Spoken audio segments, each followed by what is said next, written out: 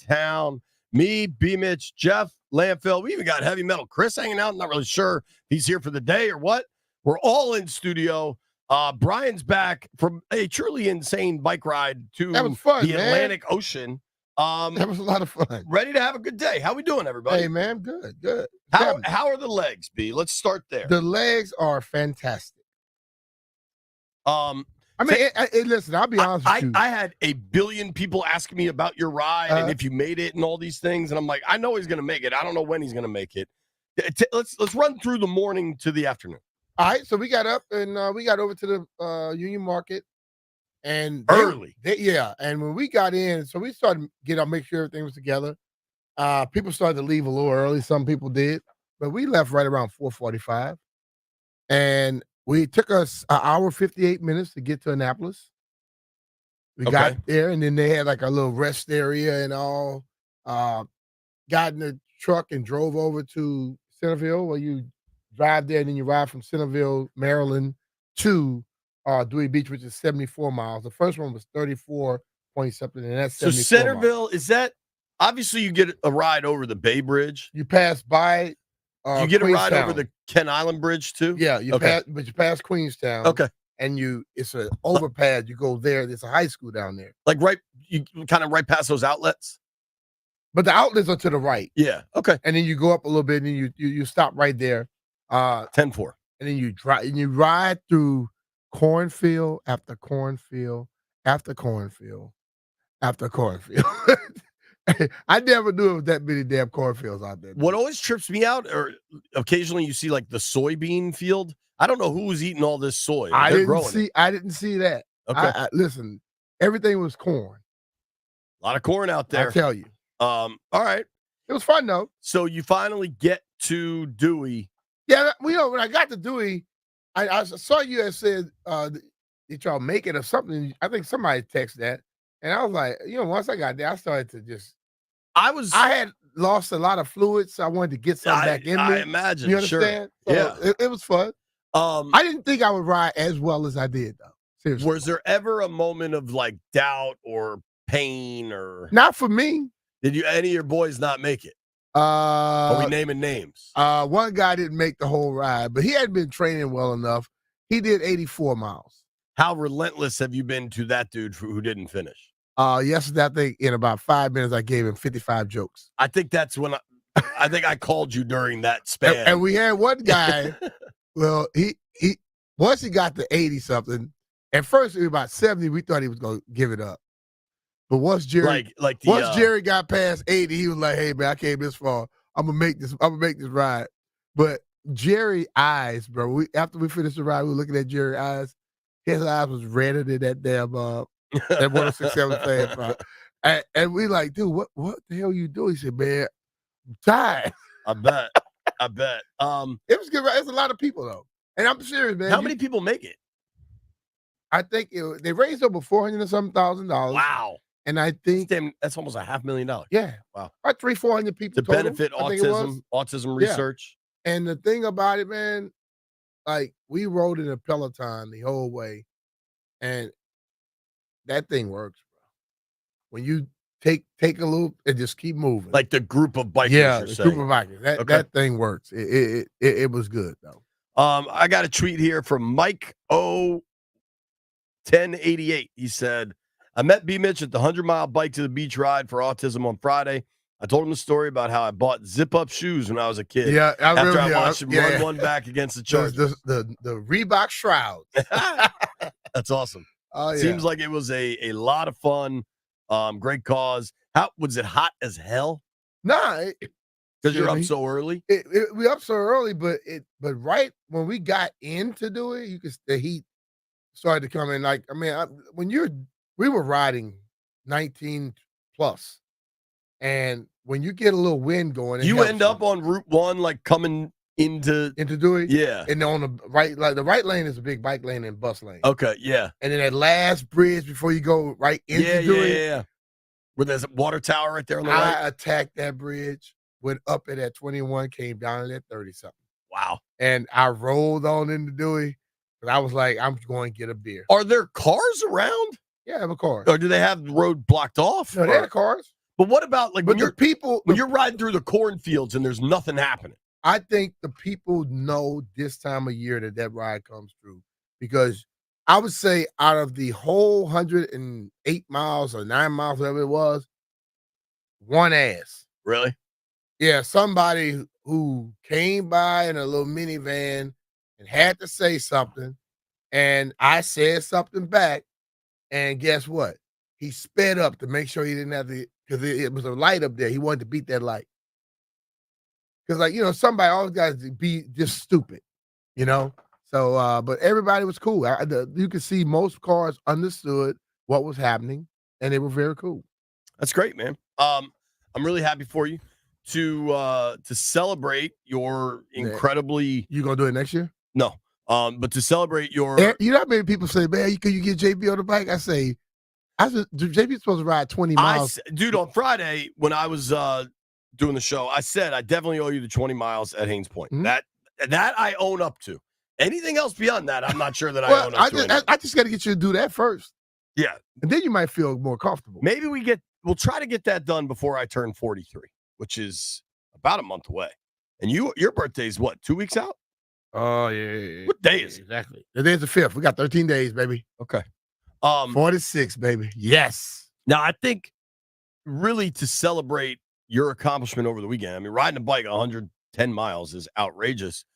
I think Jeff's offer to take you to yoga class was one of the nicest things I've heard. No. Jeff said, B-Mitch, you should roll with me to yoga. And what did I tell him? I said, Jeff, I don't drink mimosas with dudes. I don't do yoga with dudes.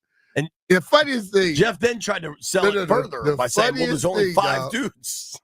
So we get through, we wake up Saturday morning to go over by the Starboard. And my boy, he had heard us talk about that on the show. Come on, man, y'all want to get some mimosas? I say, bro, I'll kid. I say, I will kid. But in the Starboard, they got that wall. You make your own Bloody Mary. Yeah. After I made my Bloody Mary, then I see they got the crab Bloody Mary. They got damn near a half a pound of crab meat. It's crazy. In that blood. Oh, I said, look, you need to make mine into a Bloody Mary like that. I mean, the only thing I would do, the Bloody Mary bar is so good at Starboard, but an Orange Crush, I think they call it Eggs Delmarva out there, where it's Eggs Benedict, but with crab cakes instead of the Canadian bacon.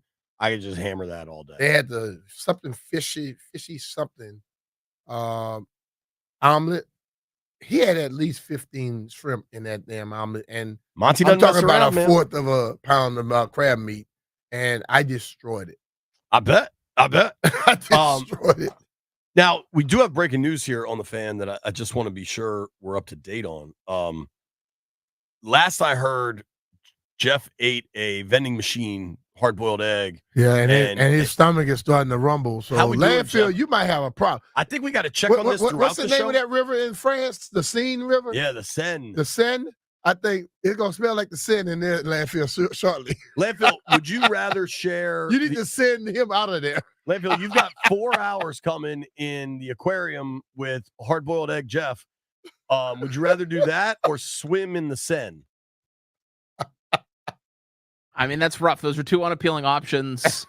At least being in this room with Jeff, I don't physically have to move or go anywhere. So, when I think it's about to happen, you're gonna want to move, though. Yeah, but then I'd have to get on a plane. I'd have to go to France, and I'd probably get a coli. That's true. That's not something I'm interested France in. is kind of far. If that whole function keeps happening with Jeff, you might get E. coli in there. That's true. That's true. Jeff, how are you feeling, buddy? He laughed. He tried not to laugh too. This is not a good feeling, but I'm gonna make it. Man. What happened if you went to yoga right now? Would that go well? That would be good, bro. What? I just need prayer. Was there any moment where you're like, maybe I shouldn't eat this egg out of the vending machine? He does it a lot. Does it have a sell-by date on there? Yeah, but it was cool. Like, I've eaten these eggs before. I've eaten these eggs before, but this is the only time that, like. Yeah, but you had a rough weekend, and the mixtures of the eggs and the stuff you drink over the weekend. Hey, I was just hungry, and it was too late to walk to Bethesda Bagel, man. Just a quick one I need to lean on Professor Landini real quick. Percentage chance that the eggs are fine and Jeff just wants to be able to leave and is kind of setting up his exit. It's not 0. It's not 0, but Jeff has That's been crazy. he plays with disaster with some of the stuff that he eats out of that kitchen. Yeah, he loves those eggs, man. Now I'm I like, eat you don't know expired how- food, but it's like packaged expired, like chips. but the ain't eggs are gonna hurt packaged. The eggs are packaged. Yeah, I'm just like Jeff. He's like, man, I saw the people put them in there Friday. I'm like, you don't know how long they were just sitting in the other package before they put them in there Friday. Might have been in there for about a month at somebody else's place. Obviously a fun weekend. I got to watch practice yesterday. It was Kids Day out at Commanders Park. I brought my daughters, and it was really cool, man. They had a lot of cool. I'll show you. You know that like crazy where you stand there and they have the video thing that circles around you. Yeah, They had that for, I assume, anybody that wanted to, but I saw all the kids doing it. And they had like face painting. Ainsley got the W logo on her face. Shelby I got signed a lot of autographs football. for a lot of face painted kids. Yeah, it was fun, right? I Yeah. thought it was a fun day. Mhm. The practice was pretty good.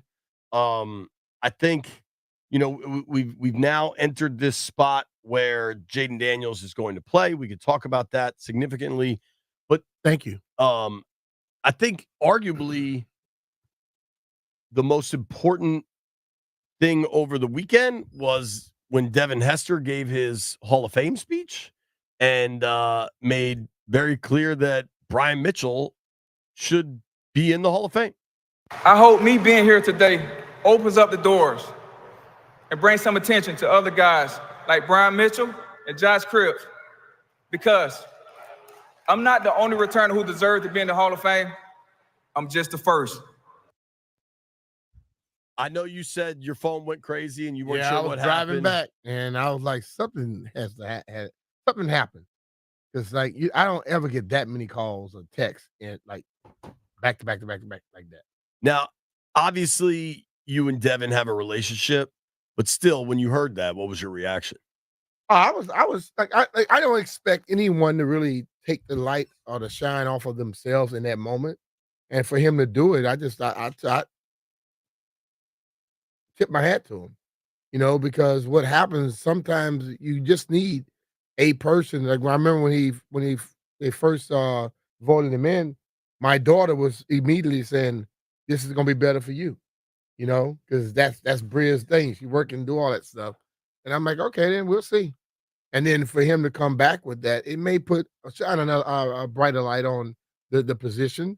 But you know, I'll take it one step forward and say, some people on social media, you need to do some research, just a little bit. That's all I'll say. I'll leave it at that. I would ignore. I ignore most people. Sure. But then when I find one I can really, really just keep poking at, and then when I can just slam him with some facts and he don't respond, that's when you know you're good. Well, I think there's a few factors at play. Hester getting in is a big one. Belichick, I believe it's 5 years removed, right? When Belichick goes in 5 years, I think he will absolutely make a point to talk about special teams, because Belichick's the one that's kind of floated there should be a special teams only kind of class, or like a supplemental class that goes in to kind of fix the disparity of special teamers being in the Hall of Fame. So Belichick's last year was obviously 03 or 23 rather. So I guess he could be 2028. I've kind of laid out the math for folks. I believe is Brian will be eligible in 28 for the Veterans Committee. And I fully expect that to happen. And I think we create an onslaught of momentum on our own as that gets nearer. But I thought it was really cool for Hester in his moment to bring you up, and Josh Cribbs. I don't want to. I feel like, to me, there is a groundswell, like kind of a shifting focus on what should be. Yeah, I think so. But the whole thing is, the people that actually vote on it, they need to talk to the people that actually coach the game. Sure. Because you start to hear people outside of the media guys that get that opportunity making comments that does not make much sense whatsoever. You know, about what Like the guy was like trying to tell me about special teams didn't really matter until Devin came around. I'm like, I don't know where the hell you've been. You've been hiding under a rock somewhere. I say, go and check out the 1991 team and find out where everything was ranked and why people consider them the best team ever. You know, he was trying to tell me about them making it to a Super Bowl. They didn't win. We won the Super Bowl. And the special teams had a big part in that whole year. So I guess he read it. That's why he never responded. I mean, when you hear coaches, obviously Gibbs, but like, ask Bill Parcells. Talk to read Tom Landry's book, which I've done. Like, I mean, there are so many Belichick, Andy Reid, Sean McVay, Kyle Shanahan, Mike Shanahan. Yeah. I mean, for Mike Tomlin. Well, just think about all Bill the people Cowher. that did not put much attention into it and how much they won. They didn't. And in a game that's all about explosive plays, some of the most explosive come from special teams. Yeah. And, I understand it's all anybody cares about are passing numbers anymore, but there's just so much more to winning a game of football. I was, as someone that is completely ancillary in all of this, I just thought it was really, really cool for Hester to say that. Oh, yeah. And when I watched that, I agree with that. I enjoyed it a lot. Mhm. All right, we got a lot we got to do today. Tischler's going to join us at 11. At noon, Hollis Conway, former Olympic track runner, is going to join us getting ready. High jumper, pardon me. silver medalist, 1988 1988 Olympics. Did you watch Noah Lyles? Dude, listen, he was coming. Kid's from Alexandria. How cool is that? At the end, he was coming strong, brother. I mean, watching it live, the announcers kind of botched it because they called it for Jamaica. Well, But they you could thought it see was, how fast he was coming up. Yeah, but it's like what it is. They say that the guy might have had a little lean, but Yeah. you go by the whole torso when it's that photo finish. And you can see Lyle's torso was there. Yeah, That's why they tell you, run through the line. I've never ran a race, so I wouldn't know. But damn, that was impressive. I mean, dude, if you think about the DMV representation at these Olympics, Ledecky, I believe another swimmer was from Arlington. Lyles, yep. Lyles. I mean, and that's people winning Yeah. golds. Tori Husk, I believe. Yeah, she's from there. There's another Kevin Durant. Durant, sure. Yeah. There's another woman, Phoebe Bacon, I believe is her name. That's a DMV native. I don't know how. Maybe next time we get Governor Moore on the show, we'll ask him this. They need to build a statue for Katie Ledecky. She's now the most accomplished female Olympian ever. I'm not saying it goes on like the mall next to Abe Lincoln, but she's from Bethesda. Like, put a statue up. I don't know how or where that gets done. Hell, it'd be easier for somebody in Bethesda to get it done than going all the way to the state. Be honest with you. This is me throwing it out there. Now somebody else run with it. I'm an idea guy. I'm not an execution I would guy. say John, her uncle. Get that done, man. John probably has the means. John got the means. I know that. I know that. All right, when we come back, Jaden Daniels going to play on Saturday against the Jets. How much? How little? What should that look like? We're going to break it all down. Nobody go anywhere. It's B. Mitch and Finley. Hey, it's Brian Mitchell here. The best place to bet the games this summer is FanDuel, America's #1 sportsbook. Because right now, new customers get $150 in bonus bets if your first $5 bet wins. Then you can bet on all your favorite international teams and all your favorite sports, from basketball to badminton and soccer to swimming. FanDuel has it all. So don't miss your chance to score $150 in bonus bets if your first bet wins. Just visit FanDuel.com/Brian to sign up and start betting the games today. Make every moment more with FanDuel. FanDuel Sportsbook is the official partner of 106.7 The Fan. You have to be 21 years old and present in Virginia. First online, real money age only. $5 first deposit required. Bonus issued as a non-withdrawable bonus bet, which expires 7 days after receipt. Restrictions apply. See terms at sportsbook.fanduel.com. Gambling problem? Call 1-800-GAMBLER.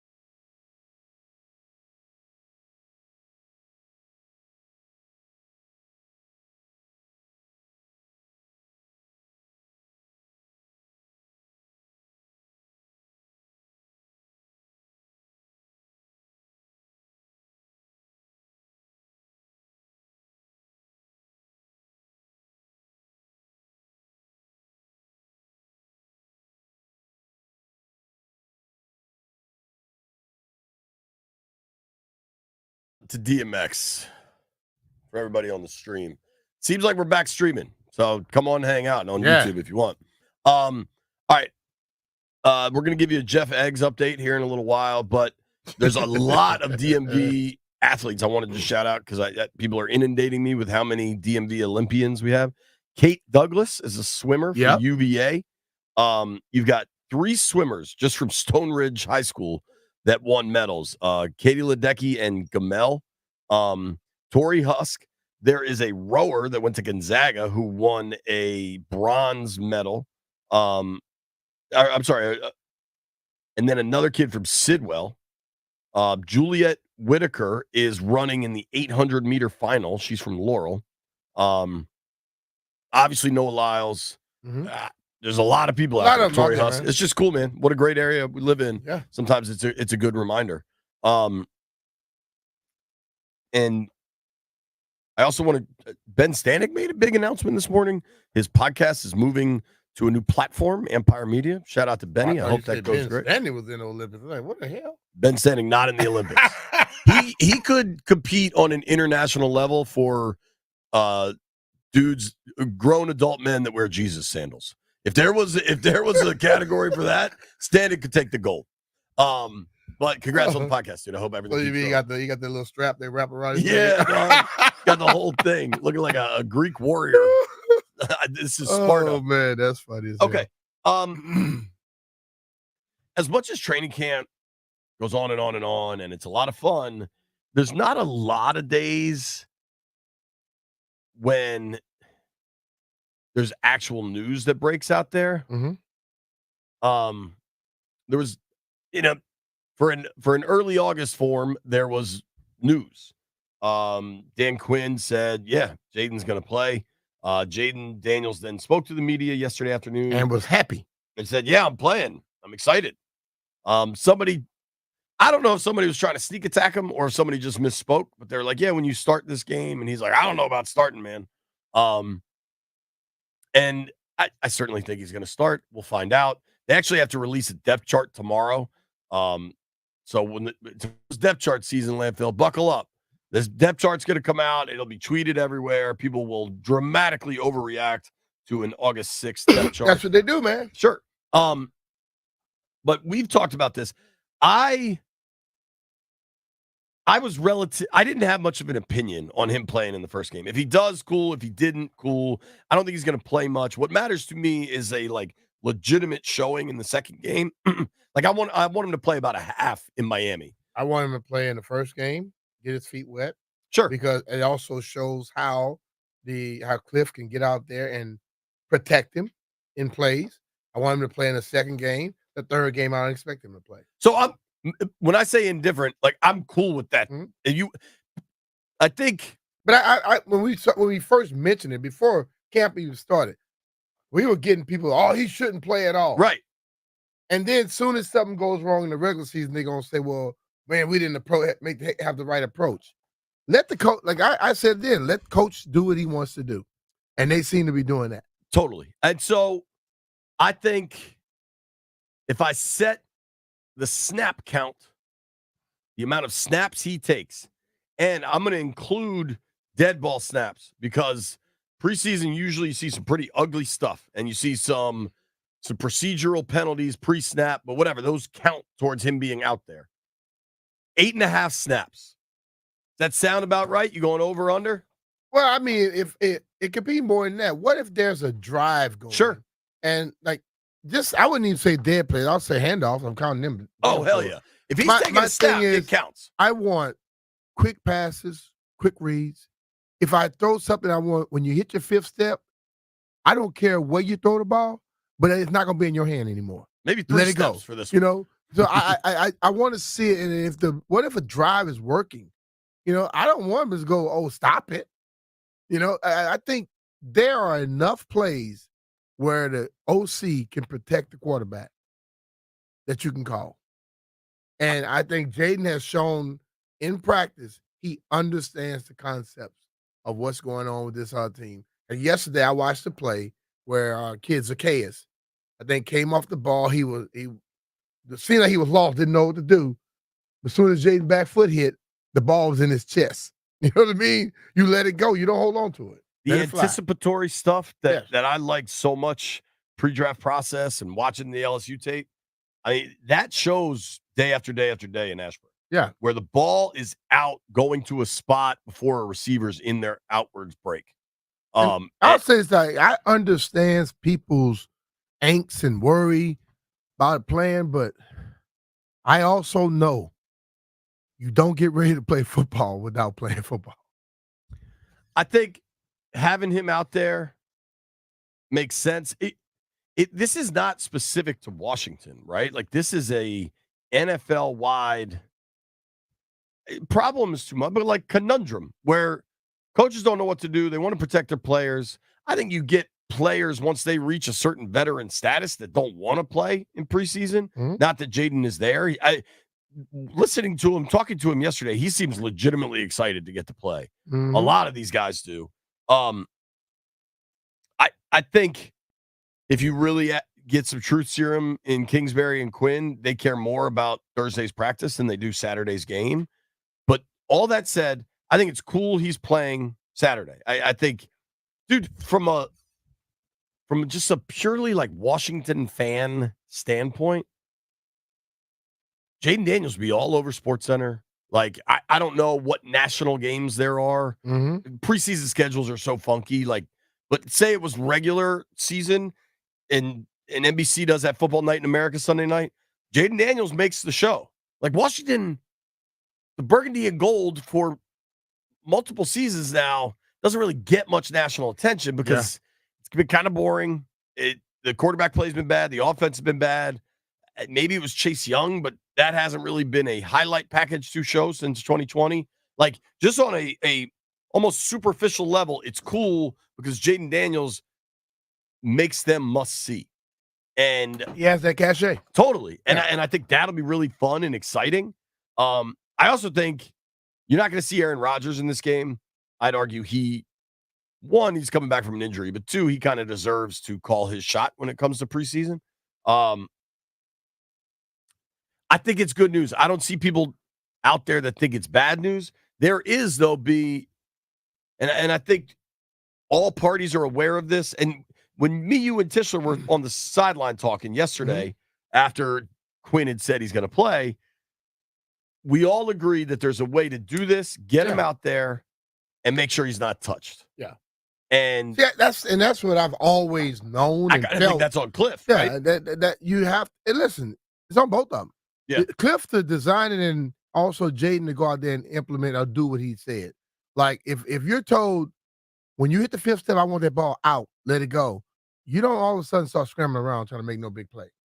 You know what I mean? Yeah. Because if I'm the coach, I'm running off the sideline. I'm gonna tackle you my damn self. Right. Right. What the hell did I tell you, dude? Right. Well, and you're messing with my job now.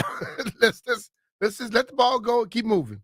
Well, and what was really interesting was Fortier asked a really good question to Jaden about kind of understanding when to press it. Because Jaden is a dynamic runner. And the more we get to see of him, the more excitement that should be.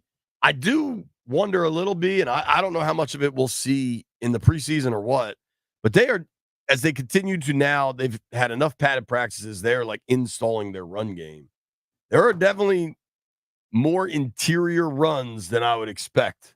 Oh, yesterday? Yeah, I mean, like they seem what?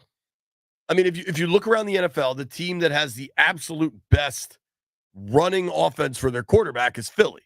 Yeah, and Jalen is great at it. Well, Jalen also squats 600 pounds and is a beast. Yeah, the one thing I think what they were trying to do yesterday, a lot of those runs, John and Deron, and then Mathis and Ridgeway and Newton, some big boys to move. If you can get space with those guys, you should be able to get space against most people around the league. And I think that's what that is. The better your defensive line gets, the better your offense gets, and vice versa. And that is why when you think back to that 91 Redskins team, you had dude going against top 3 offense and defense every day. And the team was so good because of it. And I think if you want to test out what you got, you go after those big boys. Because we watch how John and Jerron handle stuff every year.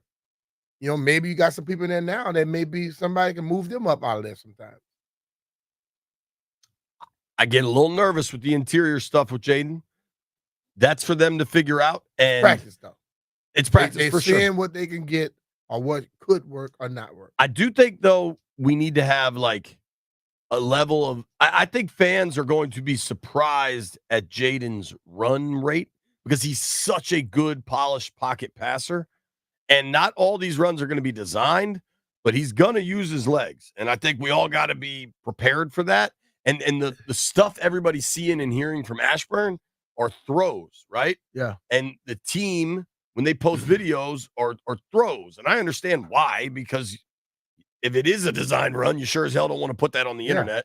And the scramble stuff is kind of fugazi sometimes because you can't tackle. They tap, touch him, and they keep moving. But what I love is when he decides to go, it's instant. Dude, when he took hesitate. the one down the left side yesterday. Yeah.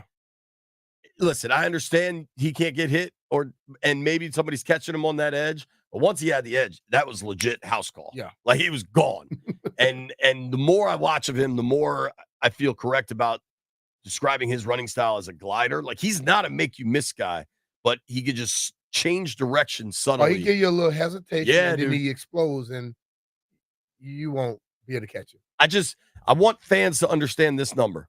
If you look at his Heisman Trophy winning season last year, every SEC game and the Florida State game.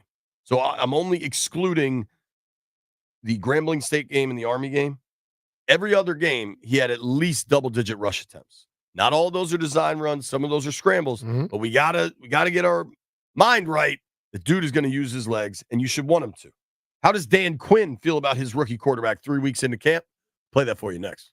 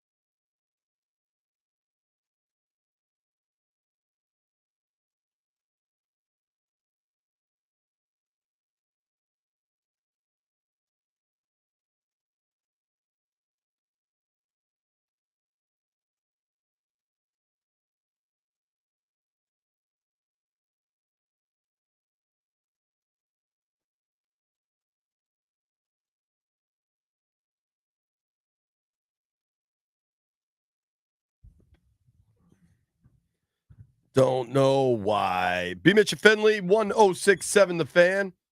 Landini, while I've got you, Jaden Daniels playing in the preseason opener. You fired up about it? Yeah, I am. I know preseason doesn't really matter, but I'm gonna be excited when I see him throw like a 30-yard pass or something. It's gonna be cool.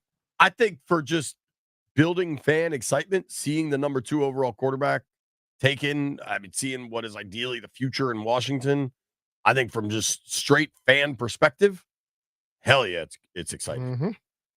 Jeffrey, I got 2 questions for you. You fired up for Jaden Daniels to play in the preseason opener in Jersey? Yes. Number 2, how's the stomach? How's the egg situation? Hey, I will survive as long as I know how to love. I know I'll stay alive. Proud of you, pal. Proud of you. Now, Dan Quinn You're a damn fool. at length yesterday. Oh boy. And it was kind of talking about Jaden Daniels and the start he's gotten off to. Now, technically, when we're out there tomorrow, will be day 10 of training camp. But we're now into the first full week of August. Tomorrow's going to be what? August 6th? Yep. Official training camp started, what day was that? The 24th, I think. And the rookies got there the 18th. So Jaden Daniels been going for a while. His coach has seen him practice now for a while. Here's DQ on Jaden Daniels' progress. I know you haven't named him the starting quarterback yet, but it's safe to say a lot of eyeballs are on Jaden Daniels, your number 2 overall pick. We saw him out here behind us. He can throw it. What have you seen from him physically, and then what we don't see mentally, preparation-wise? Yeah, he's off to a remarkable start. He's got an ideal blend of confidence and humility. He's got the young player hunger, work ethic, humility to show, but also the confidence to go. He's not just throwing it well, he's playing the position well, in and out of a check, change of protection, good decisions, for the open pass versus the shot, or not just throwing, but playing the position. And so I had high expectations for him coming in. Adam and his staff and myself, we've done so much work on the quarterback. So we knew Jaden really well coming in here. And so he's exceeded those high expectations that, we'd hoped we'd see. That's Dan Quinn talking with Ian Rappaport, NFL Network. Question somebody asked me about, he said about exceeding the expectation. I say, it's not necessary. I don't think they expected it, but when you exceed them, that's a damn good sign, for a coach. But I don't think when you come in with that guy that's somebody you're going to have a long relationship with, you don't need them to exceed them off the bat, but you want them to show you that they get a grasp of it. But he is ahead of plan, say it like that, in the schedule. Totally. I think the thing that Quinn talked about there, where it's like the perfect mix of confidence but not cocky. I mean, the amount of players on the record, but also off the record, just kind of BSing on the sidelines that have said, he's a total team guy, and a lot of young quarterbacks in that scenario wouldn't be. Because I'm guessing you're getting this question all the time, B, is the 2 questions are, how do they look? Yep. And I think they've looked better in the last week than they did the first week to start. I think that's also intentional. I think Dan Quinn has said, we're not clicking yet. We're not supposed to be clicking yet. Yeah. Like, I want to click September 8th. When it matters. Right. But I think they look like they're improving. They look like every practice is a building block to the next practice. But then of Jaden, I think he could play, right? I really, really think he could play. But I'm almost more encouraged by everything I see that is the off the field stuff. Just the work ethic. You hear, you kind of only hear about quarterbacks. It's almost like offensive linemen, right? Typically when you hear an O lineman's name, it's because they messed up. Yeah. They jumped off sides, they jumped false start, holding penalty, whatever it is. Quarterbacks, you really only hear about the work ethic with quarterbacks when it's bad. Oh, yeah. You know what I mean? When people question something about because quarterbacks, generally to succeed, you got to work your ass off. And a lot of it is film study. And not the film study that every Madden expert thinks they're doing. Like real specific situational, what do they do on 3rd and 4? What do they do on 3rd and 7? Like grinding. And Jaden's doing all that. He's got his virtual reality thing set up. Like, I think the dude in this situation is arguably more important than the athlete coming into the league. I think Jaden has both, and I think that's why it's so exciting. It's like, he's sure of him, he's Yeah. comfortable in his own skin. And a lot of people aren't that, and most people think if I act obnoxious, or a certain way, then people are going to give me more respect. No, people give you respect only when you go out there and do what you're supposed to do. I am very excited to watch Jaden Daniels play football against the Jets on Thursday and then against the Jets in a game on Saturday. I'm pretty damn excited just to see him in the uniform. Honestly, not to overly simplify it, but like those first couple pictures on the Commander's Instagram or whatever, can be kind of badass. Nobody go anywhere. Mitch Tischler joins us next.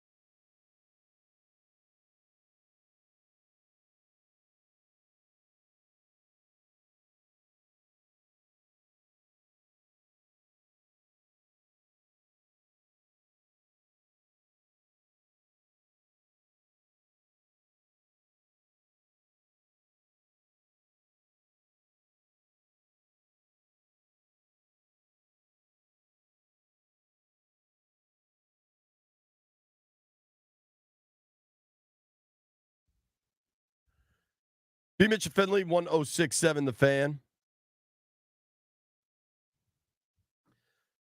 Whenever you hear Backstreet Boys, it means it's time to talk to Mitch Tischler. Big man joining us now via the BetQL guest line. Sports betting has come to the DMV. Don't place that first bet without checking with BetQL. BetQL analyzes every game to find you the most profitable betting opportunities. Get 3 free days of BetQL access by downloading the BetQL app. Mitchell, how do you do, buddy? I'm doing greght. I figure if you guys just let that whole song play, it'll be the highest ratings you have all day. You never know. Just a banger every time. People do love some Backstreet. Let's start with the news of the last 24 hours that Jaden Daniels is going to play.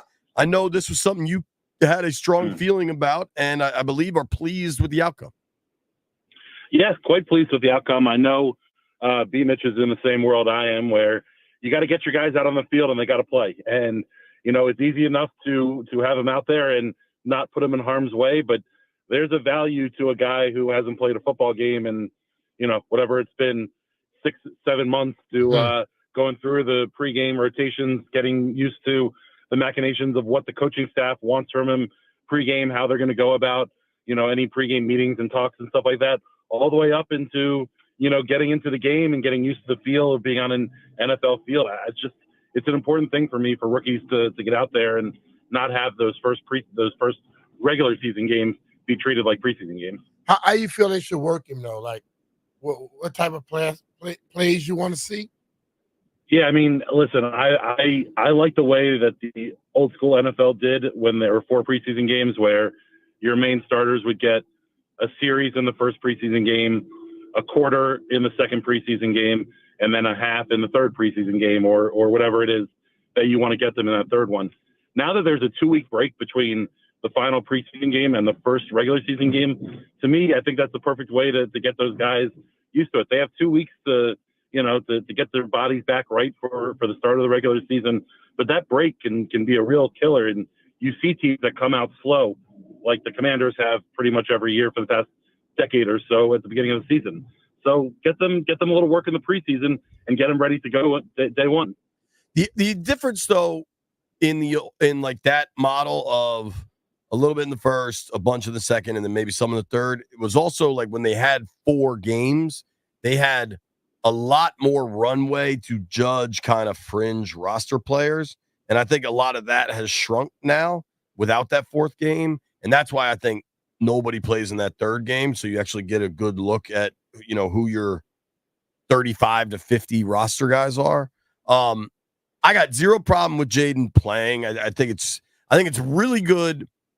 It's kind of remarkable that like the buzz, for lack of a better word, seems a little quieter for this Commanders training camp than a lot of them. I think it's really good that this dude will be out there playing. Imagine he hits a 60-yard bomb to Terry McLaurin. The hype rocket will go to the moon. I will take it. But dude, when Theismann said, whenever that was, last month, 2 months ago even, that he shouldn't play because who knows what the line will look like.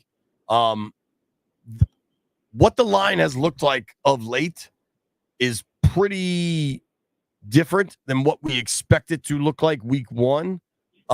Get us up to speed on Wiley. Sam Cosmi wasn't out there the other day. Now we didn't get any. We were all told it wasn't serious. But there's a lot of moving parts on that offensive line. Yeah, I would say disjointed is probably a good way to describe it at the moment. Andrew Wiley has missed, I think, 5 straight practices now of 11 on 11 drills, and I think all we've been told is "quote unquote" tightness, which is a little tough to wrap your head around what that actual injury is. He has done a little bit of individual drills, and he goes in when they do the field goal kicking drills. So I don't really have a good feel for what's happening there, but I do hope or think that it probably opened up this coaching staff's eyes a little bit more to the lack of depth that they have at tackle, because the fact that Wiley was out forced Trent Scott into the starting role at right tackle, and he was kind of, I would say, uneven. And then with Sam Cosmi missing a practice, all of a sudden, they were playing around with Michael Dieter and Chris Paul and some other guys over there at guard, and then ultimately started playing with the center position a little bit. I think there's certainly a value to what Dan Quinn has talked about with getting everybody reps together.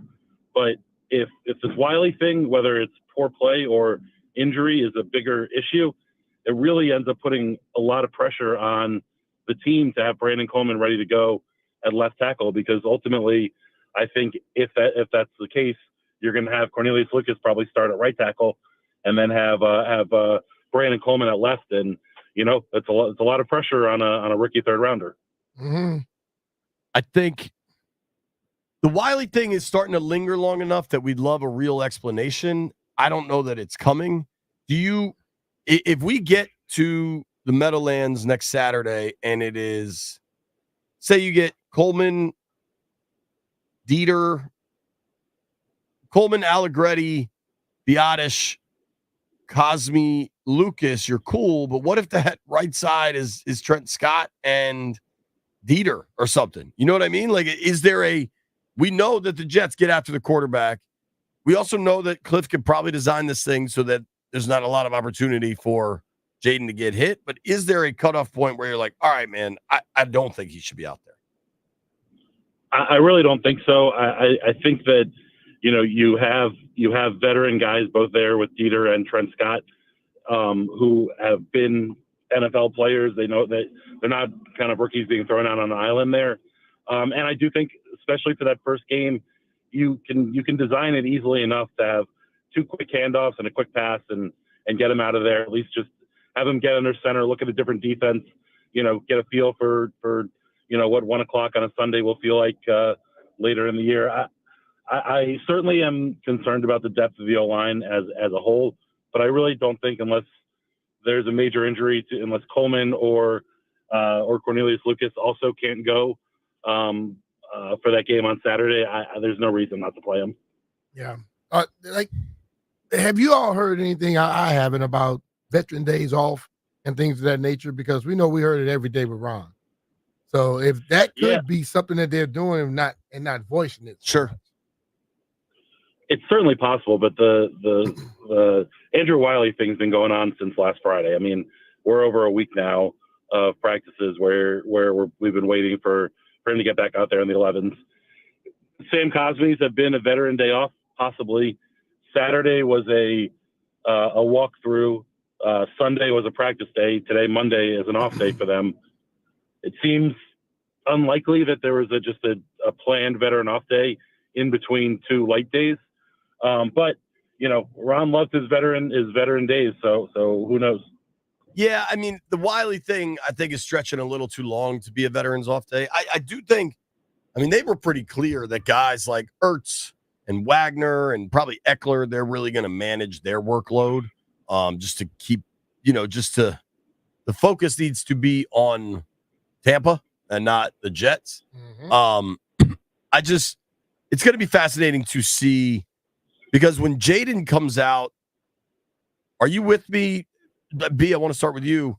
Like, when Jaden comes out, do you need to see any more from Terry or B-Rob or Eckler or those guys? Because I think it'll be a pretty wholesale change once Jaden's done. I don't think you need to see it, but, I think those guys getting their work is probably more important than Jaden actually going out there being put in harm's way. You know what I mean? So if they go just a little bit with Mariota, because if something were to happen to Jaden, Mariota's in there. So he should get a little work with him as well. Now, I don't think they need to see anything from the other 2 quarterbacks. The Terry and them don't need to work with the other 2. Yeah. It's interesting. I tend to agree with you. Go ahead, Mitch. I was just going to say, we've lived with this competition charade for the past, for the first couple of weeks of camp. I would think that Dan and Cliff would probably have Mariota out there with some other starters, at least for a little bit, and let him get a little bit of run there, because they've been giving him enough number 1 reps, as we've been going through camp. So I would expect it. It'll be interesting to watch that unfold. I think Mariota had a pretty rough start to camp, but I think he's shown more the last few days. I think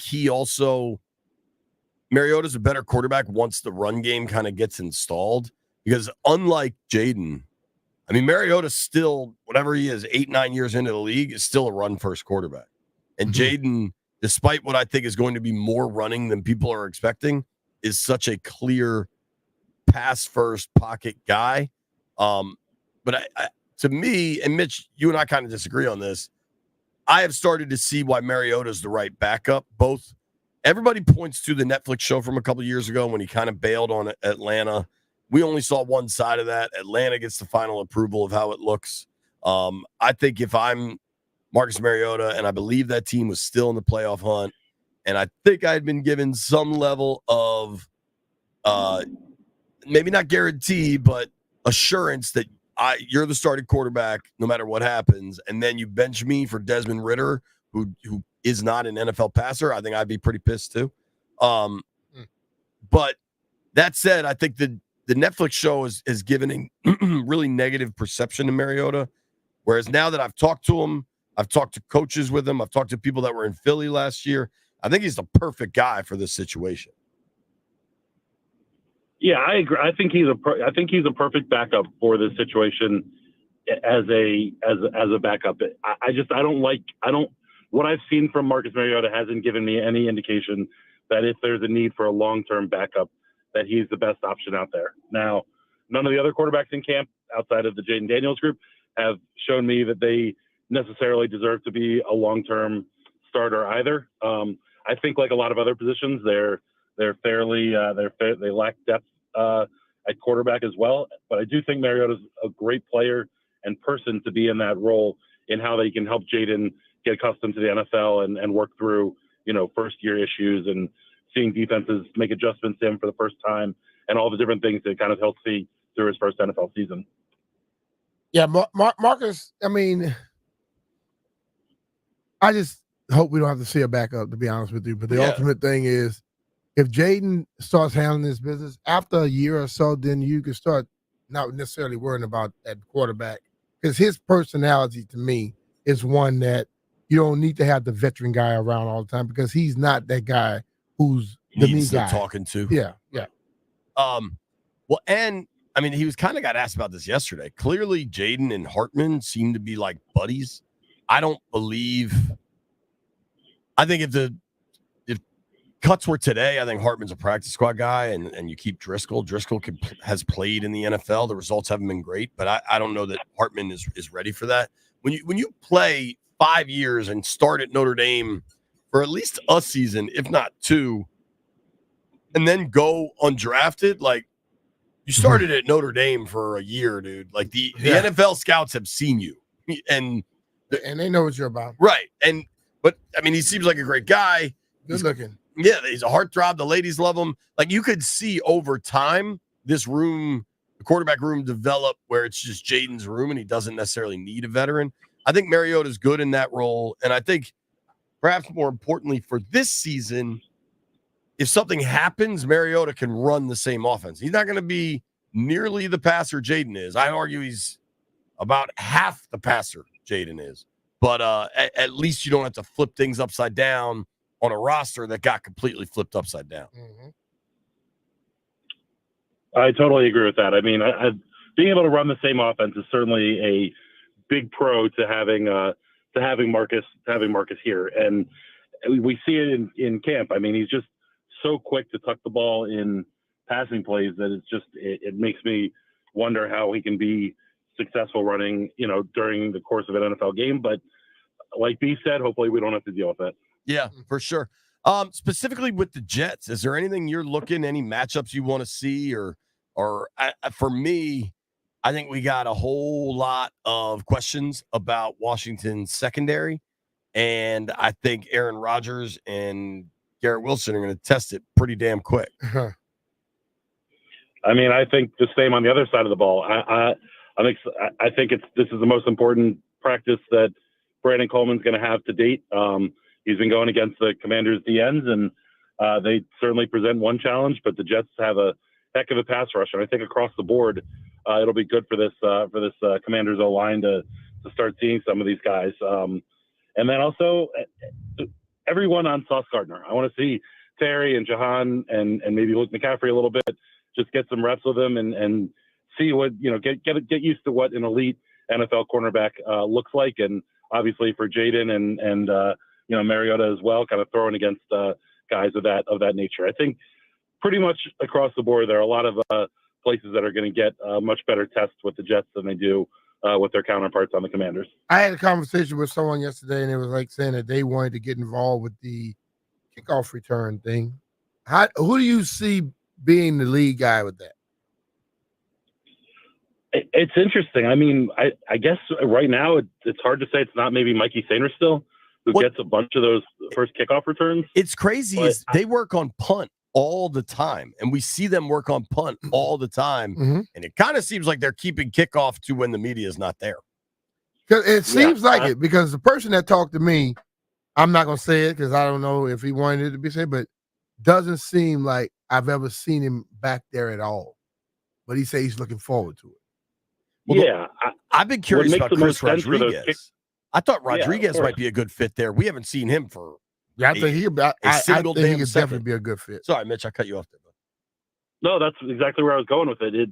The kick return stuff, it feels like running backs are going to be an important piece of that return game because it's almost like a running play every time where, you're trying to hit a hole. And then on kickoff, I think linebackers are going to be super important because guys who are used to kind of, reading a defensive player in front of them, getting rid of him and going and getting the kicker. So, we talked a lot about Jamin Davis and, his role at defensive end and rushing the quarterback. I think he could really make a name for himself on specials, particularly in kickoff. The Giants and the Lions are practicing right now, joint practices. I think they're in Jersey. They're fights. They had a fight like off the break. Usually the fight doesn't happen until the second day, and you wonder if maybe Washington's doing one-day joint practices to try to keep the fights down. What is your percentage chance we see a fight Thursday in Jersey between Burgundy and Gold and the gangrene of the I give it about a 65% chance. 65% chance for B Mitch. All right. I was on the opposite side of things. I'm at like 25% chance. I think Dan Quinn made his point about not wanting fights in practices, and I think that he has the Commander's attention right now, at least as far as that goes. One thing I know about coaches, they always say that they don't want to fight, but they damn sure don't want their guys to back down. Right. It's easy to say I don't want to fight until somebody gets rolled up on and one guy shoves each other. You know what I mean? Like everybody's got a plan and nobody's got the plans all change once you get punched in the mouth. There you go. So you're at 65%. Yep. If it was 2 days, of practices, I'd be at 75%. One day though, think about it. You're really only talking 90 minutes, maybe 2 hours. One punch. I'll go to. You're at 35, Mitch. 25. What'd you say? 35. I'll go to 50. It's a coin flip. We got to bounce, Tischler. Thank you, buddy. All right, Mitch. Thanks, Jen. Thank you, buddy. We're gonna ask the boys percent chance for a fight over the weekend. We got to do some Olympics talk. Plus, just overall, does it feel like the hype surrounding Jaden Daniels is building up, or will it really build this weekend? Nobody go anywhere.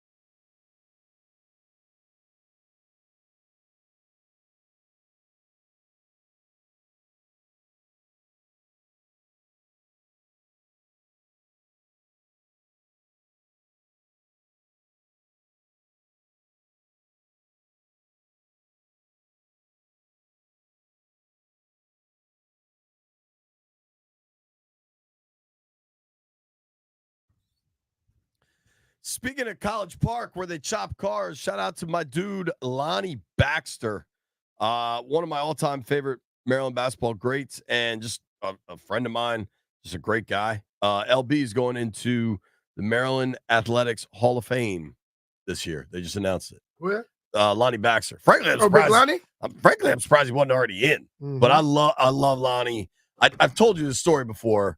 He went to a bunch of different high schools, but at one point he was playing in Montgomery County high schools, and they had a game. He was playing at Richmond Montgomery, and they played against BCC, and he had a dunk. And this was an old gym where the hoops were wired up from the ceiling, and they would wire them down. And he had a dunk that was so freaking vicious, I thought the roof was going to collapse on the gym. The whole basket was shaking. And it's like that 30-foot long pole coming down. I mean, Lonnie was just an absolute beast. Big Lonnie. Yeah. Congrats to him. Congrats, brother, man. Yeah, man. Love to see that. Also, I want to be clear about something, and I think you will agree with me, Brian, but I don't want to put words in your mouth. Devin Hester shouted you out for the Hall of Fame, and it's awesome and well-deserved. Nobody is trying to move Brian to the front of a list that should include Joe Jacoby. I'd say Gary Clark. Like, there are a number of former Redskins greats that have been screwed by the Hall of Fame. I think a lot of it had to do with Dan never putting forward the resources to kind of market and celebrate his players. I want all those dudes in. But I think B, with the momentum and knowing where he is in the veterans process, is next in line here. So I imagine you want all those dudes in too, right? Yeah, hell yeah. I've always said it, but the whole thing about it is people act like when somebody says something about one person that you have to just say, no, don't give it to me till you do it to somebody else. Totally. You take it when you can get it. You take the momentum when you can get it. Point blank. Yeah, 100%. Now we got to talk about this Jaden Daniels hype. But just a quick question for everybody. Apparently, we're all losing all the money we got. Stock market is like crashing right now. Is anybody seeing this? The numbers are going poorly, Landfill. And honestly, it's a moment like this. I really miss our guy, Ben White. It just made me think about somebody that reported things factually in a way you could understand them without a political bias one way or the other.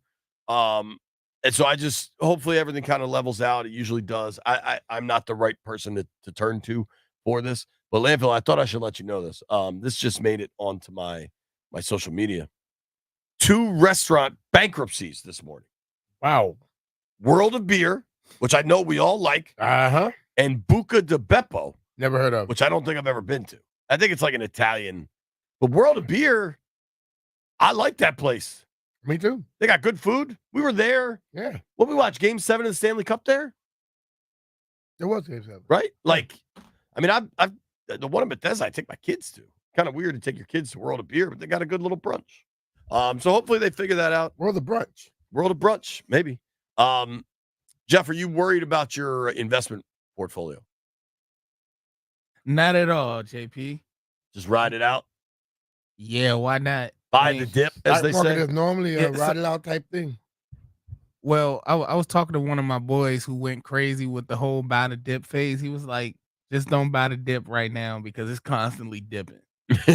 So it's a skinny dip. I don't know, man. Listen to professionals on that stuff. I don't even want to joke around because people's money is their money. All right, Brian. Where do you think the Jaden Daniels hype is on any scale you want? But like 1 to 10, 1 to 100, different let's go colors, 1 to 10, whatever you think. And I think the hype is only at about 7 because I think a lot of people are hesitant because of what they've seen before.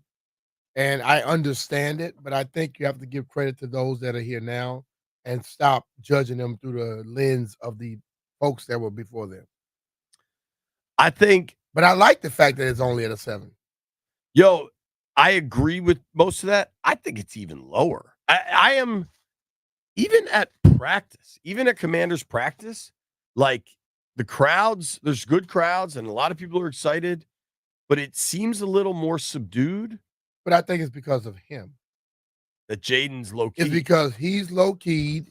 He doesn't try to play up to like the weird stuff, like like running a full field on 7-on-7 when you know that it's not that type of drill.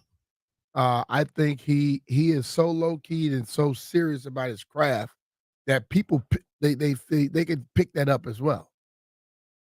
I agree with He's you, not man. here just to get people cheering, just to be cheering. One thing I love is that they, from a coaching standpoint, from a player standpoint, from a practice standpoint, there is nothing being done to give the crowd a pop. Like there's no like kind of generic, like even the one-on-ones are done. They weren't done till we were like 7 days into practice. You know what I mean? Like everything is focused on football preparation for week 1 in Tampa. And I think from, because we can talk about where the hype is, right? And you say a 7, a scale of 1 to 10. I'd even go one lower, like a 6. This is the number 2 overall pick that just won a Heisman Trophy. Yeah. And it's still, I mean, people are excited for him, but he's so laid back and just calm that I think it's impacting everyone. Oh, yeah. But if they open 2-0, which I think is quite possible, frankly, I think that Tampa game is going to be tougher than people think. But say they open 2-0 and Jaden looks like really good. The best way for this hype train to go nuts is if they perform really well on the field. Yeah. But I think he would understand it at that moment. Yeah. And love it. Agreed. Yeah. Because if you're going crazy because we're balling, that's what you're supposed to be doing, right? Right. Jeffrey, you are the king of Ashburn syndrome. Where do you think the Jaden Daniels hype is these days? Yo, so it's like, it's up there, but the fans are at a time where we're growing as a fan base when it comes to football, I would say, where we know it's coming, but we letting our excitement just wait. And once Jaden starts to prove what we think he is going to be, and if he does prove what we think he's going to be, it's Ashburn. You think it's running bad now? The cup will overflow once he show us. But I promise you.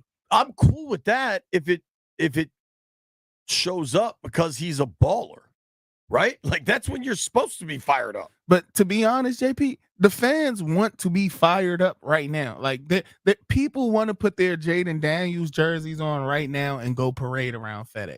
That the fan base is there. We're just waiting for it to happen now. Landini, where you at on the hype train? I'm excited. I think it's building though. I think people are getting kind of more excited as time goes by. I think with the getting ready to actually see him play, I think if he does, if he does anything good on Saturday, I think it could get a little ridiculous.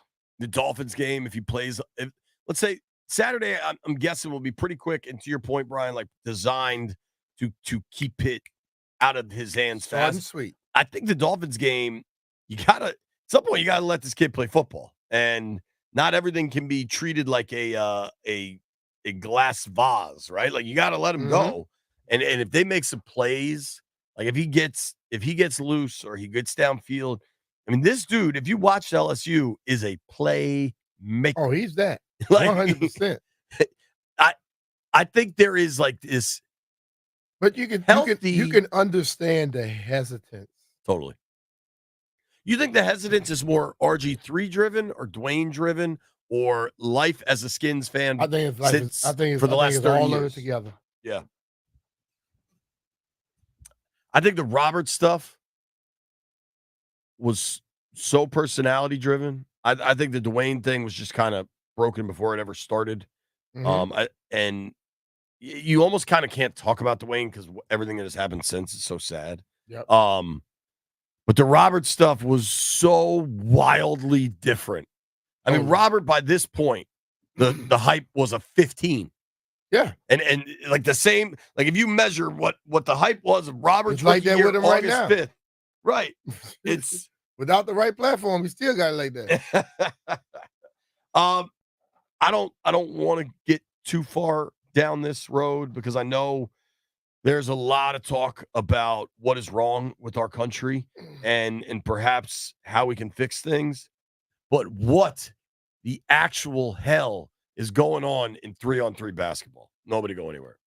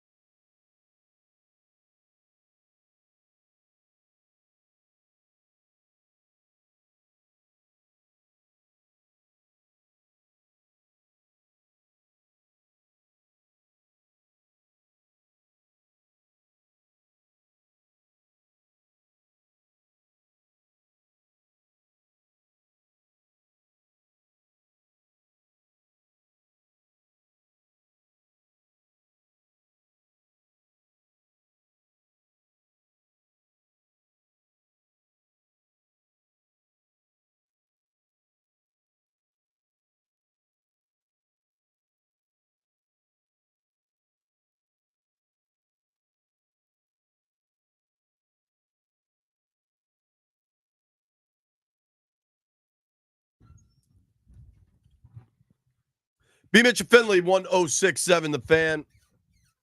Landville texted me something over the weekend that I found particularly alarming. I applaud what LeBron James has done, and maybe I'll even give Coach K some credit. But as USA basketball in the Olympics was kind of falling apart, they asked some guys to really commit, and they did, and USA basketball's been kicking ass again, right? Yeah. Now the women have never fallen off. The U.S. women's basketball team just dominates, beats the hell out of everybody. Mhm. I believe the U.S. women's basketball team is currently riding a 57-game unbeaten streak. Yeah. So in men's basketball, where they are heavily favored to win the gold again, in women's basketball, where they've won 57 straight, there's no denial of the United States of America's dominance. No. And frankly, there shouldn't be. We invented the game. We play it the best here. Now, I'd say in men's basketball, there are elite talents coming from Europe, coming from all over the world now, but still the majority of the talent is here, is homegrown in the States. And Canada's got some players too. I'm not trying to knock anybody, but the best players are here. So someone tell me how in the hell the U.S. is so awful at 3-on-3 basketball. Listen closely. They lost 21-6 to the Netherlands. Yeah, Brian. because we don't have the pros playing that per se, or have teams that do it. We have a group that goes out and get their team, and they play against regular people all over, and then they get pushed to it. If we took some of the guys from the NBA and let them play the 3-on-3, or if they were to, I think it'll be we'll kill it. But Jimmer Fredette and who else was with his team? These dudes. So I just found this article on ESPN. The U.S. men's 3-on-3 team that lost all their games and got thrown and got booted in. They were 2-5. I thought they were 0 and whatever. Okay, maybe they won twice. They compete year-round on the professional 3-on-3 world tour. Canyon Barry, Jimmer Fredette, Dylan Travis, and Bryce Willis. Okay, let me ask you a question. How many of them have you heard before you read that article? Jimmer Fredette. Bruce Willis, I know. No. But this guy's name is Bryce Willis. But I believe Canyon Barry is like Rick Barry's great grandson. Okay, but still, how many people have you heard on that team right there before you read that article? But apparently Jimmer Fredette is considered the best 3-on-3 player in the world. Yeah, but he got hurt. That's because he's just shooting threes. I'm not arguing with what you're saying. I'm just not saying, like, what you're saying is factual. I just think it's dumb. Get better players to play. You can go to the big three and get people from there. Yeah. You can do that, but we can't force the NBA players to play the regular thing and also. But are you confident there aren't some guys that would want to? Maybe not. They're not doing it. They haven't been doing it. So I would say yes, I'm confident. You know why? Because they have never done it. I don't know if there's not like, we think we have to take from this 3-on-3 league to like promote the 3-on-3 league. I would rather you roll out there with 3 dudes that just missed the NBA All-Star game and see how it goes, or 4 because you need a sub. Jeff, I think you agree with me here. Getting smoked to the Netherlands in 3-on-3 is not the answer. Not at all. And honestly, I think anything basketball, the USA, I don't care how this sounds, but it's for the country. We should not be losing, and we should place gold in every basketball event. I agree with you. We should. And it's dudes. But if we don't have the people playing it, then it's kind of hard to win. It is kind of wild. Because you remember, we started having pros play basketball because the other teams were playing grown-ass men against our college kids. Right. Am I right? So we're playing grown-ass men. Jimmer Fredette's got to be 30. We could get people from the G League. But I guarantee you, those other countries, their 3-on-3 guys are together all the time. I mean, apparently Mongolia is good at 3-on-3.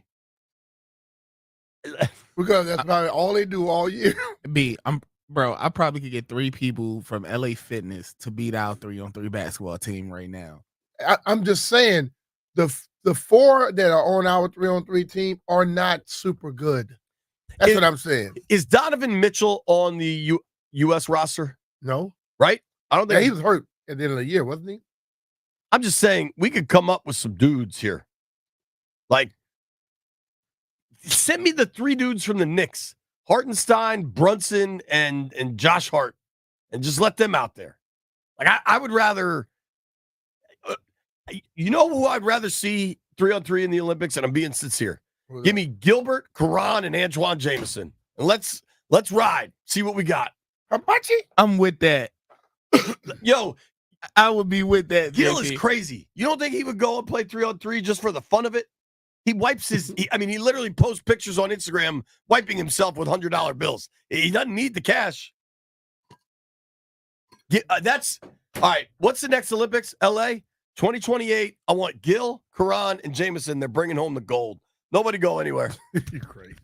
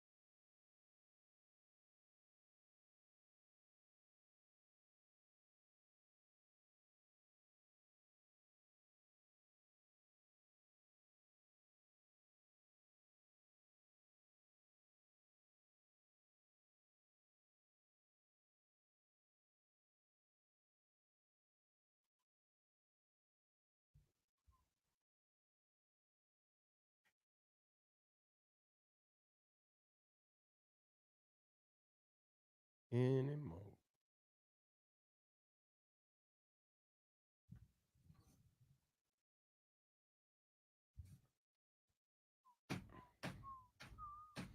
B. Mitch Finley, 1067 The Fan. It is high noon in the District of Columbia, and we're excited to talk to an Olympics expert right now on the BetQL guest line. Sports betting's come to Maryland.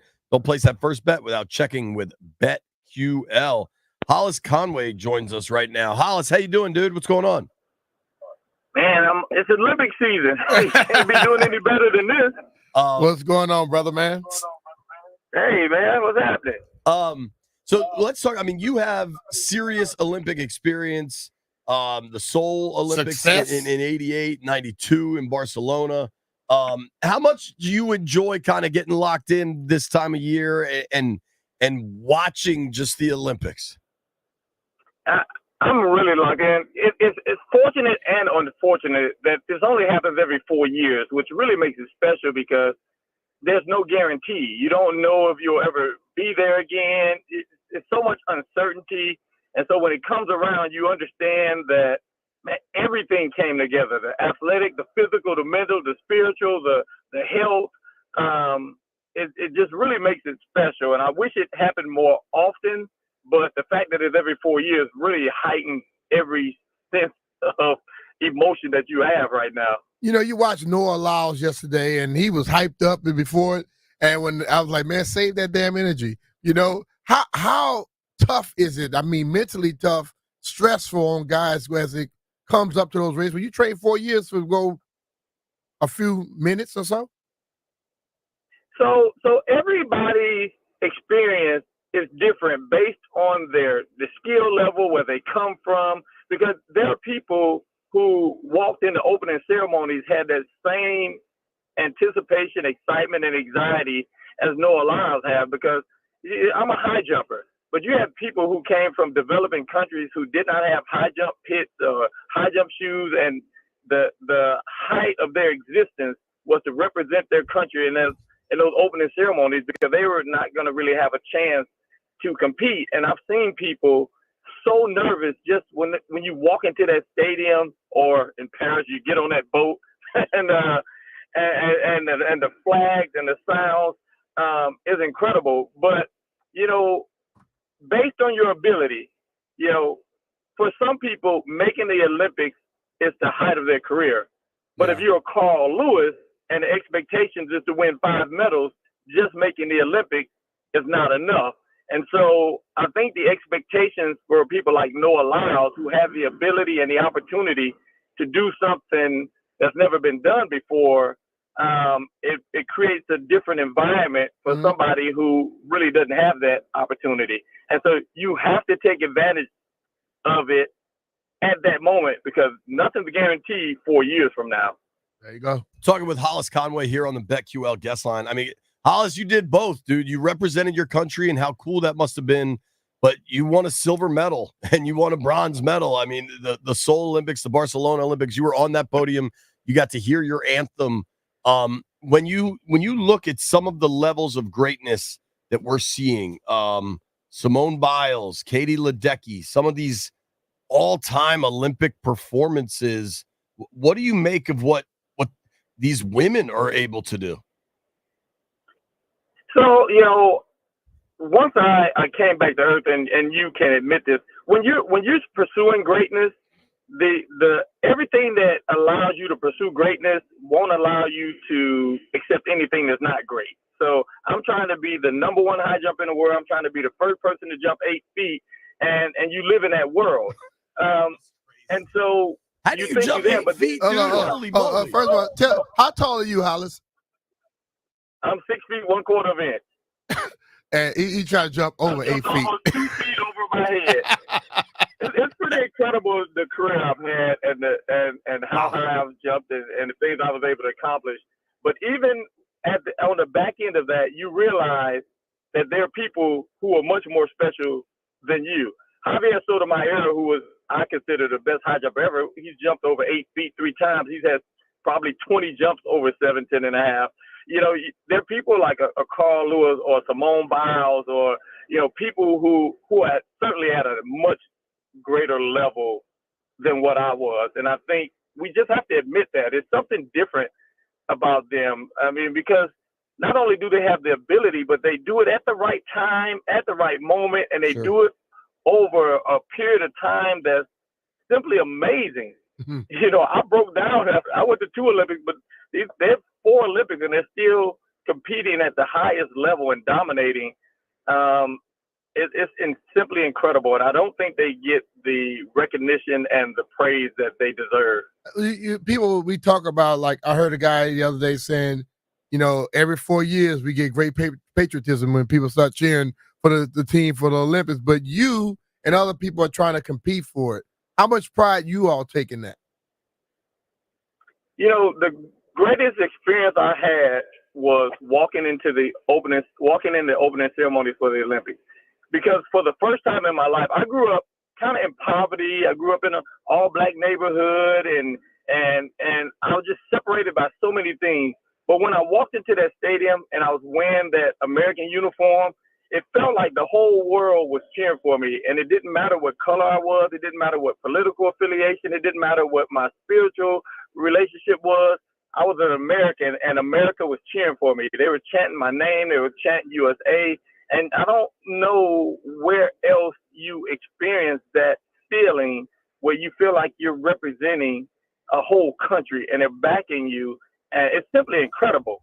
Now, once you get back home, you realize you come back into your whatever little corner you live in. But it's an incredible feeling I was honored to wear that red, white, and blue and to represent our country. That's so cool. Can I ask, have you ever, so you go back to Seoul in 1988, you got the silver medal. You go back and wonder, like, oh man, if I just ran this little bit harder, if I would lift more weights would be Mitch. Yeah, if I started my jump, you know, at this position, or you look back on it so proud of what you accomplished?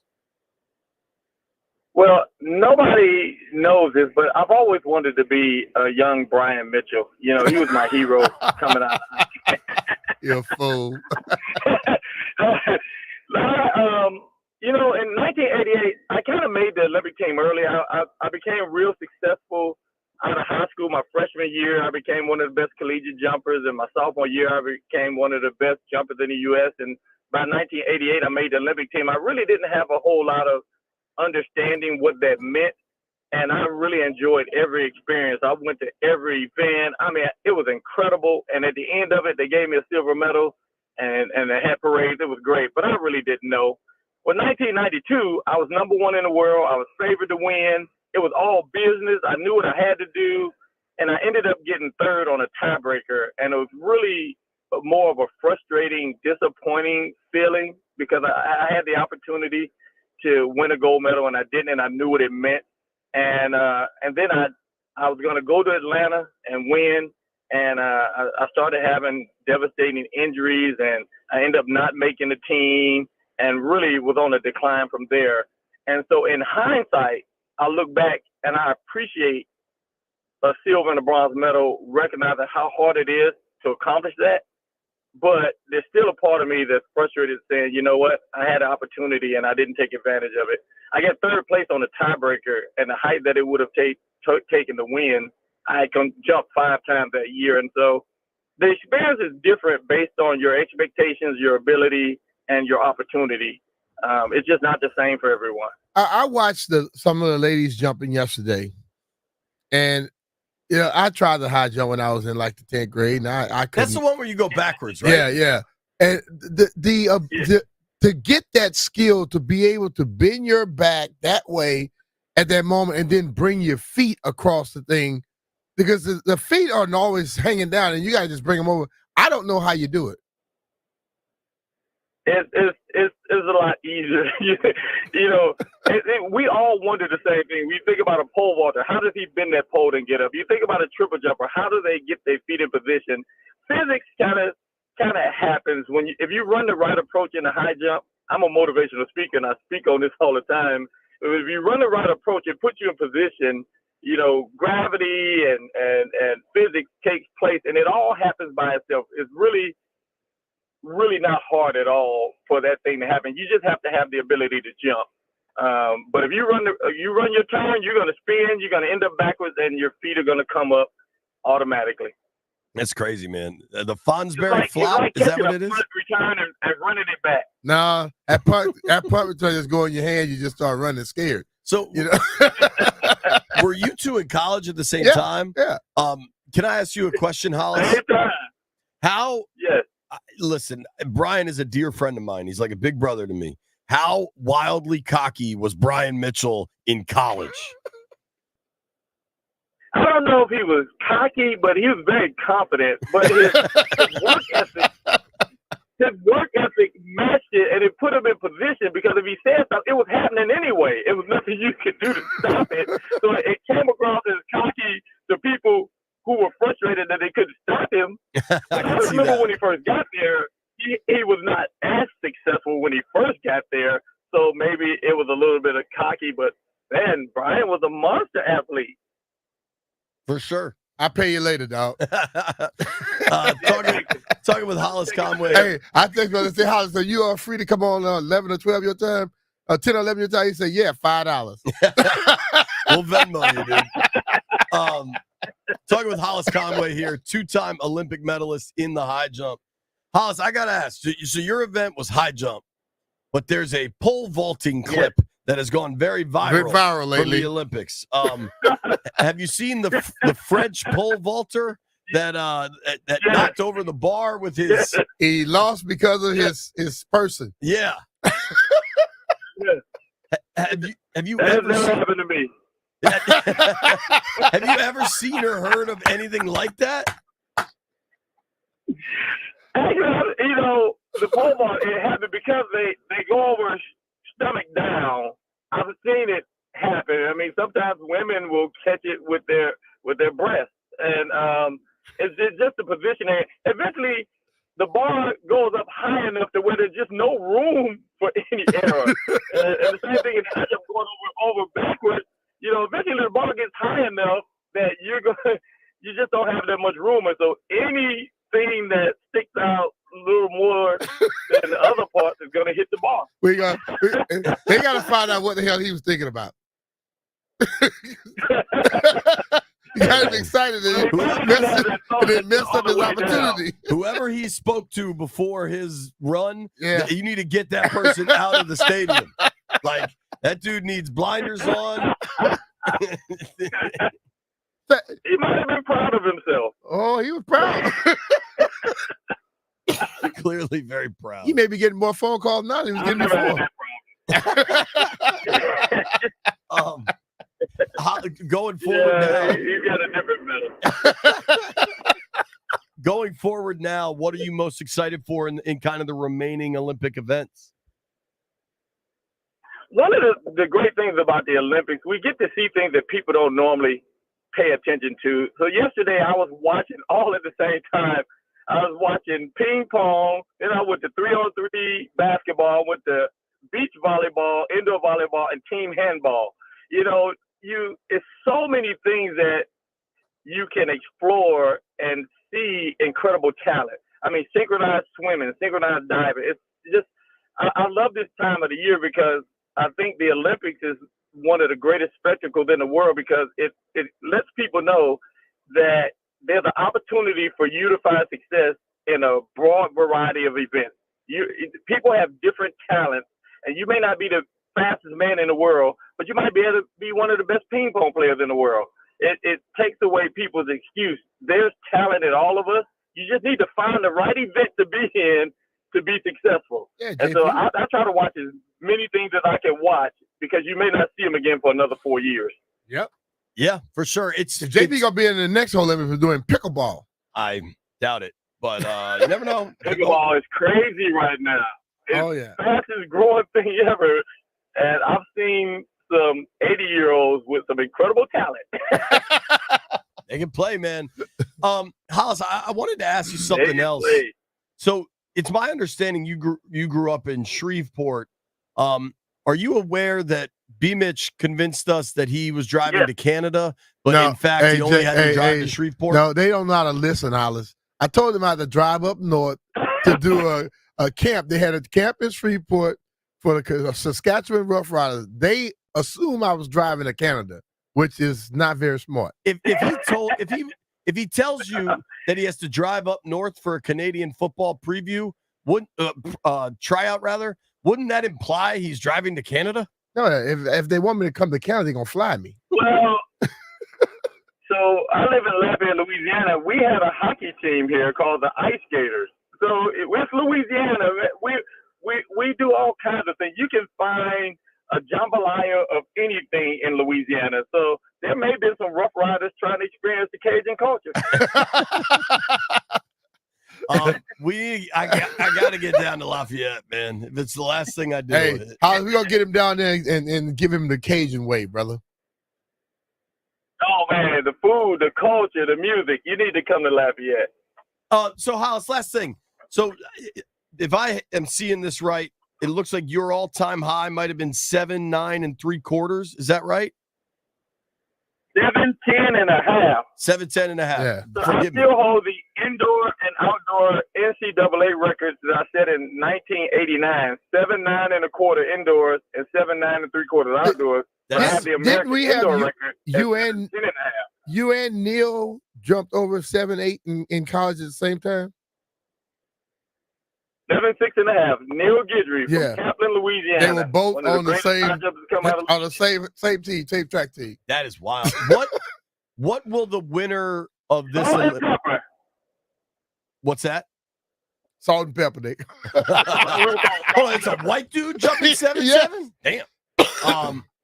Oh yeah. But what are these guys like? What do you expect a gold medal winner to like? What will his height be now? So I learned real quickly that the height is not as important as getting the gold medal. Once you win the gold medal, I mean, you're basically done. Nobody's gonna break a record after that because it's such a emotional event. And so it just depends on how the competition goes. Because I think in the women's high jump, the winner had just jumped the world record, but the height she jumped to win the gold medal was far lower than what she jumped at the world record. Because once you win that gold medal, that's what you're there for. It's kind of hard to jump after that. What is the height? Struggling for a few years. But what are they going to? I would hope. I think they would jump 7-8, 7-9, somewhere in that range, unless you have to jump high to win. Normally 7-8, 7-9 or be in the gold medal range almost every time. Okay. Wow. Cool. So it's not something where, some of these records just continuously get broken. This sounds nobody gonna be jumping 9 feet one day. It sounds like it's staying pretty steady. Yeah. Well, I don't know about that, Brian. At one point, people thought it was impossible to jump 7 feet, and then they thought it was impossible to jump 8 feet, just like they thought it was impossible to run a 4-minute mile. So you never say never. You just keep jumping. All right. Hey, Hollis, thank you so much for the time, man. Dude. It was a lot of fun. Anytime I get to be on with the great Brian Mitchell, my life is a little bit better today. I'm starting to think that Hollis and Doc Walker are related. All right, brother. Thank you, man. Appreciate you. Y'all be good. That was awesome, man. Hey. Hollis Conway, 2-time Olympic medalist, joining us on the BetQL guest line. Now, as much fun as that conversation was, what's not fun are the steamy summer temperatures we've been dealing with here in D.C. We all know they're coming, and they have arrived with a vengeance, man. Now, if you're already sweating whether or not your residential or commercial cooling system can beat the heat, call the 5-star cooling experts at Crop Metcalf.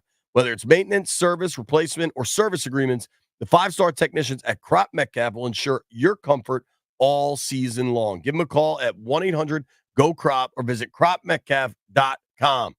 Check them out, Crop Metcalf, home of the 5-star technician and proud partner of the Washington Nationals. When we come back, there's a laughable NFL list about best quarterbacks, best players. We got to break it down.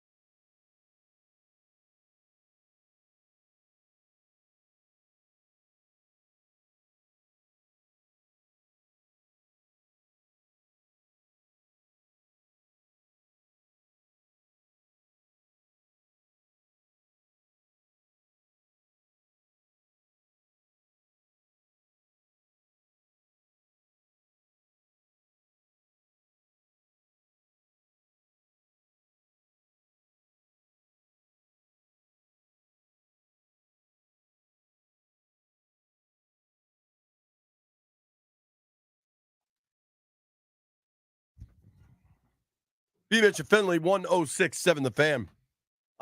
Very cool talking with an Olympian right there, just about what the experience is and representing your country.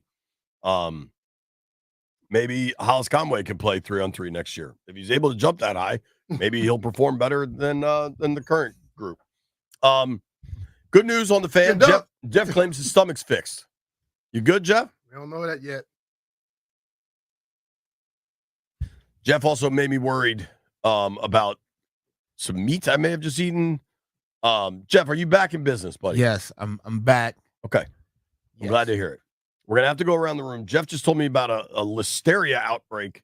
I got a sandwich from a deli yesterday near my house. Was it boar's head? I don't know, but it was good. I just ate it. So we'll let's just hope it wasn't one of those packages that they were calling. This is like a deli, so they get like the big thing and then slice it up themselves. Should that separate it? Same cow. That's true. Here, I wanted to have a real conversation about something. And unfortunately, this is exactly what they hope to accomplish, which I realize I'm like feeding into it and it kind of pisses me off, but I don't care. Every year, the NFL puts out their top 100 list of players. And this is as voted on by the players, right? So yeah, ideally they get it right. I'm not really that mad about number 1 on the list. No, I'm not either. Number 1 on the list, the best player in football, Tyreek Hill. I think few players have impacted football the way the last 5-7 years as Tyreek. Tyreek has really forced significant changes to NFL coverages. I think especially combined with the kind of the rule changes that have helped all NFL receivers. Mm-hmm. You really can't run like single high against him. Tampa 2 has kind of really gone out of style. Most modern NFL defenses are constantly trying to hide their coverages, and they kind of rotate throughout a play, whereas it used to just be quarters or trips, like whatever it was, you had a very assigned area. You can't do that with him on the field. Well, it's totally changed, right? Yeah. Now, I would say it also helped that he had Mahomes, but the numbers he put up last year in Miami were staggering. With I mean, Tua. almost 1,800 receiving yards, 13 touchdowns, averaged $112 a game. I mean, he was just a monster. Anybody that was when the Dolphins came to town to play the Skins, I mean, wow. Yeah. First play of the game. We knew how good he was from the opening kick. Opening offensive play. So I'm not mad that Tyreek got voted top. Now, I think if you're just saying the best player versus the most important player, that might be different. Yeah, I think that's what it's all about. It's like when players vote for it, players are more or less, they're not voting for great quarterbacking. They're going for athleticism. And that's why you got Tyreek and Lamar back to back. So that's where I have beef. There's no list where Mahomes shouldn't be the first quarterback. Well, see, that's the thing about it. This is not the best quarterback. This is the best player, and what they mean athlete. And I think that is what players are going to look at. If you ask anybody outside of the players, Pat's going to be number 1 on the list all the time because we look at the position and we make the importance of it. But players still will tell you that quarterback probably can't do their position. I think some of it is a twofold, and that's a fair assessment of it. But I think there's more factors. I think, one, you get to a point, and we saw this with Michael Jordan, right? And we saw it with Brady even, where people just get tired of one guy winning, so they vote for somebody else in these sorts of things. That's different, though. And I think there's enough people that are just mad at how good the Chiefs are that they're like, man, they're not even that good, and they vote for somebody else. This is just all the football players voting on this one. And I think football players think totally different than the media. I can see if it was media, that could be understood. Still, they wouldn't put no Lamar or nobody else in front of Pat. Right, but you don't think there's some players now that when they do the voting that are just like, man, the hell with Mahomes. I'm putting somebody else up there because they keep knocking us out of the playoffs. They know how good Pat is and how good the Chiefs have been. But every defensive player knows you don't want Lamar to leave the pocket. You know what I mean? Although he hadn't gotten over that hump, they still know how difficult that is to prepare for. There's no list. I'm not a Lamar hater. Those guys exist. I like Lamar, but Mahomes is the dude. If you want to put Tyreek ahead of him because he's the most unguardable guy in football, I can. Pat was fourth. Who was the third guy? McCaffrey. Yeah.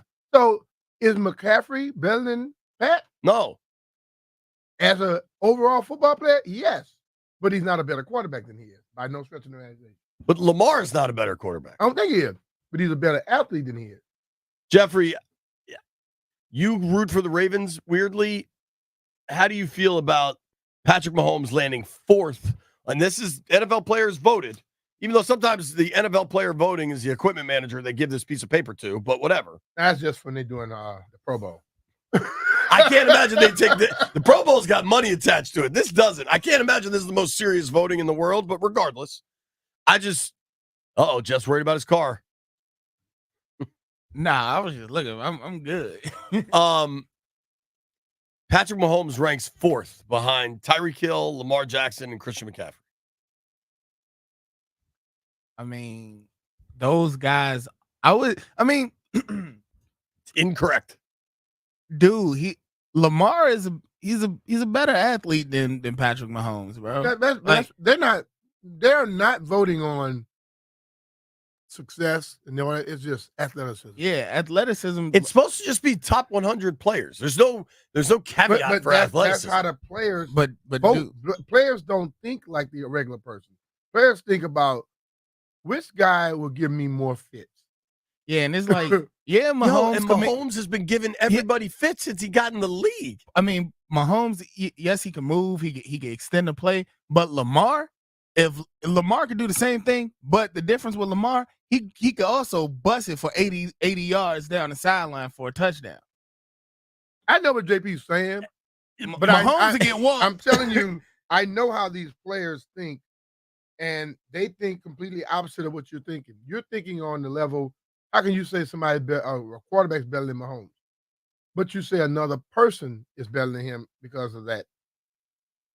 They don't look at when they're looking at this right here, and that what that is, this gives Pat Mahomes more prowess because they're saying this dude who's not supposed to be able to run like the rest of them, he's the fourth best player in the league, which means Pat Mahomes, not the fastest, don't look super athletic, but he'll run touchdown on your ass in a heartbeat.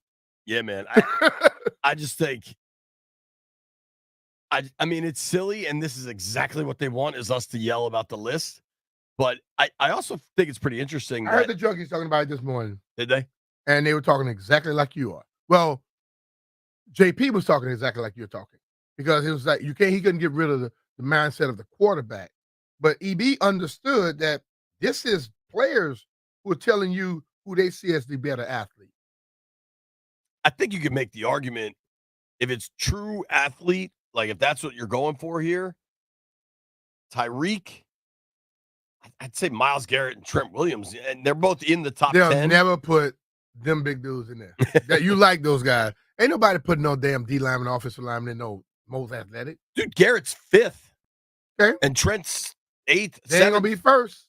Yeah. They ain't gonna put it in now. Unless Trent come back and do a beat Adrian Peterson by 5 steps on that little thing they did together. Do you think Pat actually cares about this? No, not at all. Pat said, I got 2. I got 3 already.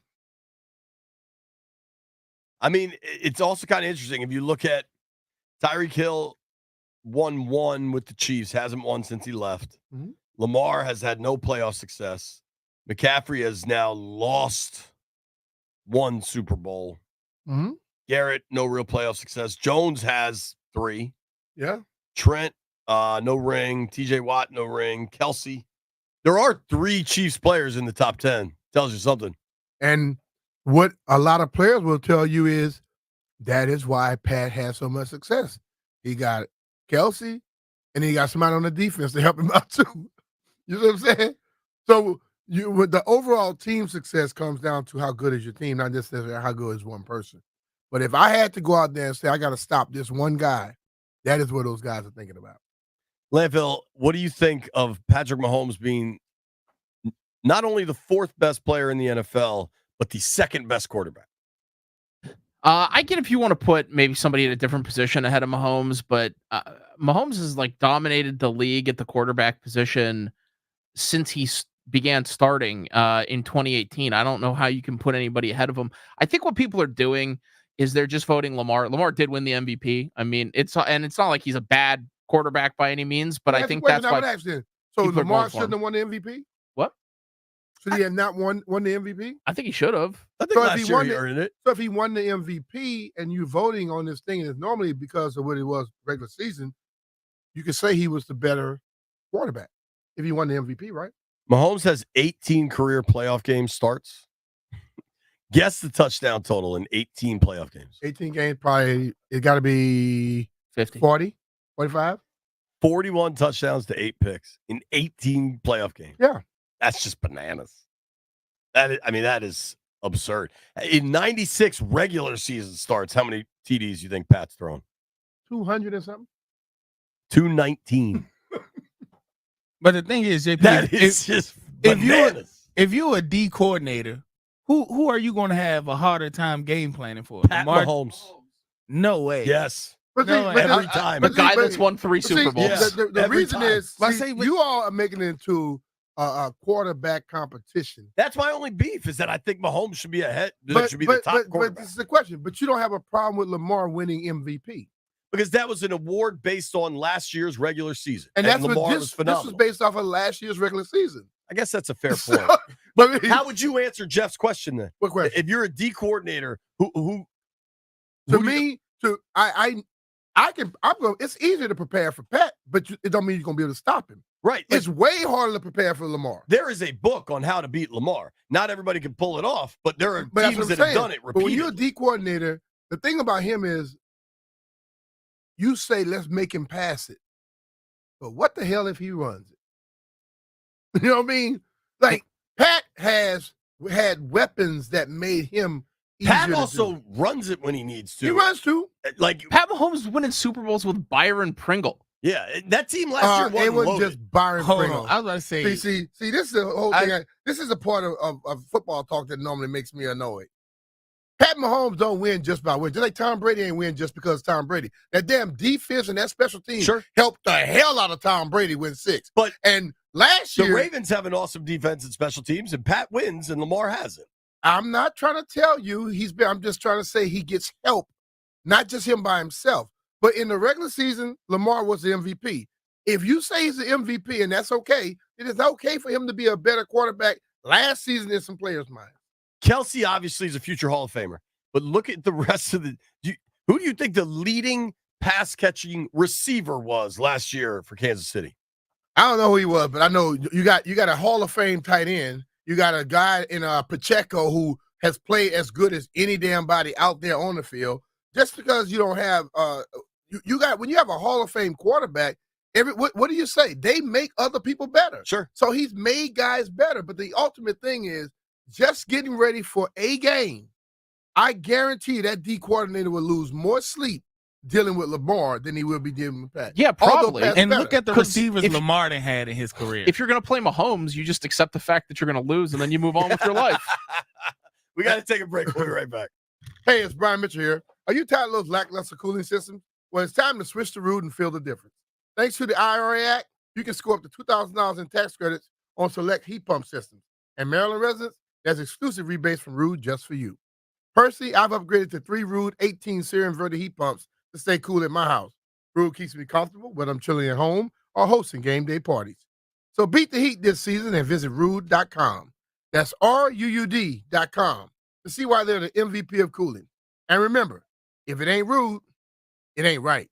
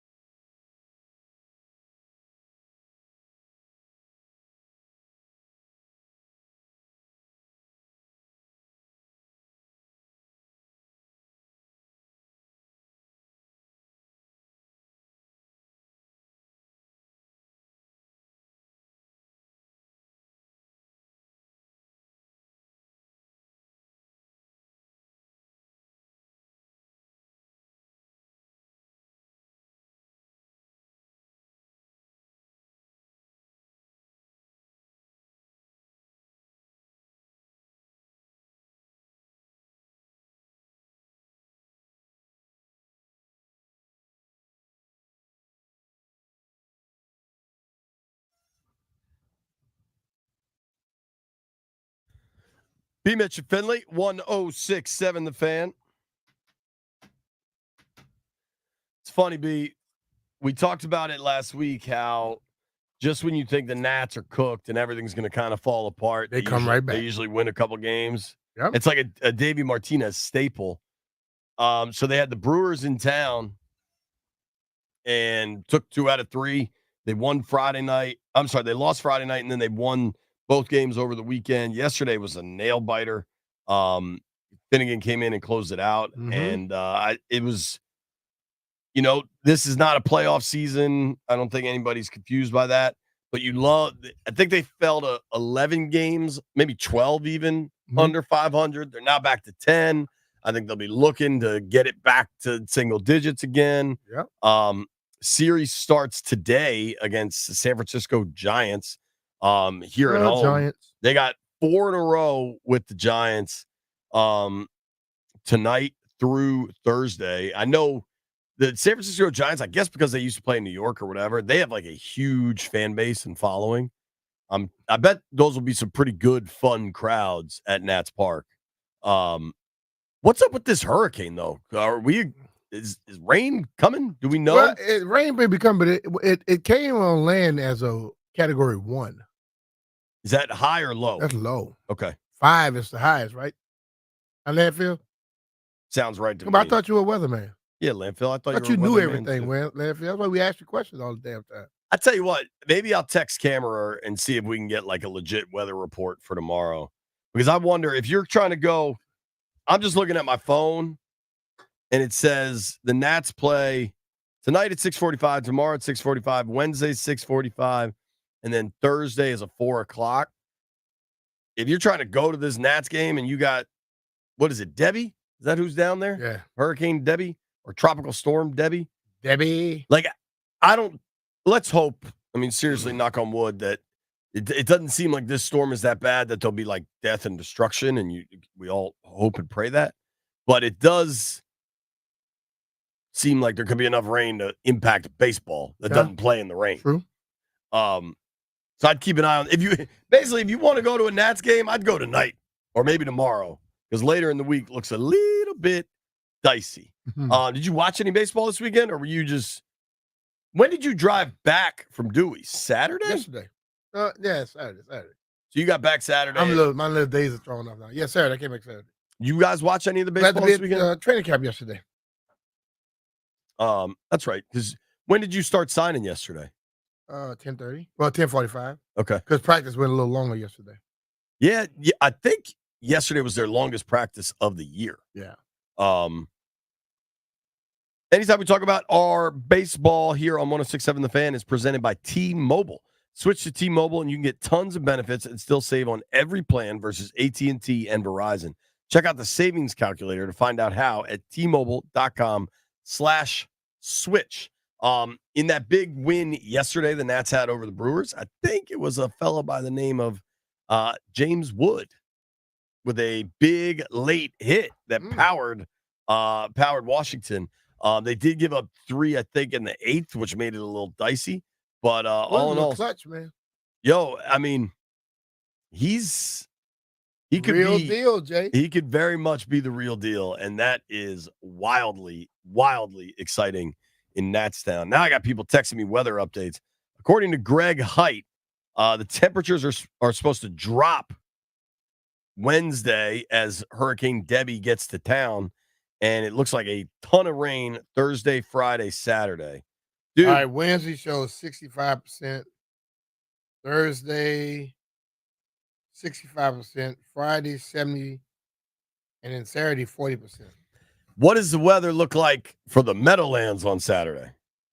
The Meadowlands. Because I'm not necessarily fired up about a wet, soggy hurricane. What's that area called? Preseason. Meadowlands, or is it called something else? Maybe East Rutherford. East Rutherford. But I think you could usually just write Meadowlands. At least AP Style allows you to write Meadowlands. The Nats have all California all the time. They got 4 against the Giants, then 3 against the Angels coming in after that. I don't know how those will all be impacted. We will be watching, paying attention. And then they go up to Baltimore for 2 against the O's. That'd be kind of fun. to New Jersey. Damn. Okay. next week, next Tuesday. My dad's Saturday, birthday. we have 56% chance of rain. All right. See Well, what time of the day that's going to be. Oh, yep. It's supposed to go from like. now we're just going straight weather. Here's who we do care about and want to make sure they're okay. Weather's over at 5-7 in the morning. Okay, we'll be all right then. By Tuesday, this storm is expected to hit southeast Georgia and South Carolina, and they're really worried about the flooding because I guess it's help me. I hope I get this wrong. I think when it's low pressure, the weather just sits there and the rain just piles up. So we're gonna be paying attention to lots of things. Joining us next, though, Berries for Luga from Paris. Nobody go anywhere. Paris.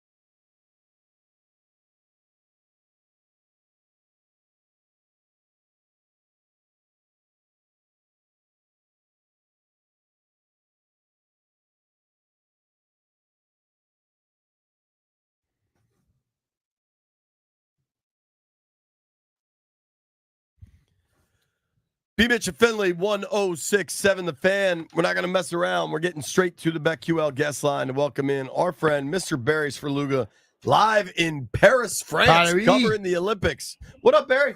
Bonjour. Bonjour, my friends, mon ami. I'm at a busy street, so you may hear a bunch of Paris traffic in the background. That's all right, It's all man. We good. appreciate you making time, dude. Your column, I believe, was on the front page of the Washington Post today. Not the sports page, the front page, despite everything going on in the world, because that Noah Lyles race was simply fantastic. Unbelievable. You were there. Take us through the whole, what that must have felt like. Oh, man, I'm telling you. I've been at Usain Bolt's 100-meter finals in 2008 in Beijing when he set the world record, and he kind of, he said it as he turned to his competition and was like, spread out his arms and was like, you just are no match for me. And that's kind of immovable from my top 5 things I've ever seen live. But we were talking about it afterwards last night. I mean, it's hard to not put this right in there in a different way, because with Bolt, you're watching an icon and a legend and all of that. But, I wrote this in the column, like the 100 meters takes 10 seconds, but the whole show of it is way longer than that. And when you saw Noah Lyles be introduced 7th of 8 competitors, and he kind of bounded out there, not kind of, I mean, he was exploded. springing exploded. And you, right then, like whether that's smart or not, you're just like, oh, dude, we're dealing with an athlete here. And that athlete is up against 7 other absolute monsters. And he was there. And you got to remember the prism is not just, the build-up pre-race in a stadium, with close to 80,000 people focused on that field. The full prism is Noah Lyles from Alexandria, Virginia in 2021, was really having a tough time dealing with the pandemic, as a lot of people were. He did not make the team in the 100 meters. He was in Tokyo competing in his specialty, the 200, which he's been a dominant force in for years. There was no energy because there was no crowd. He admittedly couldn't handle the whole thing. He won a bronze medal in the 200. He considered that a huge failure. And so the last 3 years have really been about correcting for that. Even though he didn't have anything to apologize for, he felt like he was kind of a huge letdown. So that brings you to the starting blocks last night. 3 lanes over to his left is this massive Jamaican, Kashane Thompson, who has the fastest time in the world this year, 9.77 seconds at the Jamaican trials. Lyles had knocked down his personal best in London a few weeks ago to 9.81. And just the tension and the buildup in that stadium before they get in the blocks, they're doing a, kind of a DJ show, and they do it right. And to have it go off as it did, with Lyles tied for slowest out of the blocks, and there's a breakdown of the race that I saw today that wasn't available last night. Like, he was 8th at 10 meters. He was 8th at 20 meters. He was 7th at 40 meters. He was 6th at, he just kept chipping away. And then to get across the finish line, there's 8 competitors. The word photo goes up next to 7 names. No one knows who won. It takes 28 seconds, almost 3 times as long as the race took, to put Lyles's name at the top. I mean, I closed my column by saying, it's 9.79 seconds that the race took, but it's going to be hours and months and years that we can talk about this thing, because when you win an Olympic gold by a photo finish in 5,000ths of a second, there's a lot to digest there. And it was just an awesome, awesome night. I think if you look at the way he was finishing that 100, and you imagine anybody else trying to run another 100 meters with him, they're in trouble. I mean, if that race was 120 meters, he wins by like 19 meters, right? Yes. Like he was flying at that man. point. I mean, flying. And you can tell, Brian, and you know something about this, like he said his better race is the 200. And I was talking with Adam Kilgore, who has covered Lyles his entire career and knows him and knows the event better than I do, my fellow post colleague, he was saying, you know, if Noah were to win bronze in the 100 and then gold in the 200, it's like a massive, massive success. This guy has so much bravado and so much speed in that next 100. Like he couldn't help but take the question, you know, how does this set you up for the 200? He's like, well, I'm trying to enjoy this. And he's like, I'll be honest, like when I hit the turn in the 200, the rest of these dudes are going to be depressed. Like that's what he said. And so, and there's a swagger in sprinting that I think was lost after Bolt's retirement in 2017. I mean, he set the world record in 2008. He knocked it down by 100th of a second in 2009. That record still stands. And it's not just that no one has threatened the 9.58 seconds. It's that there hasn't been that personality, that alpha male to step into that role and really push men's sprinting into the forefront of the Olympic program and the forefront of like sporting, you know, prowess that it should be. And I felt like last night, just viscerally, that the way that Noah Lyles won that race and who Noah Lyles is in terms of a character and a showman, like that all factors into why it was such a marquee thing and why, frankly, like the editors at the Washington Post who are smarter than me are like, well, no, this is a moment, like this goes on A1 of the paper. Yeah, and I think the thing about it is like people look at him and they say he has a lot of bravado and he's cocky, but you know what? He probably couldn't run if he doesn't do all that. I think it's part of it, Brian. Yeah, it's like it motivates him. Yes, exactly. And it's like, and you know what? He is cocky and he has bravado, but when he's beat, and he makes no apologies for that. He went to Thompson, the Jamaican, while everybody's looking up the scoreboard going, you know, what happened here? And he's like, bro, I think you got me, big dog. Like there's no shame. He can, I think you're exactly right, that to get himself in the mindset, and he's not even tricking himself because this is really who he is. He's got to be that guy. He's got to burst onto the scene. And even his coach said last night, like about the you know, pre-race, like jumping all over the place thing, like Noah Lyles is Noah Lyles. If you try to make him not be Noah Lyles, you're taking something away from him and holding him back. And that's not the objective, you know, not in an everyday meet, but certainly not at the Olympics. For sure. Talking with our friend Barry Svrluga here on the BetQL guest line. You can give Barry a follow at Barry Svrluga, SVRLUGA. When is the 200? Is that tomorrow, I guess? 200. He runs tonight in the preliminary heats. He'll have a semifinal, and then the final is on Thursday. So that's appointment TV right there. Yeah, absolutely. It's been really cool to watch. I'd say until Lyles yesterday. When that race ended, who do you think won?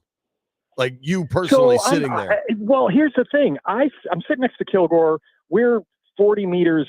The finish line is probably 40 meters to our right. And I said, I think Thompson got it. And he said, I think Noah got it.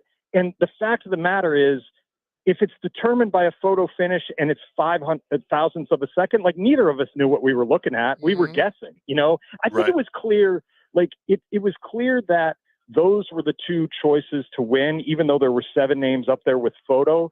But here's what I would also say, guys.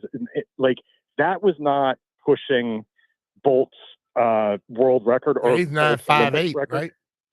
He was 5'9" I think he was 5'9" in Beijing, and then he pushed it to 5'8". Maybe I'm off by 100th there. Yeah. But his coach, Lyles' coach, pointed out that no one in the Olympics not named Usain Bolt had run a faster 100. And then here's how historic the entire field was.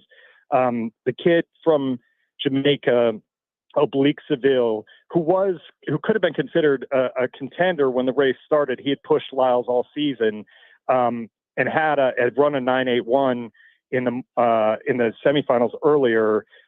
That kid finished last, 8th out of 8. He ran 9.91. It was the first time in a non-wind aided final that the entire field had broken 10 seconds. Like the standard and the depth is higher. And that's why, you look at the pictures of that race at 60 meters and it looks like a straight line across the track, right? Like Right. it just felt like, and it is like, we've been talking for whatever, 8-10 minutes. Like the thing took 9.79 seconds and it is worth dissecting for months just because of how fascinating it is to overcome a slow start, how all the factors that go into it, and then just the show before and then the show after with Noah celebrating. Just a fantastic night. Yeah, I mean, it really was cool. I'd say beyond Lyles, who's been incredible and has another chance to add at least another gold. The stories have been Simone Biles and the continued dominance of Katie Ledecky. Does that add up for you that those two have really been on just like the forefront of everything? Yeah, certainly from an American perspective. And that, those two are massive figures in international sports too. Biles concluded her competition today. She did not medal in, what was the thing she didn't? She fell off the beam, right? Yeah. She didn't. Yeah, she that was a tough one for a lot of people today. And then she took silver to her Brazilian rival, Rebecca Andrade, which I thought was kind of cool. I wasn't there.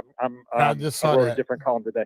But yeah, the other American, Jordan Childs. Who won bronze and Biles won silver. Like when the Brazilian gets up on the top of the medal stand, they both like kind of genuflect and bow to her. So it was kind of a cool moment. And that, you talk about Biles bouncing back from Tokyo. It's the same kind of trajectory that Noah Lyles did. Like she, couldn't perform things that were used to be normal for her in Tokyo. And it's kind of a reminder, guys, and not to be melodramatic, but like, those are rough times, man. 2020, 21, like to be an athlete trading in kind of obscurity and isolation and not being normal, like things weren't normal. And so that one theme that's coming out of this, it can't be lost on me that 3 years ago, I was sitting in a track stadium watching cool performances and there was nobody but media and athletes in there. And last night I'm sitting in a stadium and there's nearly 80,000 people there. And it just is such a different vibe, and it has to translate to the athletes and the performances that they can summon because it's how it should be. And this whole Olympics feels like very much a return to normal. And then on Ledecky, I mean, she's not a machine because she's a human being, but I just can't escape the dedication and the longevity, hard work that. Yeah, you're talking about somebody who won their first gold in that event at age 15 in 2012. And now she's talking like, oh, I've been dreading this break coming up, break from swimming. But because her normal is not normal. Her normal is I train every day. And that is a sport you cannot cut corners in or you'll be exposed. You cannot cheat the system. You cannot rely on talent. You have to do the work. And she's about to, at age 27, leave Paris at the end of these games and put her sights on Los Angeles in 2028 as a 31-year-old. And there's no like fast forwarding to that moment. There is only getting in the pool and doing the work that she's been doing before she was 15. It's just a remarkable commitment. Hell yeah, it is. Two more, and we're going different directions here. The golf. I know that the Olympics is about gymnastics and track and the swimming, but the golf yesterday was incredible. Did you get to watch any of it? It clearly mattered a lot to Scotty to go out and shoot a 62 on Sunday, and for Rahm to just kind of fall apart, man.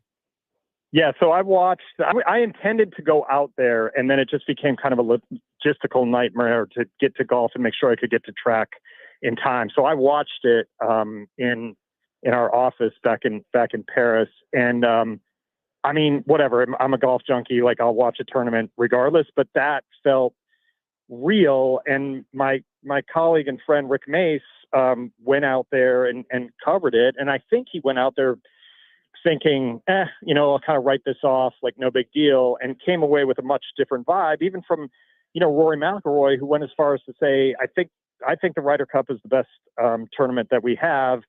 But it's crazy to think that the two best tournaments that we have are probably the ones that we don't play for money, and that's the Olympics. He put the Olympics second, and he hasn't even been on that medal stand. It clearly mattered to the guys who were up there. It mattered to Scotty to hear the anthem. I mean, you know, not to get all cheesy, guys, but like we got enough differences back home, but to see these athletes get up there and win gold and have the anthem play, like the fact that still matters is whatever, call me cheesy or corny, like that's really, really cool. So I thought golf kind of reestablished itself, not because of just how the competition played out, but because the people who showed up like clearly were invested and clearly cared, and the crowds were out there. I hate that course, but I thought the competition was great. It was really, really cool. My only beef is that they needed to just re-air all of the golf on Golf Channel in the afternoon so that dudes like me why wouldn't they do that? I just want to sit there and watch it, and I couldn't find it anywhere, and I'm not the most proficient person at finding things, but that was a slight frustration. I did get to watch that Lyles race live, which was incredible. Yeah. All right, Barry, last one, and this is probably not on your radar, but what the hell's the deal with 3-on-3 basketball? Why aren't we dominating? Can you please put a bug in somebody's ear? We've got it figured out for 2028. We're going to send Gilbert Arenas, Karan Butler, and Antoine James. So, yeah, okay, that's a good. So I literally just filed a column on. I'm kicking a bunch of sports out of the Olympics. So we're going to pare down the program and get it back to real sports. I think 3-on-3 basketball is stupid to begin with because it's a bastardization of the game that we all love. And my basic rule is if you can play it in your backyard or your basement as a centerpiece of like a kid's party or a barbecue, like it's out of the Olympics. So see you badminton. I'll talk to you later. Ping pong. Like, we're not doing trampoline gymnastics, like, cause your kids do that. It's not, we don't have Olympic cornhole or Olympic moon bounce. Like, yeah, well, right. Exactly. Don't worry. It's coming. Yeah. So 3-on-3 basketball, the reason we're no good at it is it's not like 12 dudes make the men's 5-on-5 team, and then we take the next 3 dudes to play 3-on-3. I mean, 35-year-old Jimmer Fredette is like the marquee guy on the U.S. team. I got to think that other countries are sending higher caliber players, and that's not to say I've analyzed the rosters of all the Olympic countries and their 3-on-3 teams. But I'm not. I went out there, and I mean, I would say I didn't even put this in the column, but I should have. Any sport, quote, sport that has a DJ / hype man speaking over the competition to get the crowd into it is like that's not an Olympic event. Like let's look at some weightlifting. Let's wrestle each other. Let's see who can run faster than the next guy. Let's see who can throw a heavy object very far. Like those are Olympic endeavors. Well, you better watch out for Live Golf then, because they got DJs and hype men. Yeah. Barry, real quick, I just want to be sure you're up to date on everything going on with the Commanders in Ashburn. I know that's top of mind for you. I'm aware that Jaden's going to play against the Jets, and I confess to being interested about that. I'll just reiterate. I mean, Jeff was trying to get me to switch places with him before I came on the air for a week, which I declined.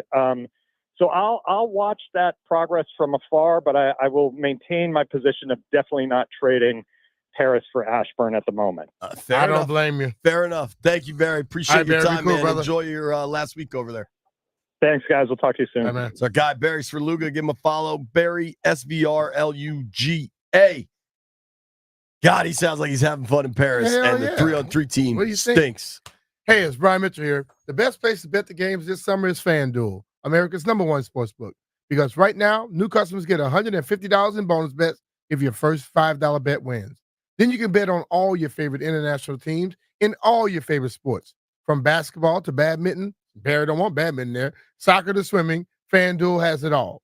So don't miss your chance to score $150 in bonus bets if your first bet wins. Just visit FanDuel.com/Brian to sign up and start betting the games today. Make every moment more with FanDuel. FanDuel Sportsbook is the official partner of 106.7 The Fan. You have to be 21 years old and present in Virginia. First online real money wager only. First $5 first deposit required. Bonus issued as a non-withdrawable bonus bet, which expires 7 days after receipt. Restrictions apply. See terms at sportsbook.fanduel.com. Gambling problem? Call 1-800-GAMBLER.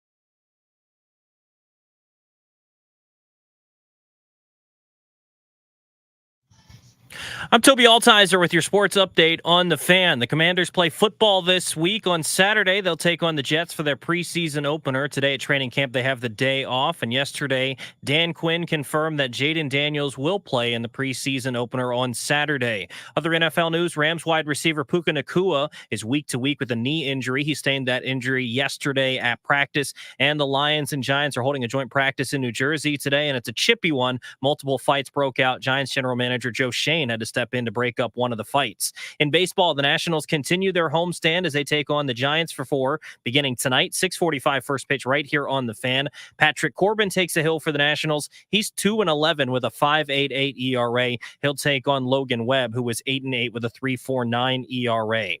And in the Olympics in Paris, some team events for the U.S. come up tomorrow. Women's soccer takes on Germany in the semis. That's at noon. And men's basketball takes on Brazil in the quarterfinals at 3:30. Both those games tomorrow. From the Crop Metcalf 5-Star Sports Desk, I'm Toby Altizer on the Fan.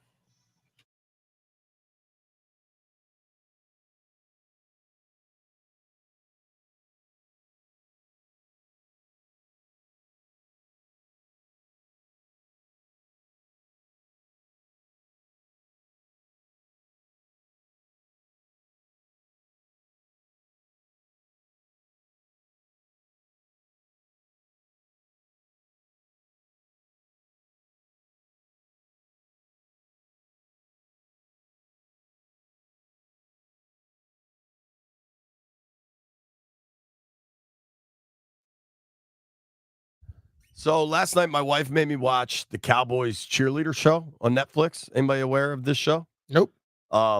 It's basically like Hard Knocks, but for cheerleaders. Mm. And so if you're like, I imagine Chris Russell watches it, because if you just want to be like a hornball, there's a lot of good-looking I women. really think that's why you watched it. You're No. trying to blame Lauren. No. Yeah. One of the girls, though, did her like warm-up dance to that Aerosmith song, which I just don't really get how that's like a hyped up song.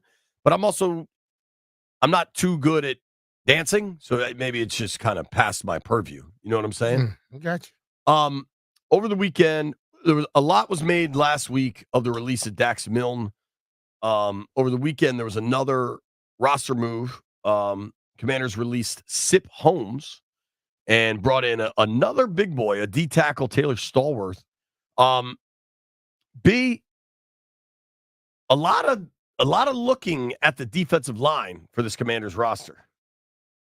Eyebrow raised to you? Something interesting there? Yeah, it doesn't like I hear a lot of things being said. Can't see that they're totally comfortable with what they have. No, and I support that. Like, I support it in theory. Just one thing, and this is not just a Ron thing. This goes back to Bruce and even some of Mike. There was this line between complacency and arrogance in their roster. Whatever they picked, they automatically kept. Totally, dude. Because they felt that they knew it more than everybody else, even though everybody saw that what you picked wasn't getting it done. If you look now at the D tackle position, and certainly signing Taylor Stallworth in early August is hardly a guarantee of a roster spot. Mm-hmm. But they went out and got him. They went out and said, because they had worked him out the week prior. His agent texted me. Mm-hmm. So they clearly were like, all right, let's see what this dude has. You look at the D tackle spot, and Allen and Payne obviously have roster spots. Johnny Newton obviously has a roster spot. I would say John Ridgeway is probably your 4th D tackle. Mm-hmm. I go with that. My man Potato, and it's Patoi, like it's a hard name to pronounce, and forgive me for not getting it right.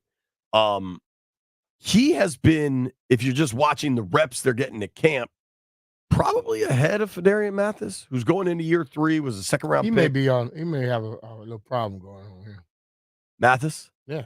It's hard. I mean, when you come here and you haven't been on the field, and somebody new come in, and they're starting to see other people do stuff that they like, that could be a problem for you. And then they just add another kid in, right? And the dude Stallworth is a vet. Like, he has bounced around. He hasn't really found a ton of success with any one team, but he's been in the NFL since 2018. He won a Super Bowl on the 22 Chiefs teams. All right. Undrafted guy, has earned it. That's a dude that you bring to camp because all right, this guy's a vet. He can do what we're looking for. He's going to work. Right. So I found that really interesting that they signed him. When would that have been? Sunday morning, I suppose. And then you start looking elsewhere.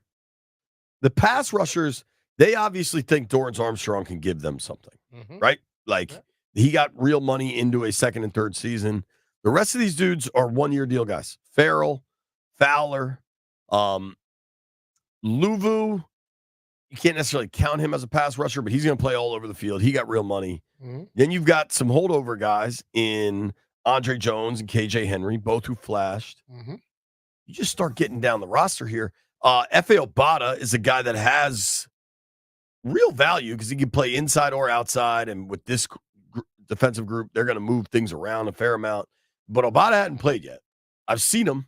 He's out there, but he doesn't have pads on. Like he's still working back from the injury. Like to me, Armstrong, Farrell, Fowler, 100% on the roster. Henry and Jones maybe also. Then you've got this like looming Jamin Davis thing that I find pretty fascinating. Like because I don't know that Jamin is a top 4 linebacker or a top 4 D end, but if he can, I think games might be better for him because he can show that athleticism and explosion. That's going to be really interesting to watch over the next 3 weeks. I also think, unfortunately, that injuries are going to have an impact as we continue to watch this unfold. That's just life in the big city. That's real football about to happen. But for some people, it gets really hard to look at. Now, Sip Holmes, let's not read too much into this. You're talking about a 7th rounder from 2 seasons ago. But the Ron draft picks are really starting to dwindle, and it's pretty ridiculous because we're only talking 2 seasons ago, 3 seasons ago. I mean, the amount of guys that aren't finishing out their rookie contracts is really starting to add up. It's eye-opening. I mean, let's look at last year, right? Last year's draft, Ron's last draft. Forbes going to be on the roster. Quan Martin's going to be on the roster. Stromberg, Braden Daniels, KJ Henry, Chris Rodriguez, Andre Jones. I think all those guys are probably on the right side of things. I don't know about Daniels. Rodriguez has weirdly had a very quiet camp after being seen a lot of them. Right? Like it's after, some fairly exciting play. Dude, you go back one further. This is the 22 draft. Dotson, Mathis, B-Rob, Percy, Howell, Turner, Chris Paul, Sip Holmes. Dude, Howell, Turner, Chris Paul, Sip Holmes. Howell's already in Seattle. Yeah. I love Cole. Cole is one of the best practice players I've seen. Got to show it on the field. I don't fall in love with him until they get on the football field. I have stopped when he makes a dope catch in practice, I no longer tweet it out because it's just like until we see that translate, it's harder and harder. Yeah. And like at some point you got to look. One of the things I keep bringing up with Jamin, look at what the new guys have done at linebacker. Drafted 1, signed 2. Look at what the new guys have done at tight end. Drafted 1, signed 1. Like just look, just use your eyes.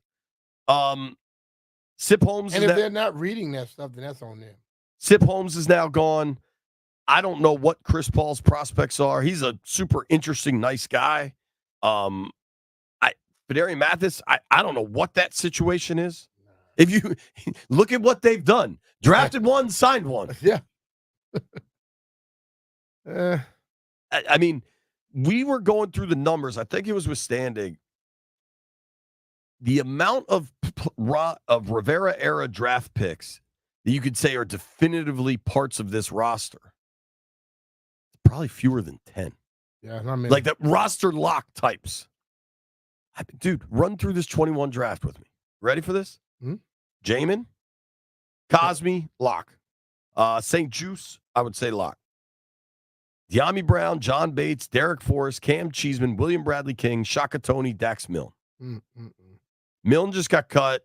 Shaka Toney got cut after he was busted for sports betting. William Bradley King has been gone. Cheeseman got cut last year. Forrest dealing with an injury. Bates looks to be your third tight end, maybe even your second, depending on Ben Sennett. Brown is in a dogfight for a roster spot. Dan Quinn talks about him highly, frequently, but still, he's fighting. Davis, your first rounder's in a dogfight for a roster spot. For that. And dude, we don't want to be piling on because generally Saturday draft picks, 5th, 6th, 7th rounders, there's a lot of turnover there year to year. Like, that's natural. A lot of them make it too. A lot of And they guys stay. hit and become studs. There's nothing preventing that. Unless you just pick the wrong people.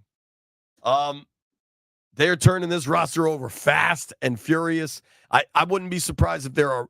It seems like they have a little bit of a pattern going that they're not trying to just overhaul everything all at once. They wanted to get these guys into camp, get some pads on them. Let's see what we see. And I will not be surprised at all if we continue to see some churn throughout the next 2 weeks. A little bit of how it used to be. When we come back, let them go. Let's make some bets.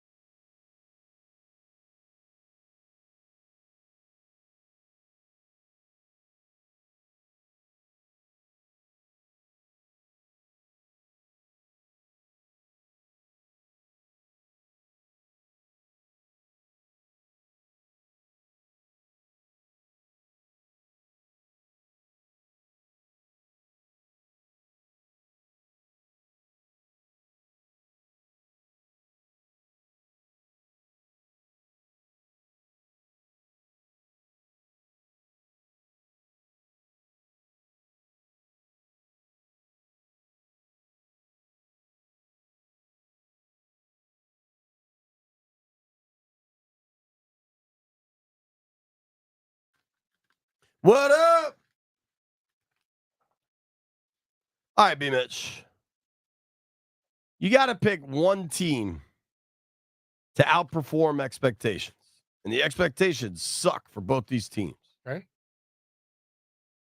New England Patriots win total of 4.5 wins. Okay. Carolina Panthers win total of 5.5 wins. I feel more comfortable with New England. Dude, me too.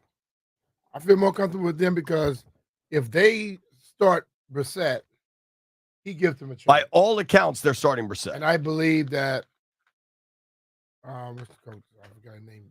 Mayo? Mayo. Gerard. I think he. Hey, do we know is it Gerard or Jared?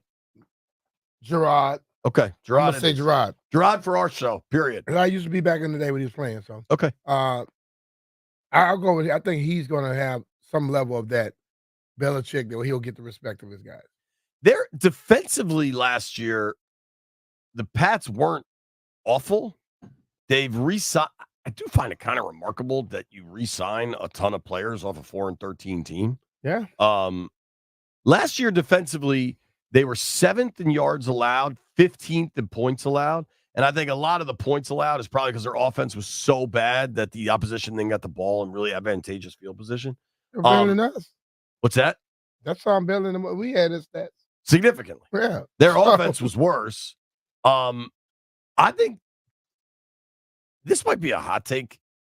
I think Jacoby Brissett, there's 32 NFL teams. I think Jacoby Brissett might be a top half of the league starter. If not, he's definitely top 20. Oh, definitely. Dude, if like, some of these guys are just bums, dog. Well, like, here's the thing for Brissett.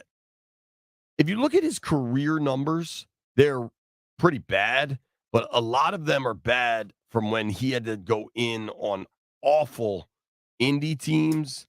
When I think Luck got hurt. Yeah. But like when he's gotten a chance, he protects the football.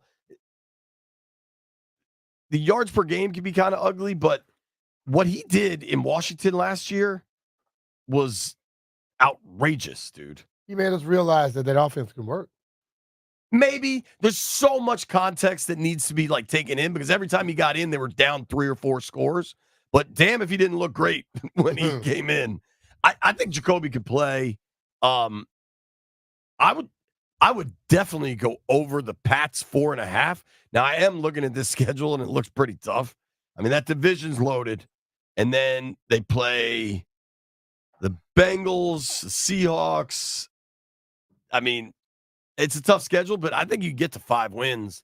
I don't know that I buy anything with the Panthers, although I do Until they do it, I don't buy it. I like Dave Canales. Landini, let's make some bets, buddy. Heard it here first.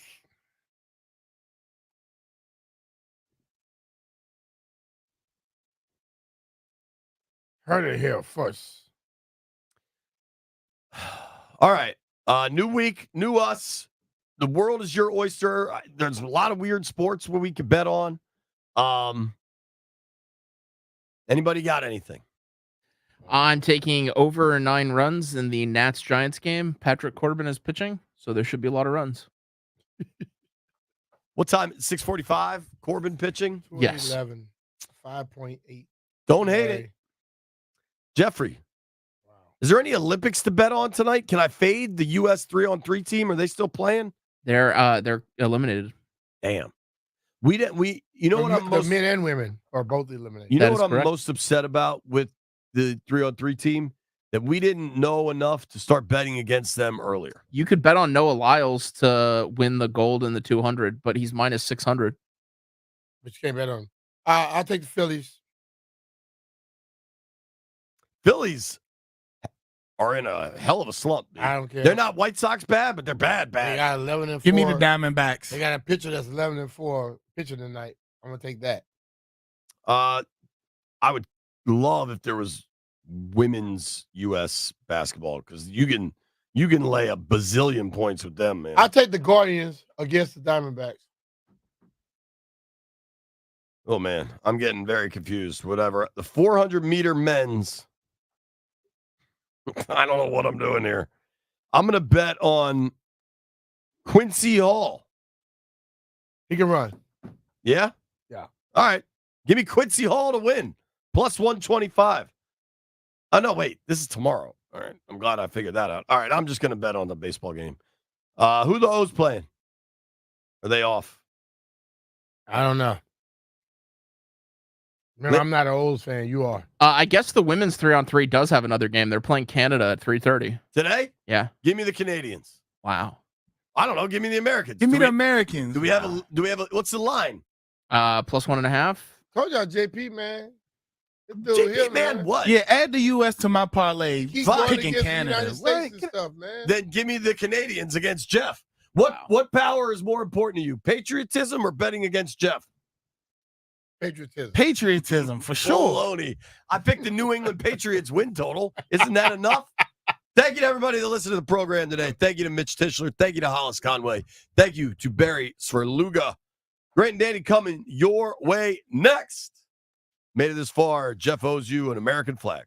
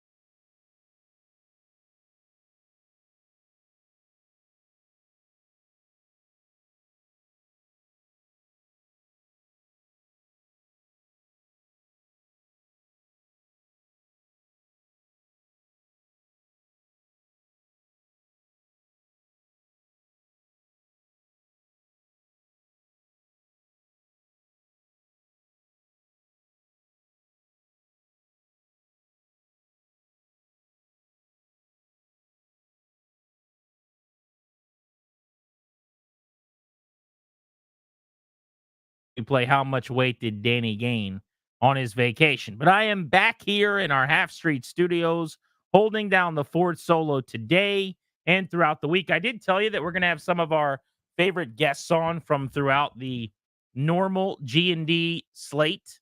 Tomorrow, Dave Jagler is going to hang out in studio with me for an hour. We'll talk to Jags about the Nats, but I also just want to talk to him about calling games, baseball in general. We can hit some other sports topics that we wouldn't normally hit in a phone conversation with Jagler. And then Wednesday should be good. Jay Gruden is going to be kicking it with me for a couple of hours right here in studio as well on Grant and Danny, some other surprise guests later in the week as we continue. So no reason to navigate away. We've got you covered. We've got great shows planned. It should be an entertaining few days leading up to this weekend and a preseason debut for Jaden Daniels and the Washington Commanders on Saturday night. Get to that in just a second. Should let you know, though, yesterday, watching the Nats, good to see them get a series victory over the Milwaukee Brewers. Took 2 out of 3. The great young sensation, James Wood, with a 3-run triple, showing off the speed, a stand-up extra base hit, clearing the bases, helping to win the series. That was fun. And I've been watching way more of the Olympics than I thought I was going into the events.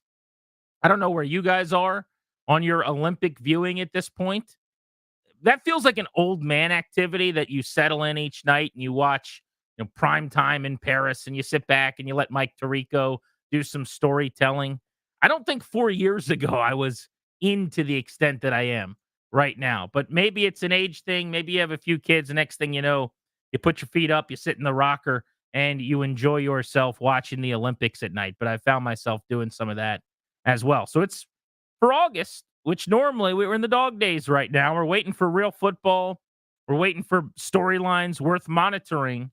This is about as good as it's been in a long time. Summer Olympics, post-trade deadline, Nats calling up some of their top players, headlined by the great young James Wood, and the Commanders getting ready to get back on the field Saturday against the Jets, which is where we should start this program. I was shocked over the weekend to see that Dan Quinn announcing that Jaden Daniels would play in preseason game 1 was a big story.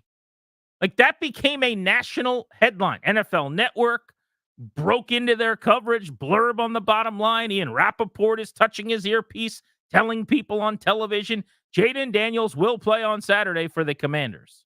And the reason I found it so odd was, of course he's going to play. Why wouldn't he play in the preseason opener? He's a rookie. He was just drafted. He needs reps.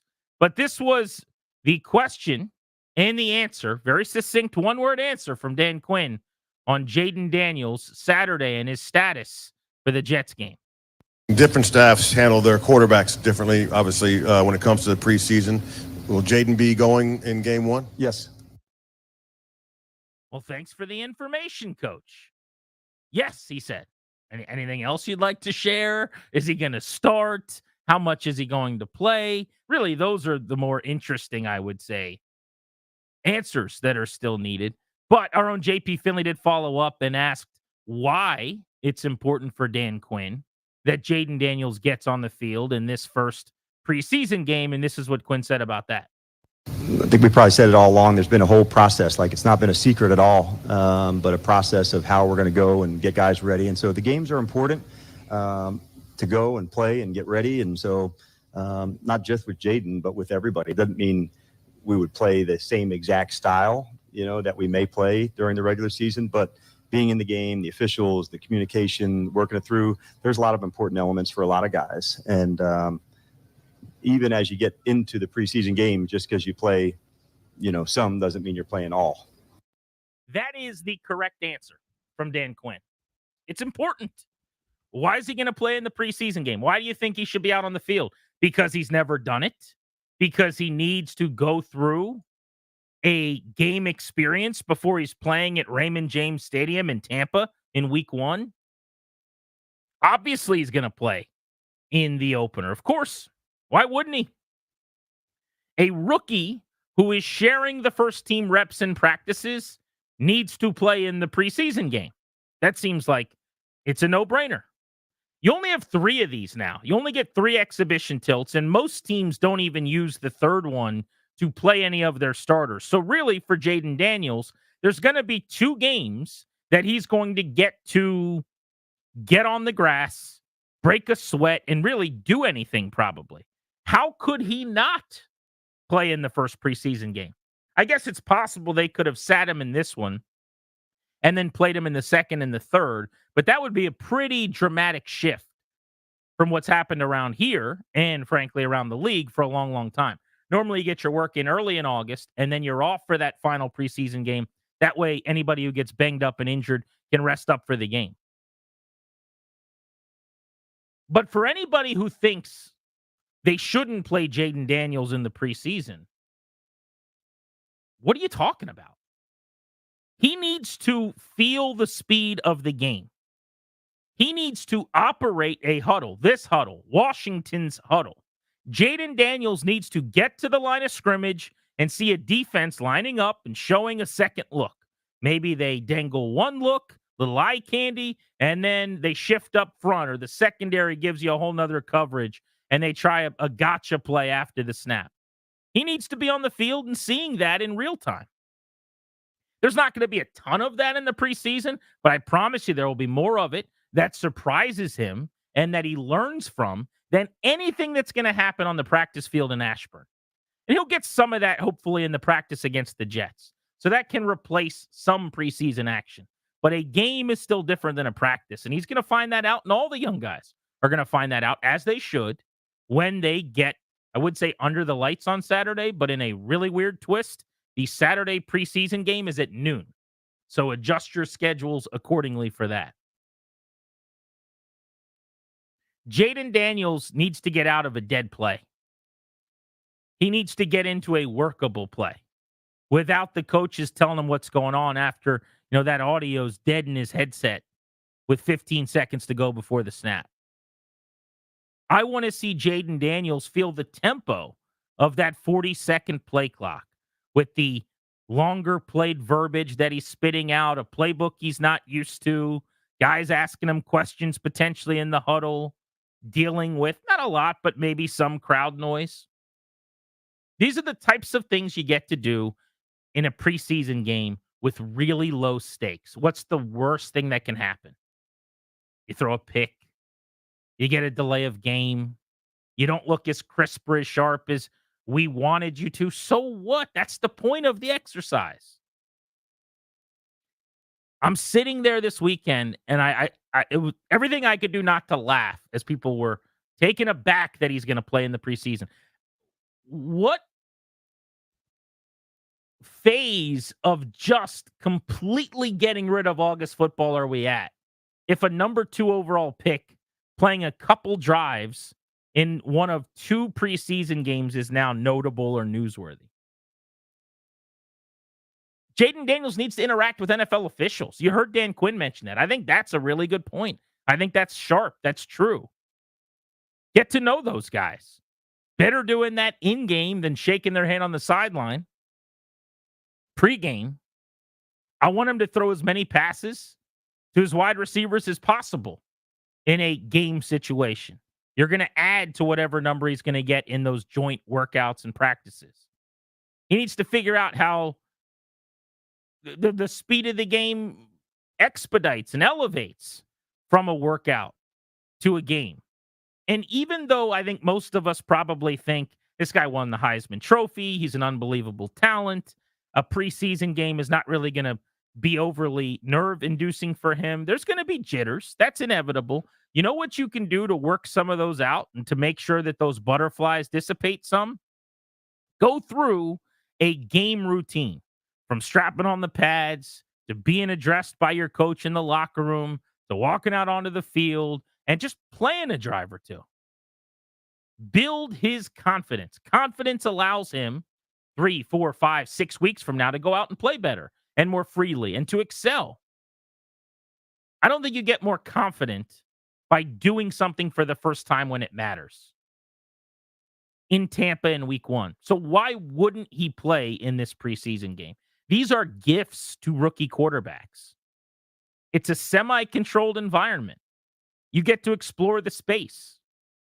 Your offense is going to be way scaled back for Jaden Daniels.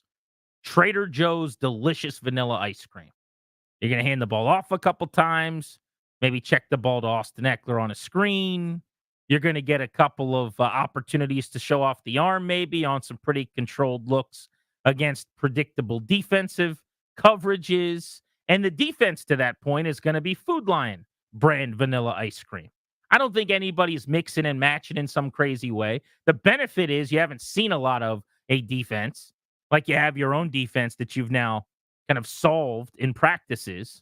So you can make yourself at home a little bit. And it's just a really low stakes way to get the experience that you will fall back on going into that Tampa Bay game that you can feel better about yourself with.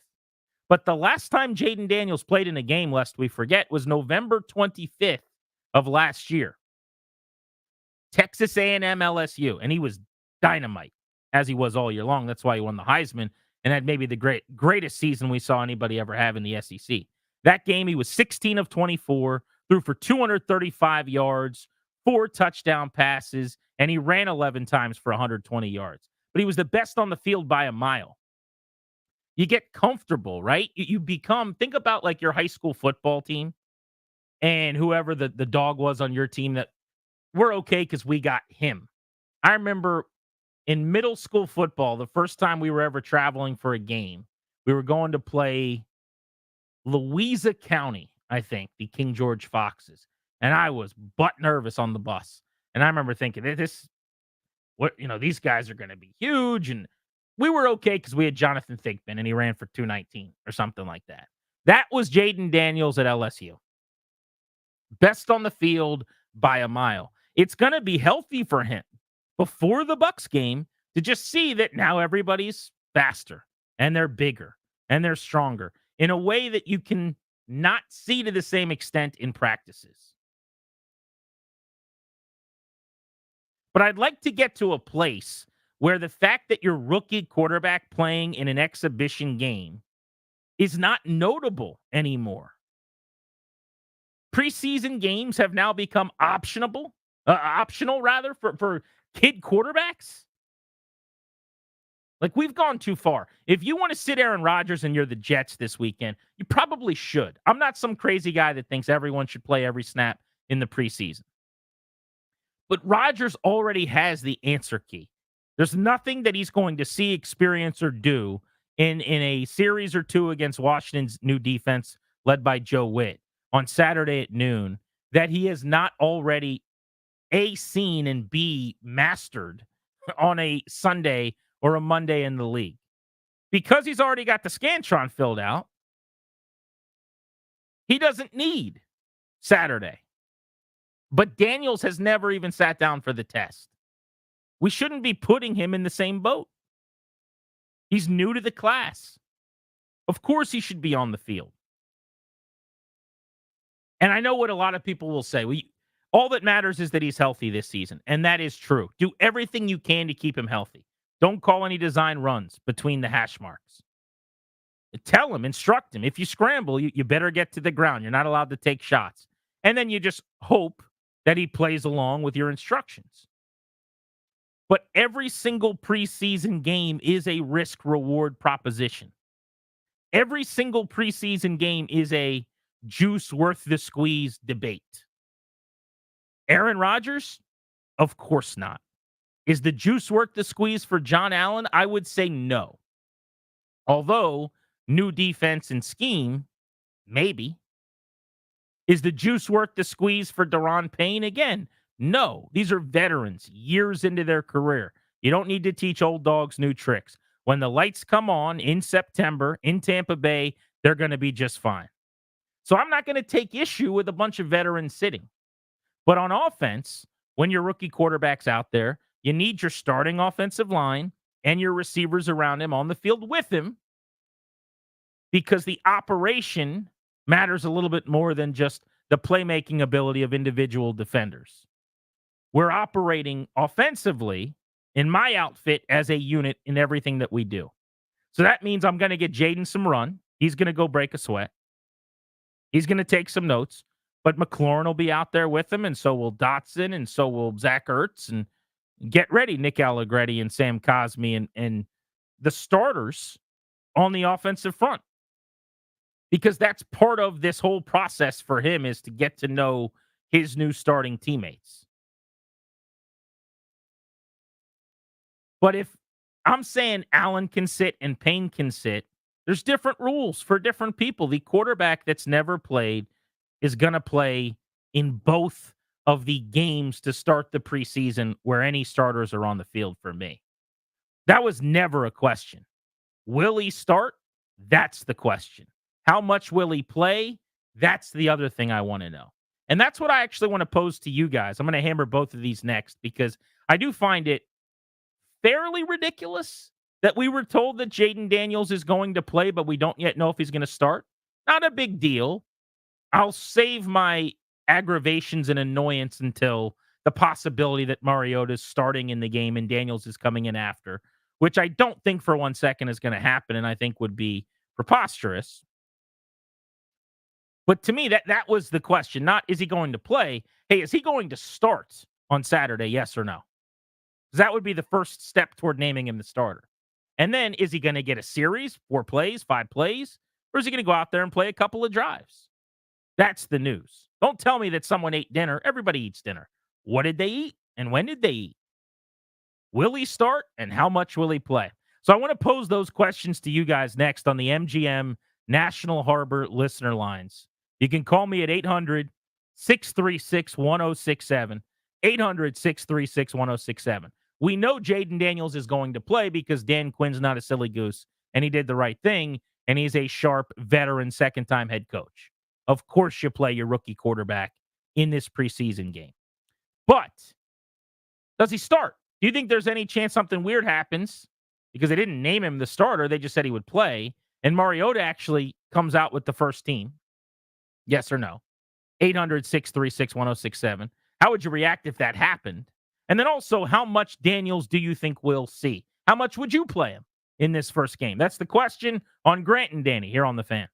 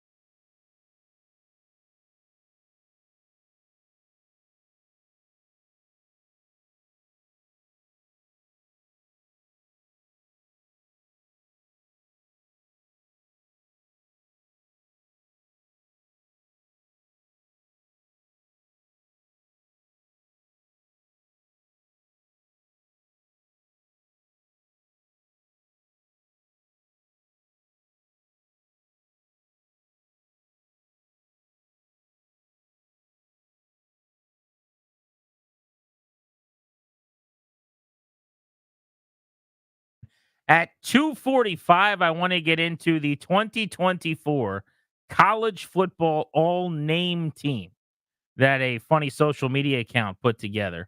Some hilarious names of players in college football we will discuss coming up on the show in about 15 minutes. But right now, Jayden Daniels is ready to make his preseason debut. He will play for Washington on Saturday at the Jets in the Meadowlands. The Commanders have a noon kickoff on Saturday. Dan Quinn said he would play. That's all the information we have. We don't know if he's going to start, and we don't know how much he's going to play. And that's where you guys come in. I want to get your opinions on how you would handle those two things and maybe your predictions on how you think Quinn and his staff are going to. 800-636-1067. We'll get to the calls in just a moment. This was Quinn when asked why Daniels will play. Seems pretty obvious to me, but this is what he said. There's a good answer. I think we probably said it all along. There's been a whole process. Like, it's not been a secret at all, but a process of how we're going to go and get guys ready. And so the games are important to go and play and get ready. And so not just with Jayden, but with everybody. It doesn't mean we would play the same exact style, that we may play during the regular season, but being in the game, the officials, the communication, working it through, there's a lot of important elements for a lot of guys. And even as you get into the preseason game, just because you play, some doesn't mean you're playing all. That's Dan Quinn at the podium over the weekend. Chuck is first up. He's giving us a call on the MGM National Harbor listener lines. He's out in Chantilly. Chuck, do you think he'll start, and how much do you think he plays? I'm not sure that he'll start. From my understanding, they have not named a starting quarterback as of this time. So it wouldn't surprise me that he did not. For that reason, it wouldn't surprise me if he don't start. And actually, it wouldn't surprise me if he's not the starting quarterback at this point. We really need to see what this guy has and don't has first before a bunch of decisions get made. Well, remember, they've been seeing that for months, right? You, maybe someone who has not been out at practice, you haven't seen it yet. I haven't seen it as much as I'd like to, having only been out at a couple practices. But the staff has been around him since the pre-draft process. They have been monitoring every move he's made since the moment they drafted him. They're able to see how much time he's spending studying film to the minute at this point with the technology at their disposal. They're able to watch him and how he interacts in the building with everybody from his number one wide receiver, Terry McLaurin, to the janitor that's cleaning up the locker room when guys are done practicing. They've been able to see him at rookie camp and then at mini camp and at organized team activities. They have seen him go through hours of training camp practices at this point. So I'd imagine they do have a pretty good idea right now as to what he's able to do and what he's not able to do, and what his strengths are and what his weaknesses are as a leader, as a quarterback, vocally, in the locker room, all the boxes that they're looking for him to check before the start of the season. I would have an issue, to take umbrage, I guess, with what you just said, if he's not the starter by next week at this point. If there's not some clear delineation between him and Mariota, for a couple of reasons. And this dovetails into why he should start in this preseason game. Now, for the record, I think he's going to. I think Quinn was coy because there was necessarily no reason not to be. I mean, you weren't asked directly, is he going to start? You were asked, is he going to play? And you said yes. Daniels was asked if he knew if he was going to start, and he kind of looked over it, looked like at public relations from what I saw, didn't really know what the answer was probably or what he was supposed to say, and kind of said, I don't really care. I just want to play football, which is the perfect answer for the young quarterback. But he should absolutely start because he is the starter, because you drafted him number 2 overall, and the other guy competing with him is Marcus Mariota. You should start him in this game because he gets a very limited amount of opportunity to take on the best players on other teams before he plays a pretty good Bucs defense in week 1. And the more reps you can get him against good on good ones on ones, the better. The more prepared he'll be. the better the chance he'll go out and play the kind of ball that he needs to for you to win in the first week of the season. But also, let's just separate for a second that you're preparing him to start, whether he was good or not. He's your best player at the position right now. I had to be at training camp for about an hour to figure that out. He had a really impressive practice. I'm not telling you I'm ready to put him in Canton. I'm not suggesting that anyone should be throwing a party that you've solved the 30-year dilemma, although I am very intrigued, and it was hard not to get excited at practice because it was the best I've seen a QB look in rhythm, throwing the football with athleticism in several years out there. I will tell you. I mean, these are things you can tell in an 11-on-11 session in 90 minutes and 2 hours of a practice, which isn't saying a whole lot because in years past, it's been Heineke, it's been Wentz, it's been the late, sadly, Dwayne Haskins, and so many other quarterbacks that came through here. Ryan Fitzpatrick on his last legs at 40 years old. But he was different. He was better. He was decidedly and unequivocally the most capable of the quarterbacks in what I saw. Now, small sample, sure. But the reporting being done by the people I trust out there is that that's steadily been the case. So if you add that we all have agreed all along, because of where he was drafted and his college resume and his experience collegiately and what he was before you drafted him, and because you don't have a Jacoby Brissett or another truly competitive starting caliber type quarterback on the roster, he's going to be the number one guy. Start with that. That's a reason to start him. Then the fact that he's now taking the majority of the reps, which has more and more been the case. The storyline of splitting first team reps, not being the first guy on the field 11-on-11, some of that has dissipated. And that he's been the best guy. There's no reason not to start him in this game. I would imagine that would be the first time that we really saw a lot of passion on the Daniels front from this fan base, is if Saturday preseason game number 1 at noon, Mariota is with the starters on the first drive. I think a lot of the people that have been dormant and sleeping and sleepwalking through camp, where I'm wondering, where is the juice? Where is the excitement? Where are these people? I think maybe they wake up and go, what is this? Why is the Daniels guy not playing?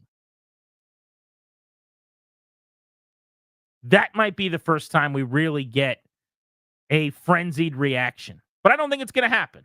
I have too much faith in this group.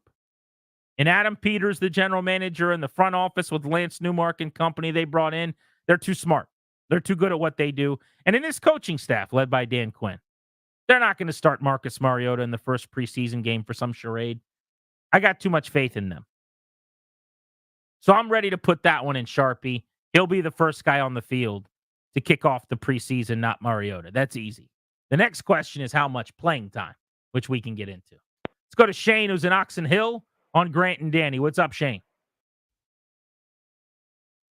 Shane, you there? I'm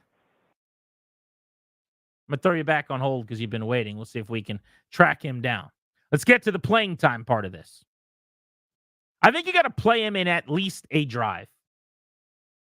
And I mean a sustained several play drive, right? If he just comes out and he goes 3 and out, or even if things go really well and it's a 4 or 5 play drive and he hits on a completion or 2 and they get into field goal range, I think you run that back and give him a second drive, because part of what I want him to experience in this preseason game is some of the adjustments and things that happen on the sideline. I want him to be out on the field, running a few plays. You hand it off. You see what the defensive front's doing. You make a throw. You see how a secondary reacts. And then you punt, you kick, whatever it is. You go back to the sideline. And now Tavita Pritchard comes over and sits next to your quarterback's coach. Maybe David Blau's up in the booth and he gets on the landline phone with you, right? Perhaps it's Brian Johnson, their pass game coordinator, who came over, who was calling plays as the OC for the Eagles last year. By the way, this is an excellent offensive staff.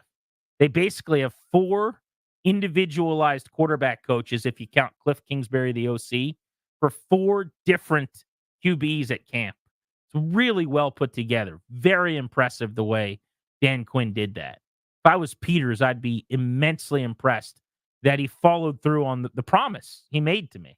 One of the things Peters said when we had him on the show about hiring Quinn, and one of the reasons it sounds like he was enamored with him from the jump was Quinn made some big promises on the staff he'd be able to put together, and he sure as heck delivered the goods, in my opinion.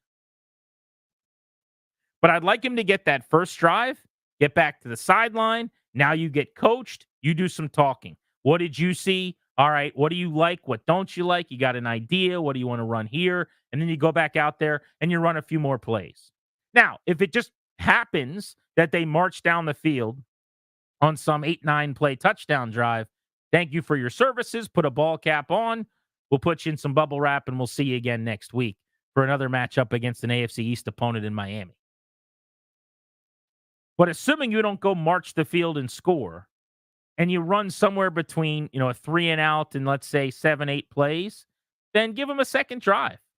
Coach them up a little bit, and let's get back out there and go back to the drawing board. But there's no need to necessarily, run him into a brick wall in this game or play him a ton, because every snap he's on the field for, the rest of the starters have to be on the field for. And I don't necessarily think that you want Terry McLaurin running 15, 18, 20 plays. So I'd say the happy medium is a couple of drives and maybe around 10 to 12 snaps would be probably a pretty good situation for me. But he'd better start. That's where you draw the ire. That's where you'd start to, I think, go from, this is kind of a strange thing they're doing to, all right, well, what is with this game that they're playing? Do you think he starts? How much does he play? 800-636-1067 is the number on Grant and Danny.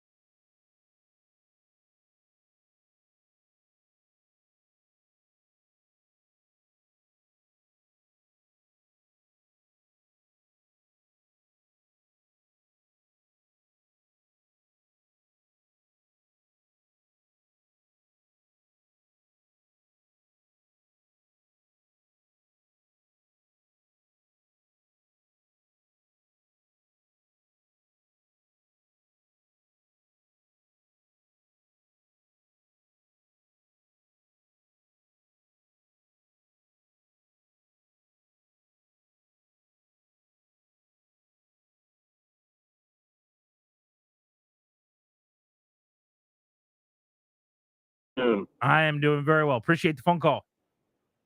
Of course.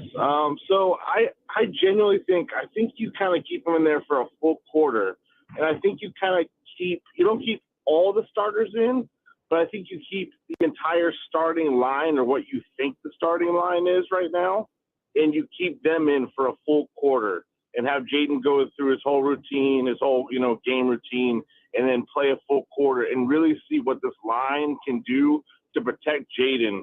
And while they're all on the field, I don't think you keep Terry, have him go a full quarter. You maybe have him for a drive or two, just to, but get Jaden and the line, their sea leg, get that out of their system and see what you've got with your line and protecting Jaden. Because that was the whole problem with Sam, was that we weren't protecting him. So we need to protect Jaden. It's a great point. I like that. Let me ask you a quick question. If Jaden Daniels does not start this preseason opener, would you how bothered by that would you be?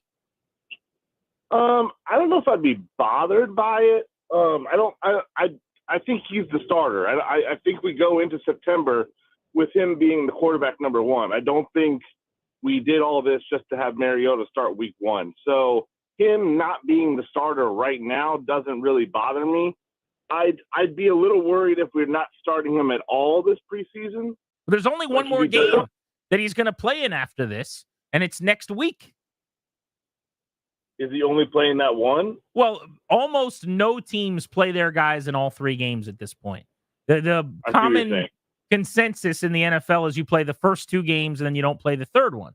So my point is there's basically this week, Saturday, and then the following weekend in Miami. And after that, theoretically, they don't play their starters. And if you're not playing your starting O-line, you're not playing Jaden until Tampa.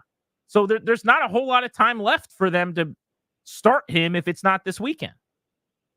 Yeah, so with that in mind, I would definitely be a little worried if he doesn't start either of those games, because it's like, what's going on with him, and why are we looking at Mariota as quarterback number one? Thanks, buddy. I appreciate you. See, this is the part that I don't get is I feel like I'm taking crazy pills. Because when I have conversations like that one, and it's a great phone call, and you made good points. Thank you, sir. I'm expecting the reaction of, yeah, it would be outrageous if he didn't play the first snap of the preseason. This is how it should go. I should say, hey, would you be upset if Jaden Daniels didn't start the game against the Jets? And everyone should go, yeah, I'd be livid. I'd be apoplectic. That would be the dumbest thing I've ever heard. Why on earth would Marcus Mariota start a preseason game over the number 2 overall pick and the Heisman Trophy winner? That's how that should go. Good for Dan Quinn and his staff that you guys seem very calm and you guys are being very rational. I wouldn't even say rational. I think it's irrational, but that everyone seems okay with the idea, whatever Dan wants to do. I don't know if this is like a year one in Rivera we trust bit that everyone's doing or not, but I do need everyone to understand that one snap in a preseason game of Mariota as the starter is stupid. And then it could be explained to me as, oh, you don't understand. He's still going to be the starter. Cool. I don't care about that part. Enough. One of the first comments Dan Quinn made in training camp was, this is not a secret. Everyone knows how this is going to end. I'm paraphrasing. Something like that, though. This isn't a secret. You guys know Jaden's the guy. You're right. It's not a secret. You're also right that there's no reason to pretend. Something else that he said early in training camp. So let's stop doing that. Now, I shouldn't even get upset about something that I don't think is going to happen. So I'll set this off to the side now because, again, I do think he's going to start. But until they name him the starter, I'm just trying to take the temperature of some of you guys. But the answer should be, if Jaden Daniels isn't on the field after the opening kickoff against the Jets, are you irritable? Your answer should be, yeah, that's one of the most ridiculous things that's happened here in a long time. Chris is in Culpeper. What's up, Chris? Hey, how you have a weekend, brother? Hope you had a good one, man. You too, bro. Yep. Love the topic. Yeah, of course he needs to start the first game. He's a rookie quarterback. I know we have a lot of offensive line issues, or we can say that, but he needs to be out there, but he doesn't need to be out there the first quarter. Like, I've never seen a preseason game in my whole years of watching football, and they just played the first preseason game or the first quarter as a starting quarterback or the first game. So you get him a couple of drives, you see what he's got, you get him out of there. You let him come back in game 2, because if you don't play him at all, like you said, he's only going to play 2 out of 3 games. You can't go into Tampa walking in blind to see what you got in the first game. The way you protect him is get him out there a little bit, let him get some work, and then you put him back in there so you don't have to risk him. Do the same thing in the second game. I'd only let him go to quarter and a half, and just see how it goes, and then get him ready for Tampa. You can't get him hurt, but you also can't put a bubble around him and see what happens. Yeah, I guess also they wanna- could, Chris. I mean, they could probably say, hey, let's just keep his game a secret and what we're going to do with him a secret. But you can have your cake and eat it too. You know, Robert Griffin threw the ball in 2012 when I covered him. He was the number 2 pick. He was the Heisman Trophy winner. He was the unquestioned starter they traded up for. He started 3 preseason games. I think he threw 30 passes in the preseason. And still, nobody knew what they were going to run come New Orleans week 1. Nobody, not even us at practice every single day. They waited till they booted us in the 2 weeks leading up to the opener, and they installed their 50 series, as they called it, read option. And so when they went pistol and they threw all the bubble screens on the first 2 drives to Pierre Garçon, and they had this brand new offense that hadn't been run in the league and nobody saw coming, nobody knew about it. Even though they had Robert out there in the preseason running much more traditional base normal stuff, which was the secondary part of the offense that they would ultimately run in the regular season. So they could have their cake and eat it too. If they're trying to keep a secret, you know, maybe they know already, like Kyle did then, that they got something special here and that Jaden Daniels could be a rookie of the year caliber quarterback, and they're going to take the league by storm with a designed read option pistol look with Cliff Kingsbury or something. Cool, you can do that. It doesn't mean that this guy still can't learn the pace of the game and the 40-second clock and interact with some officials and get out there and deal with some crowd noise and go through all of those motions ahead of Tampa. Appreciate the phone call. The point made 2 calls ago that I thought was really good and opens my mind up to something. I was suggesting, you know, if you have him on the field for 20 snaps or so, it probably means that some of your veterans like McLaurin or like Sam Cosmi have to be out there as well. And that's probably not true. You know, there's only a few guys in this offense at this point that are actual established stars that you wouldn't want to overwork in a preseason game anyway, like McLaurin, like Cosmi among them, Zach Ertz.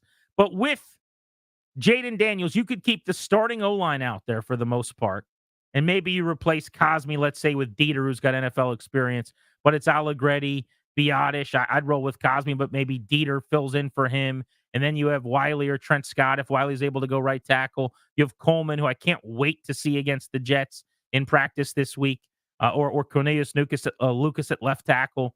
And you just keep that line, and instead of McLaurin Dotson, maybe it's Pringle Diami, or it's Tinsley Diami, or it's Alameda Zacchaeus Luke McCaffrey. Nothing wrong with that.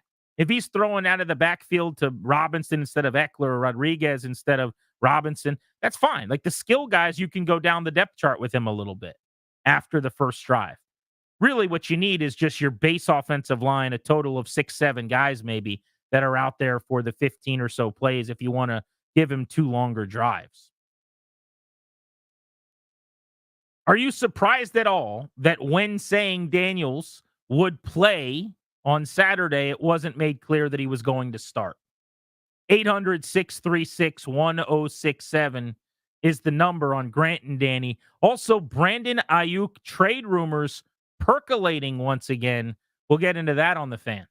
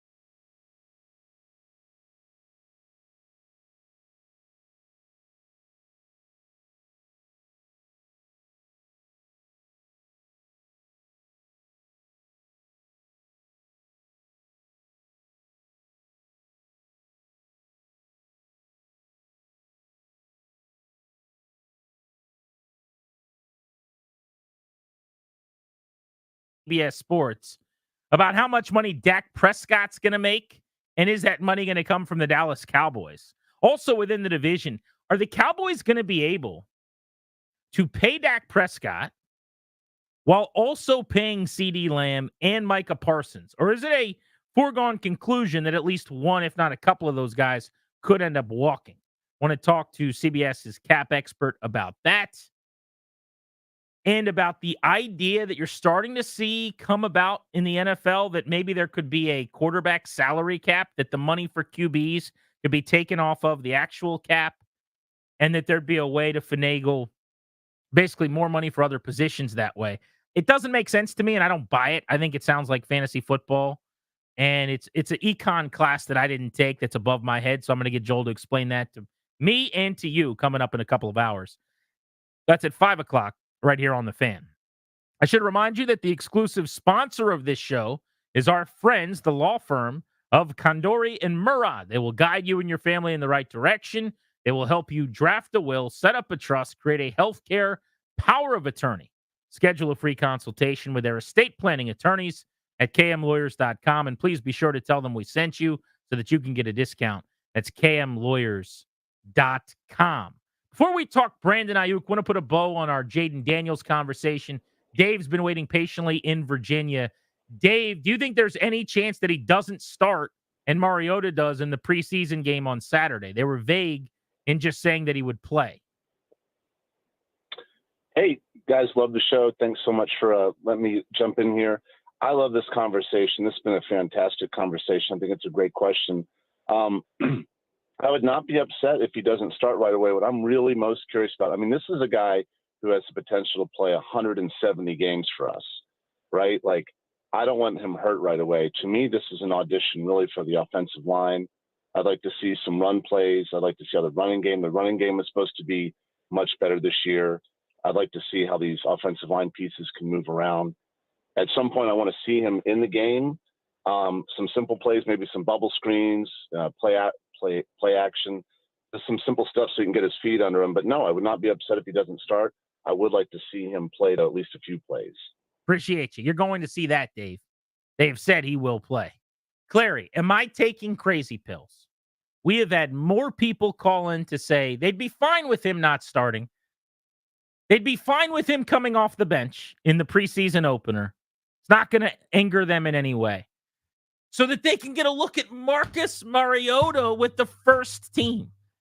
No, I mean, you are absolutely correct. I think it's insane that people are thinking this right now because Mariota is not the starter. He is not the future. Jaden Daniels is the future. I want to see him play as much as he possibly can at this point in time. The thing for me is that these people are saying, not a big deal if he doesn't start in this first preseason game. He's going to be the starter. As if there's 3 months between now and the opener. As if there's some 6, 7, 8 exhibition games where he's going to get all of his work in after this. You've got a couple drives on Saturday, and then you've got 1 week from then, another opportunity to play. And then you probably put everybody in bubble wrap, and then you get to the regular season. It's now August 5th.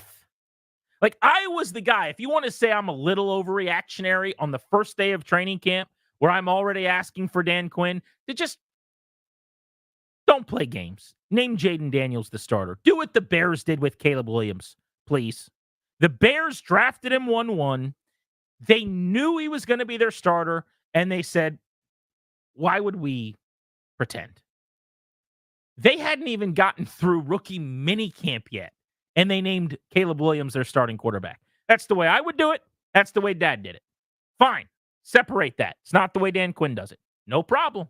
Dan Quinn's a smart guy. He's been around the block. He's coached in a Super Bowl. I'm not here to question every move that he makes. I will give him the benefit of the doubt that in the next couple of days, it's going to become evident by distribution that Jaden Daniels is the starter. That was a couple weeks ago. If the opening preseason game is started by Marcus Mariota, the only thing that would be more ridiculous than that would be fans being okay with it. All of a sudden, this is the most calm, docile, accepting, patient fan base in America. Let's go to Shane in D.C. on Grant and Danny. What's up, Shane? Grant, chilling, Grant. How you doing, brother? I'm good, bro. Hey, look, here's the thing. Yeah, I mean, he's our number 2 pick in the draft for a reason. He's got to be out there. We got to see what he's doing. Yeah, I mean, that's part of the game. Injuries is part of the game. You got to go out there and see what this new toy is going to do. Now, if it's But hang on, I'm going to let season- you go. But I do want to cut in real quick just to say, this isn't about injuries, I don't think. Because people are No, saying, I don't think it is either. But I'm just saying, the people that are saying they won't be upset if he doesn't start aren't saying they don't want him to play in the preseason. I'm asking, No, I would be very upset. would He you does be play. annoyed if he came in after Mariota and people are going, oh, no, that's Absolutely. fine. No Absolutely. problem. No, it's not fine. It's not fine. If this fan base says it's fine, then they're lying. We drafted a number 2 pick for a reason, a quarterback for a reason, to start this season, to see what we have. Absolutely not. He needs to be behind center. He needs that chemistry. And that's why, hey, football's all about chemistry. And he gets out there and does his thing. No, of course I'm going to be upset. This is the number 2 pick in the damn draft. Well, remember, and thanks for the call, Shane. I appreciate you. Remember this, too. There is really no recent precedent for a pick in the top couple of selections not getting that initial nod in the preseason game. Even the guys who were splitting time at the beginning of camp. We went back last week and looked this up, like C.J. Stroud initially last year and Davis Mills were going back and forth. And then a weekend, they kind of, anointed C.J. Stroud, the quarterback, and said, well, now he's moved past Davis Mills on the depth chart because he's proven to us that he can do A, B, C, and D. It all has always kind of happened before that first preseason game. I would say there is a 0% chance Jaden Daniels doesn't start in the opener. And if your point is, who cares about anything else as long as he's on the field, I guess I can live with that. But I just need people to acknowledge that Marcus Mariota is not Jacoby Brissett. That Marcus Mariota is not Gardner Minshew. That this is not we've got a caretaking veteran who can win you some football games. You signed Mariota because he is going to be a backup that is non-threatening, largely. Let's go to Mo in Largo on G&D. What's up, Mo? Good afternoon, gentlemen. Thanks for taking my call. Mo Mounts. This is my guy. Got my TV looking fresh. I had someone come over to the basement watching some TV the other day. We were watching a game, and they were shouting out how no wires were showing, how it looked good. I told them Mo Mounts is the way to go. Well, I appreciate that. Thank you very much, sir. As excited as I am to see Jaden play, I'm a little reserved, and I'll explain why. Because regardless of how prepared or capable he is of running our offense, if the offensive line doesn't have any continuity, it's not going to work. So I think the majority of us are more interested in seeing the growth from the offensive line and the offensive scheme with regards to blocking and legitimizing our run game, because if that's in play, then that makes everything else in play. So, yes, I am excited and I want to see Jaden play, but there are more important pieces that need to be displayed that will allow him to be successful moving forward. But Mo, that to me is a completely different conversation. Like, I agree with every word you just said, and those are significant pieces to the puzzle. Now, everyone's fooling themselves if they think any piece is more important than the Jaden Daniels piece and him being the guy, because he is a binary 1 or a 0. You're either going to have a shot moving forward or you're not with this regime, based on if Jaden Daniels is the promised, long-awaited, elusive quarterback piece that you've been missing. But having said that, your answer as to, well, we're excited about these other things, that has nothing to do with whether he starts or not. Like, you're going to see all those things with or without him on the field. It would still be absurd if he didn't start in the preseason game. But here's what you're dealing with, though, because if you start him in the first snap of the first preseason game, right, pretty much is the first snap of the first preseason game for the offensive line. I mean, where does their continuity come from? And if they're not solidified, then somebody comes crashing through the line. We lose our rookie quarterback the first preseason game of the season. So, I mean, so you're scared of the line protecting for him? I need to know that they can protect him first. Okay, but that's all I'm saying. But let me say this, Mo. This line is not some dudes they found at King George High School. Andrew Wiley started in a Super Bowl. Sam Cosmi is a Pro Bowl caliber lineman. They just paid Tyler Biotish $10 million a year. Nick Allegretti played every snap in the Super Bowl for the Chiefs last year, and they just took Brandon Coleman third round, or Cornelius Lucas started for them at times last season and played adequately. Like, Sounds like a line that looks. Go ahead. I'm sorry. Well, I'm just saying they've got a bunch of dudes who have done it in the NFL at very high levels or with teams that won a lot while they were on the field. Well, yeah, it sounds like a line that looks great on paper. And once they prove it, then I'll feel more comfortable. But I believe we've been here before with a roster that we thought was capable of producing and we thought was capable of taking us to the next level, and we didn't. So I get it. I'm just, maybe I've been beaten to a pulp from all of the years of inadequacy that this team has produced. But right now, I'm just trying to remain patient, trying to remain optimistic, but just not trying to get out over my skis, if you understand what I'm saying. I totally do. Thank you, Mo. It's good to hear from you, brother. I'm trying to connect the dots on your point and what I'm asking, right? I'm not telling you this line's going to be top 10 in the NFL. They're probably going to be 25th or 22nd or 18th out of 32 teams. It's a middling to below average, probably group. That doesn't necessarily change by next week. You're not playing him in the next preseason game either. I don't know if that changes by Tampa. Does he not play in that game either? Or your point is just their first batch of snaps together, he's not going to be behind them. They've had weeks of training camp going up against Allen and Payne and Newton. They're going to have an entire day's worth, 90 minutes, 2 hours of work against the Jets. Now, it's non-contact in a practice, but they're going to be going up against the same guys they're going up against in a game in a joint session.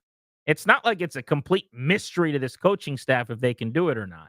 And is it going to get better, by the way, when the backup line comes into the game? Like, you're worried about putting him behind, let's say, Coleman, Allegretti, Biotish, Cosmi, and Wiley, the starters. But we'll let Marcus Mariota go behind those guys because I'm not sure if I can trust them. But when Trent Scott, Michael Dieter, Ricky Stromberg, Chris Paul, and Brandon Coleman are in there, or Braden Daniels is in there, now that's Jaden Daniels' time to shine. Make that make sense? So if he's not starting, then why are you playing him at all? Then you're just playing him behind the backups to the guys you don't trust. Kevin's in Centerville. What's up, Kevin? Hey, what's up, Grant minus Danny? How you doing today? Good. How are you? I'm doing all right. Hey, look, I play Jaden Daniels all you want. I don't want to play him in MetLife Stadium for in the preseason. He can play against the Giants when they have to go there. With the turf injuries, let's talk about Nick Bosa, Solomon Thomas, Jimmy Garoppolo, Raheem Mostert, Sterling Shepard, and Aaron Rodgers last year on the new turf, quote unquote, that was supposed to be better than the other turf that was wrecking people's knees. Look, I don't care about the line. You're right. He's got to play against the line. He's got to play behind the line whenever, right? I just don't want to put my high prize valued asset out there on the field that we drafted with the number 2 pick. So he can go out there, wreck his knee, and not play any games for the rest of the year. I know that injury is a part of football, but there's risk and there's unnecessary risk. And unnecessary risk is playing at MetLife Stadium on that turf. So I think this is actually a really interesting point, Kev. Thank you for the call. Now, would I play him at the Meadowlands? Yes. He's going to have to play on good turfs and bad turfs all season long. There's going to be games every year in the division, as you said, on that field. Your point is, you said in segment 1, GP, it's a risk reward. It's a juice worth the squeeze proposition. The juice is not worth the squeeze to do it in August. And if that's your take, while I'll disagree, I'm fine with that. But then they would have come out and said, we're not going to play him in this first preseason game. We don't want him playing on that turf. We're going to get him enough work in the joint practice. That's going to be as valuable to him and to us as a game. He will make his debut in Miami. And if they did it that way, then they could potentially either just have him play the one preseason game against the Dolphins. And if he plays a full quarter or a quarter and change, they could say they got him enough work. I wouldn't have loved that. Or they could say he's not going to play against the Jets, but we're going to play him twice in the preseason. We're going to have our starters go against Miami, and we're going to have our starters play at home against New England in the final preseason game. And then you're playing him in front of the home crowd before the regular season and the only home preseason game against the Patriots for the Jaden Daniels, Drake May, second pick, third pick matchup. I believe that one is actually going to be a night game in prime time. So they could have done it that way.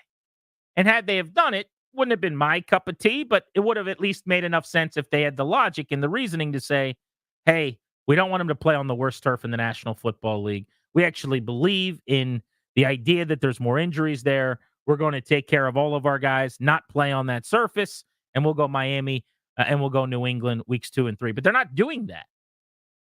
They're playing him in this game. So while I think it's a fun argument and it's a good point that you bring up about that turf, I don't know that it's relevant to kind of what we're talking about. Do you start him or not? Would you be mad if they didn't start him? They're going to play him. My guess is we find out really soon that he is starting. He should start. We all expect him to start in this game. And so maybe it's much ado about nothing.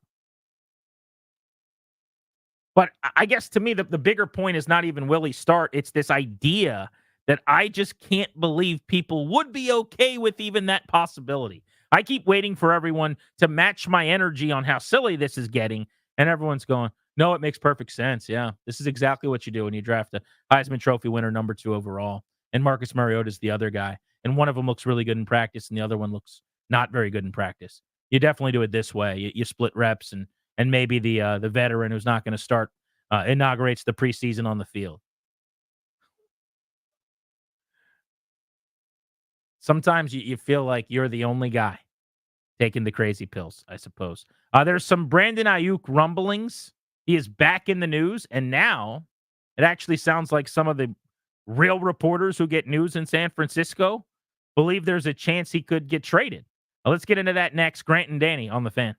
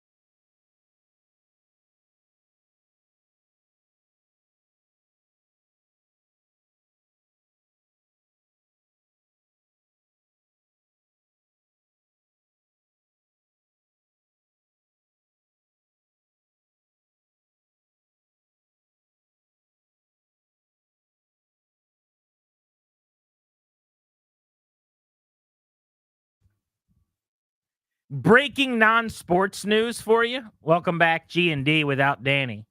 Just Grant today on the Fan. So on the show a couple of weeks ago, we were talking about going to the movies. The fellas all got together. We went and saw Twisters, starring Glenn Powell, also known as Ryan Clary. Ate some popcorn, drank some cola, high-fived. It was a good time.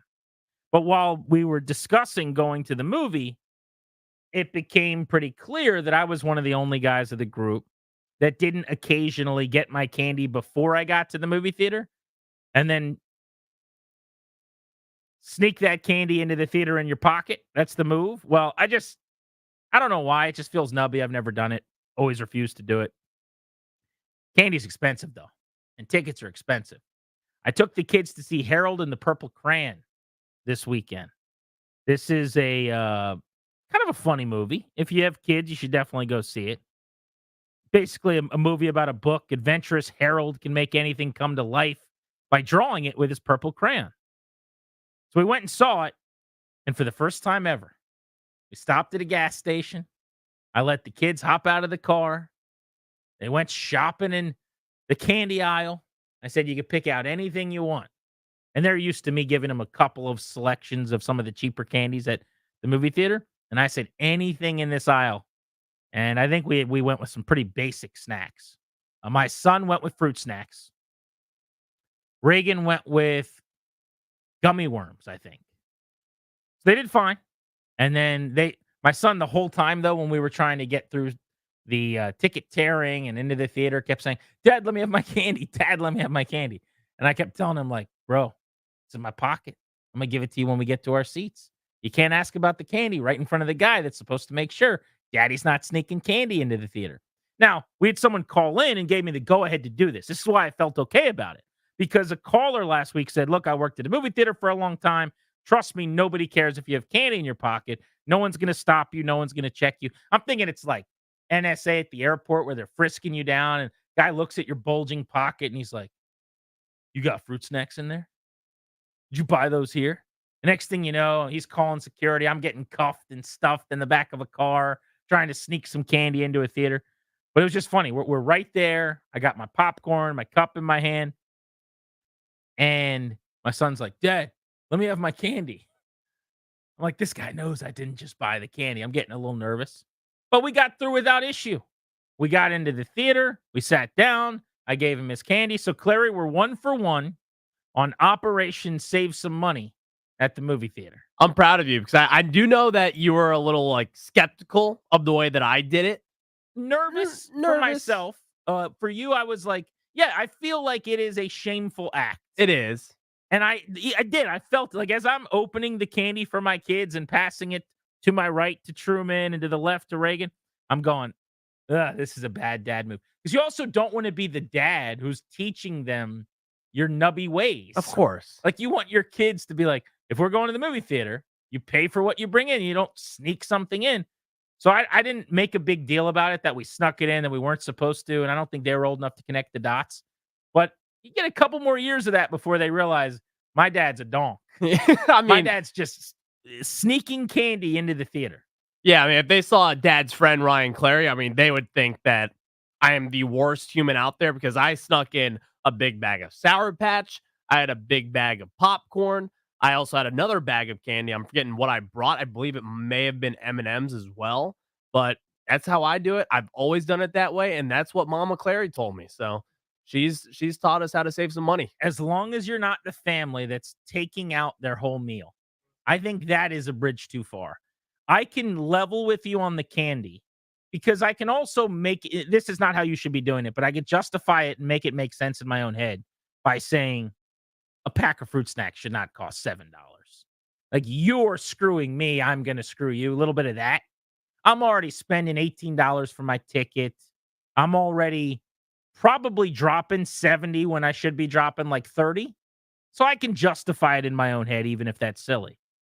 But the people that they get in there, next thing you know, out of this hoodie comes a big grocery plastic bag where they pull out their Chipotle wrapped burritos, and you can hear them unfurling the brown paper bag all loudly with the nice, delicious Chipotle chips. That's a little embarrassing. That's probably too far. Let's go to Josh, who's in D.C. on Grant and Danny. Josh, am I a donk? Oh, no, Grant, that's exactly what you're supposed to do. And let me give you a tip. The best place to get candy before the movies is the dollar store. Family Dollar, Dollar Tree. Oh, that's actually even better than what I did. Oh, man, you get a big old bag of candy for like $1.25. Big old bag of candy. Two bags of candy for one kid. They're gonna go right to sleep from candy after eating so much candy. That's actually so brilliant because I think I dropped, still like $7, $8 on a couple of, bags of just the 2 pouches of candy, we'll call it, for the 2 kids. Because gas station, you're not quite shopping at an airport, but you're not shopping the cheapest you could do. That might be the play next time. If we're going cheap, let's go really cheap. Let's go dollar store it up, and they get to pick 2 candy items. Although, here's how you know you're a bad dad as well. We're like 45 minutes into the movie, and my daughter looks over at me, and she's like, my stomach hurts. I ate too much candy. So I'm not doing any of the parental things. Like, for me, this is exciting. We're at a movie. Let's eat candy together. Let's get a large popcorn. Like, I'm living vicariously through them just to kind of make the whole thing fun for me. And they're paying for it now because we're pummeling candy, buttered popcorn. I'm buttering it all up. And my daughter's like, my stomach hurts. My son's asleep. He's already in so much pain. He's got to take a nap. So we'll go back to the drawing board. We'll skip that day of the dad class. We'll probably have to balance our candy intake a little bit during the trailers. Patrick's in Columbia. What's up, Patrick? Hey, what's up, guys? How y'all doing? Doing well, buddy. Hey, the funny thing is I just went and saw Deadpool with my family. Of course, we brought a couple snacks in there like, normal people do. You don't want to spend a crazy price, but okay, but what is a normal snack? You said you brought in like candy, just a little. A couple, okay. Like Skittles, a couple of Twizzlers. You don't got to buy a $7 Twizzlers. You can go buy your $3 Twizzlers. Right. Acceptable. But whatever. I'm a Twizzlers guy at the movie theater, by the way. I get killed for this. That's my 1 seed candy at a movie theater. I'll bypass everything else. My move is, you guys know about the Paulson. You put meatballs in a cup. You tilt the cup back. You drink it like it's water, right? You pour the meatballs into your mouth. The movie theater Paulson, this is a different area of Paulsonry altogether. You wrap a piece, you bite off some Twizzler, you wrap it around popcorn, and then you eat both at the same time. The butter and the salt of the popcorn with the sweetness of the Twizzler, it's perfect combination. What about cutting the ends off and using it as a straw? I've seen people do that. It's just more work than it sounds cooler than it is. You really gotta suck extra hard to get soda. That's little kid fun stuff. But exactly. Now listen, the whole family in front of me, like 2 rows up to the right, they had a whole Popeyes family meal, sides and all. No, they didn't have the drinks. They but weren't. They weren't like chicken. plating it, right? They weren't like taking out spoons and plating. Oh, it. yeah, they were like passing out the little Popeyes trays. That is asinine. Yeah, but who knows? They were having fun. It was Deadpool Wolverine. I definitely suggest seeing that if you haven't. Well, it's excellent. It's very, very fun. Went and saw it. It was really, really good. Just a great summer flick. 1 hour and 48-minute summer fun masterpiece. Right? You're not trying to win Academy Awards, just make me laugh. It was a really good time. But if we're passing out paper plates and then mom's coming along with a spoon, shoveling out mashed potatoes and some rice from Popeyes, too much. You are ruining it for us all. We're taking the inch, you're taking the mile.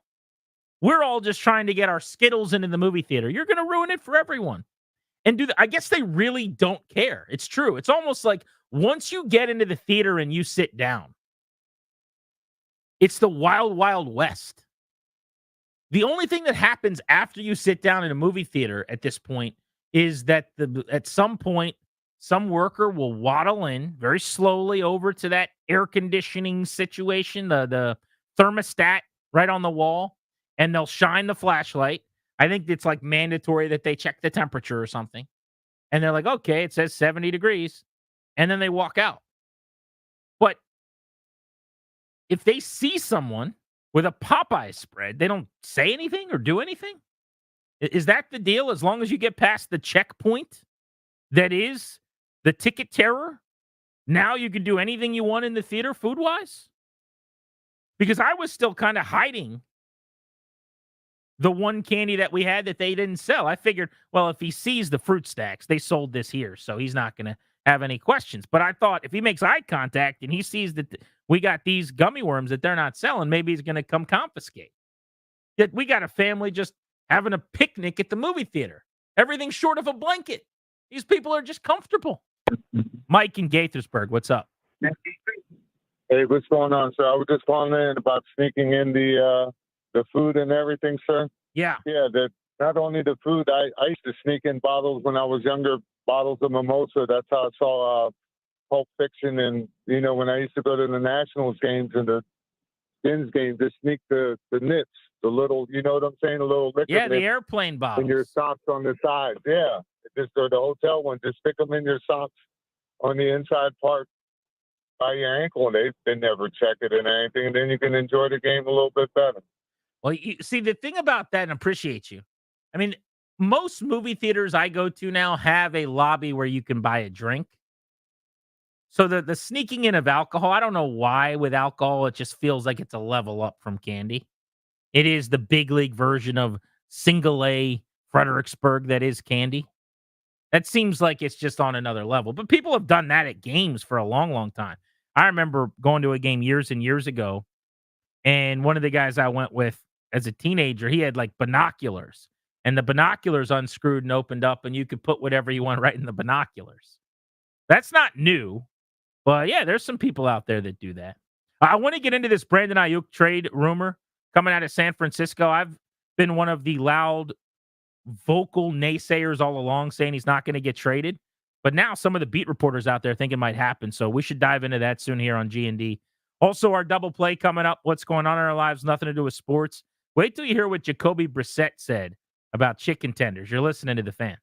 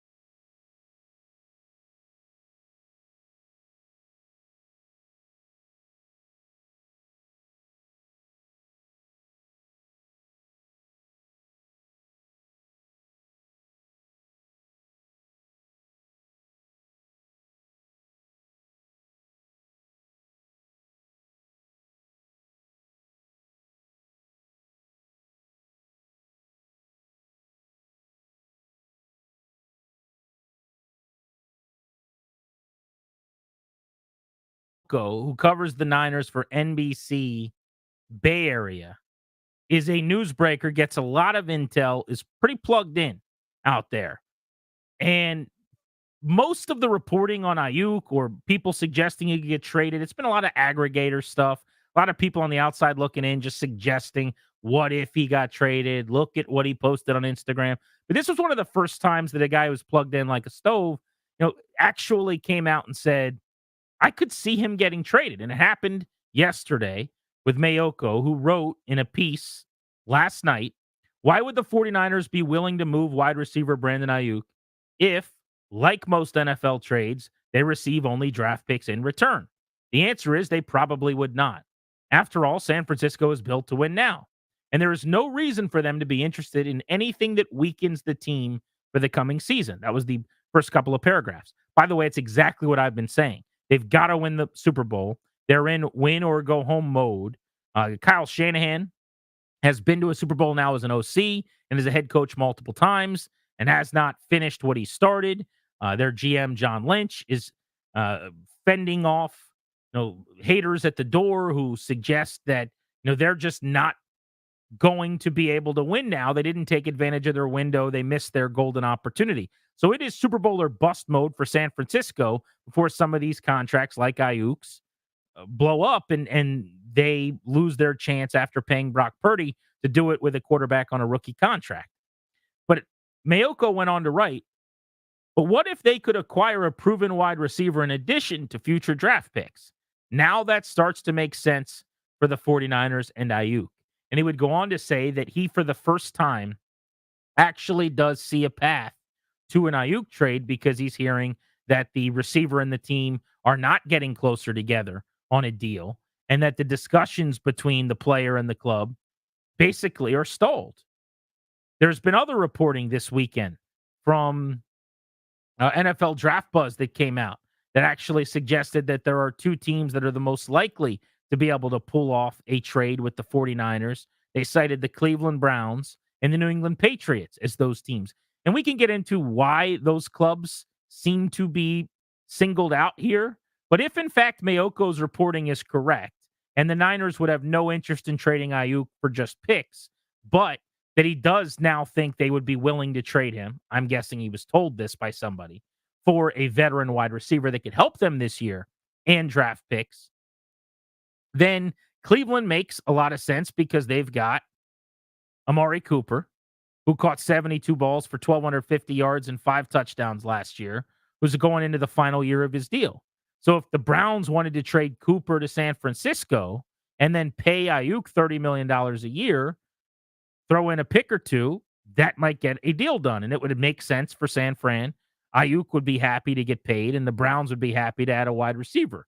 So at least you're starting to now connect the dots on why would the Niners do this? Well, which was always my issue before when everyone suggested that the 49ers and the Commanders should work something out to trade Aiyuk to Washington for some draft picks.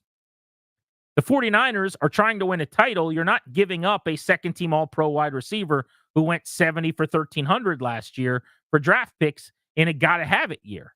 But if we're now saying you could trade a veteran wide receiver in those picks and get Aiyuk, while that might change whether or not you're interested in doing that, if you're a team considering acquiring him, at least you could start to find some potential dance partners where the 49ers get something out of the deal, Aiyuk gets paid, so he's happy, and then the acquiring team that has the veteran to trade gets Aiyuk.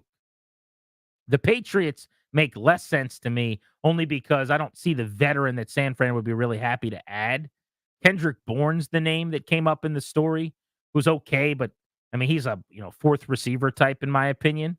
My guess is because there's familiarity in San Fran, he played with Shanahan before. Maybe he knows the offense, and the thought is he could help them right away. Obviously, you'd have to give up a much nicer package of picks with Bourne than you would with Amari Cooper.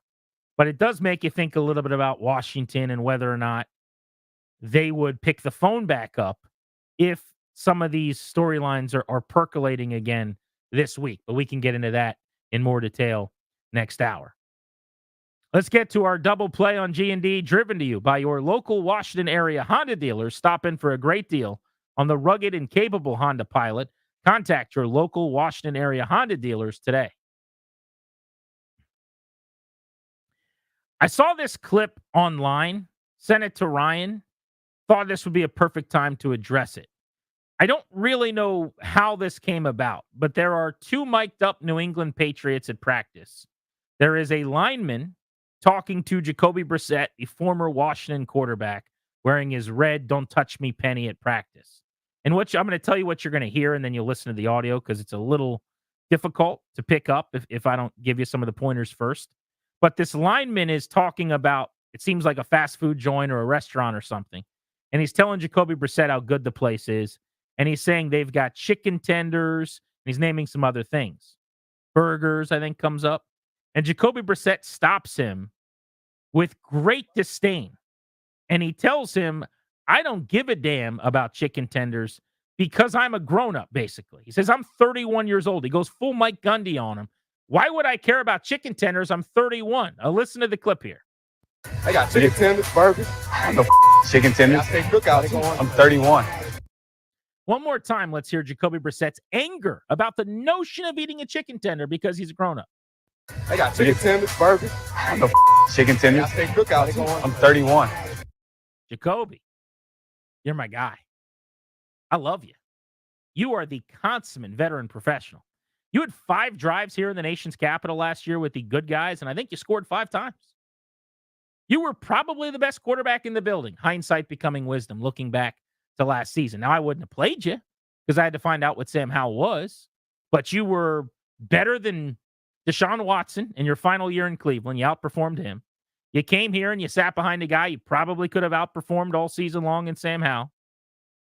I think you are the epitome of the bridge, like the best version of the backup quarterback who keeps the seat warm.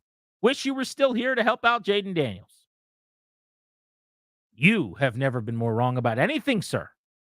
Chicken tenders, you can't eat anymore because you're 31 years old? That's a food that you have to give up because you're a grown-up? Absolutely not.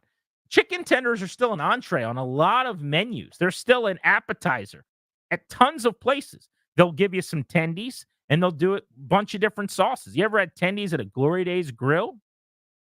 We do those at our fantasy football draft every year in August. Get some tendies with a bunch of sauces. Now, it's funny to hear Jacoby Brissett say this after the guy he shared a quarterback room with last year only ate chicken tenders, basically, in Sam Howell, who had never had steak. Remember, he was team chicken tender, Mr. Tendy. Maybe that's where the frustration comes from. Brissett trying to put a flag in the ground, separate himself from Sam Howell once and for all. But it did get me to thinking about foods that you should stop eating after you're young. Like, what foods are the best when you're a kid, but as a grown-up, you're not supposed to eat them anymore? And I want to throw this out for Clary, who's much younger than me, who's 24, and for Anthony as well, who I believe is a little older than Clary, but also younger than me. We'll come to you guys in a second. The first thing I thought of is, for some reason, we disrespect the peanut butter and the jelly. Like, as a kid, every day you can eat a PB&J, no one's going to question you. And yet, when you're a grown-up and you're eating PB&J, it's shunned upon. Joe Shane, the GM of the Giants, in the first episode of Hard Knocks, addressed the fact that he eats PB&J in his car every day. And he was, like, explaining it away, like, here's why I do it, and everyone thinks it's so ridiculous that I'm a general manager of a team and I'm still eating PB&J. We should still be eating PB&J as adults, but it is definitely one of those foods, for some reason, as a kid, awesome. As a grown-up, not supposed to do it. I would put that in the chicken tenders category, where it's getting a bad name, but we should still be eating peanut butter and jelly. Here's one that I do think you should stop eating after you're a kid. If you loved Kraft mac and cheese, like out of the box, like warmed up mac and cheese as a kid, that's super easy to make. You make it for the kids and they pummel it every single day at lunch. There are better versions, better forms. There's better ways to do it as a grown-up than just having that same mac and cheese that you had as a kid. So that would be something I would say good as a kid. As a grown-up, probably not going to do it anymore. I'll give you one more. Dino chicken nuggets. Frozen, shaped like dinosaur brand chicken nuggets. Awesome when you're a kid. When you're a grown-up, probably shouldn't be eating those anymore. But I ask you guys, and you can tweet me at Grant H. Paulson. I would love to get some fun responses on this. I could read some of the best that come in. You can send me Instagram thoughts as well at Grant H. Paulson. A food that's great when you're a kid that you're supposed to not eat anymore when you're an adult, in honor of Jacoby Brissett being out on chicken tenders because he's 31. So you had Dino Nuggets. That was going to be my 1 seed, but kind of along those lines, we talked about this pre-show. Macaroni cheese and ketchup. That is something as an adult that I still do. Am I ashamed to do that when I go out in public? Absolutely. Well, it's But disgusting. it's not disgusting. It's really good. And I love it every single time. I'll continue to love it every single time that I have it. But also another one. Can I ask real quick? Sure. Do you have some ketchup on your plate from something else and just drag the mac and cheese through it? No. Or do you actually squirt mac and cheese, like ketchup on top of mac and cheese? I'll do ketchup on top of mac Yeah, and it's cheese. And disgusting. it's just, but it has to be, it's a texture thing. If it's like a creamy mac and cheese, then there's nothing better than a little bit of ketchup mixed inside that. So that's just my thing. I know. Peanut butter and jellies, you kind of hit on that as well. One thing that I've kind of thought of that is kind of centered towards kids, but still very good in as an adult, bagel bites. Bagel bites are Bagel like, bites are a 10. they're a 10. I love bagel bites at pretty much every gathering at my house around watching sports. Like that, to me, that's not a kid. Certainly, it is known for snacking with your buddies at a sleepover, but I don't think it stops as a kid food. Yeah. I don't see it that way. And then the M&M yogurt cups as well. Those things are fire today. They're centered towards There's some kids. snack stuff like that for sure, like Dunkin' sticks. Oh yeah. I'm thinking about what are they come as like little sticks that you dip into like the white sugar sauce. There's any kind of like those types of like after snack you're just eating after school snack you're eating sugar, like that kind of stuff. Anthony, you got anything that as a kid you loved, but if you ate it now people would make fun of you? All I can think of is breast milk. I'm not a complicated guy. Wow. I'm very simple. That's a good one. You put anything in front of me, I'm a guy, I keep moving. I don't have a lot of time. I'll still eat bagel bites. I'll still eat chicken tenders and fries. I'll eat whatever I can get my hands on. Breast milk's definitely an answer. Yeah. I will give you that. Yeah, there's nothing that I can't eat anymore. That one you could set to the side. Although I remember MTV Cribs. I don't remember who it was. There was an NFL player. I don't even want to guess in case I'm wrong. It's weird. I think I know who it was. I think it was a running back for the Falcons, but I won't guess any more than that. He opened up his fridge. He's like, yeah, I got some breast milk. It's better for me. And I'm like, probably wouldn't have told the camera that one. That one's weird. But yes, that's certainly okay when you're a baby and not as okay when you're a grown-up. I will give you that answer. Send me yours at Grant H. Paulson if you'd like. Let's get you a Beltway Blitz next on The Fan.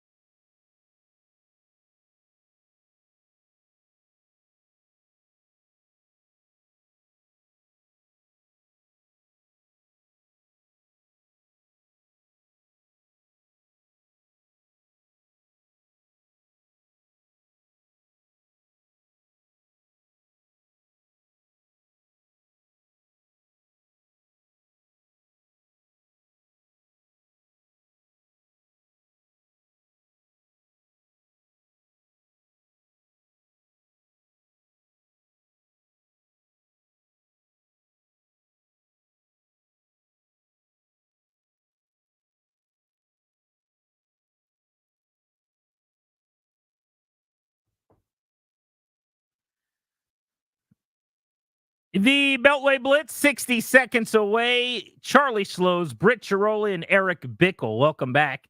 Grant and Danny GP solo with you today, live on 106.7 The Fan. Ryan and Anthony in for Darius on the production.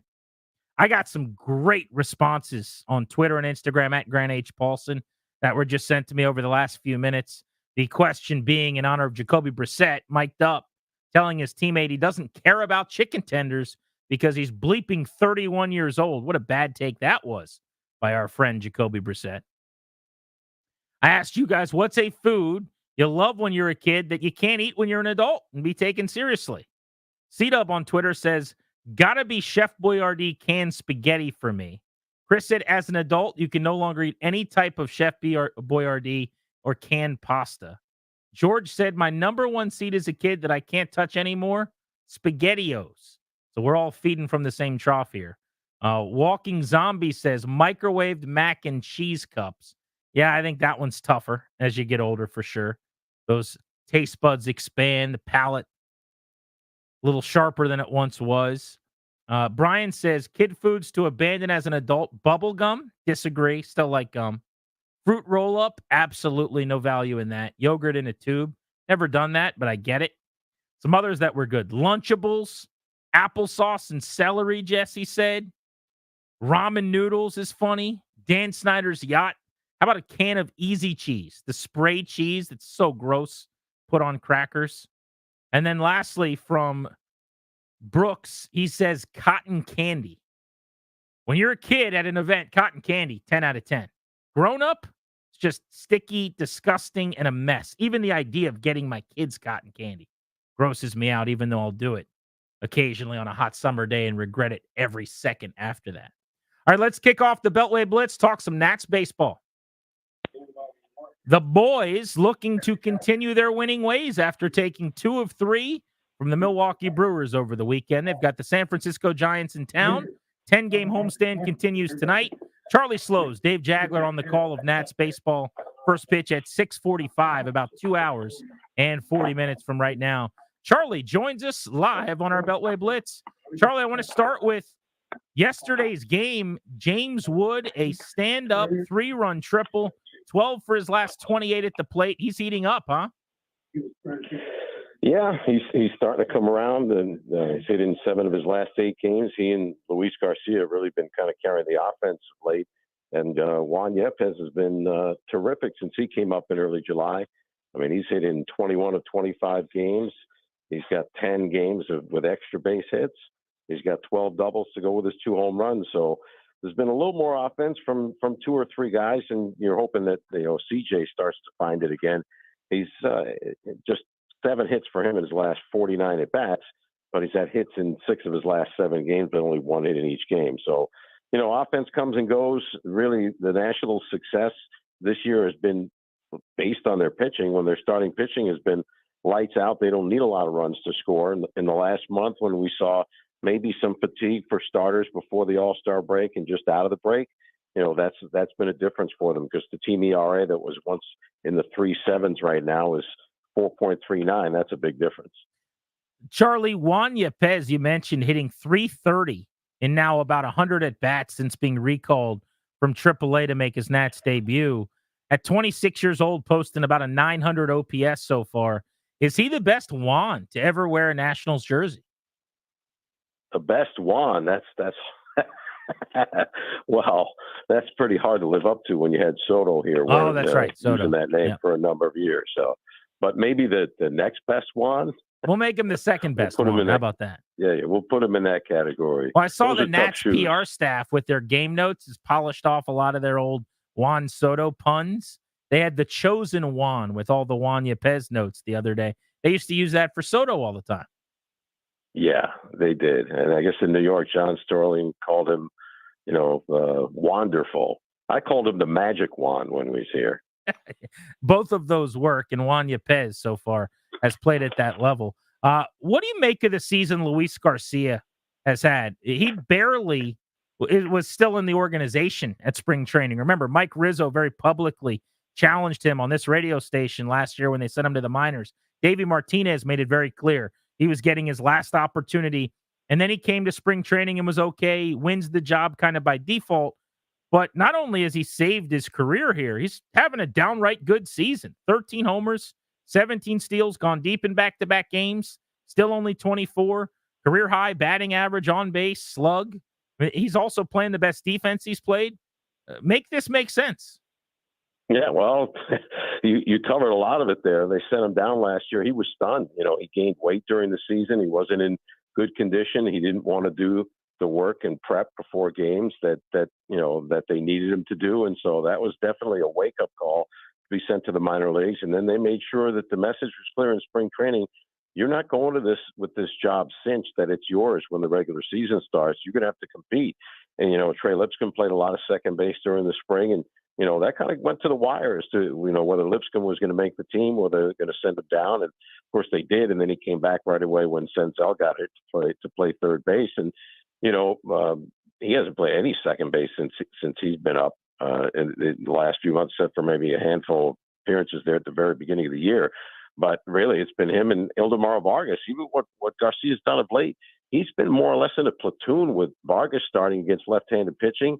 And Garcia, now that he's gotten really hot, they've let him stay in there against some lefties. But, the thing for him, offense comes and goes. You go through your hot streaks, your cold streaks.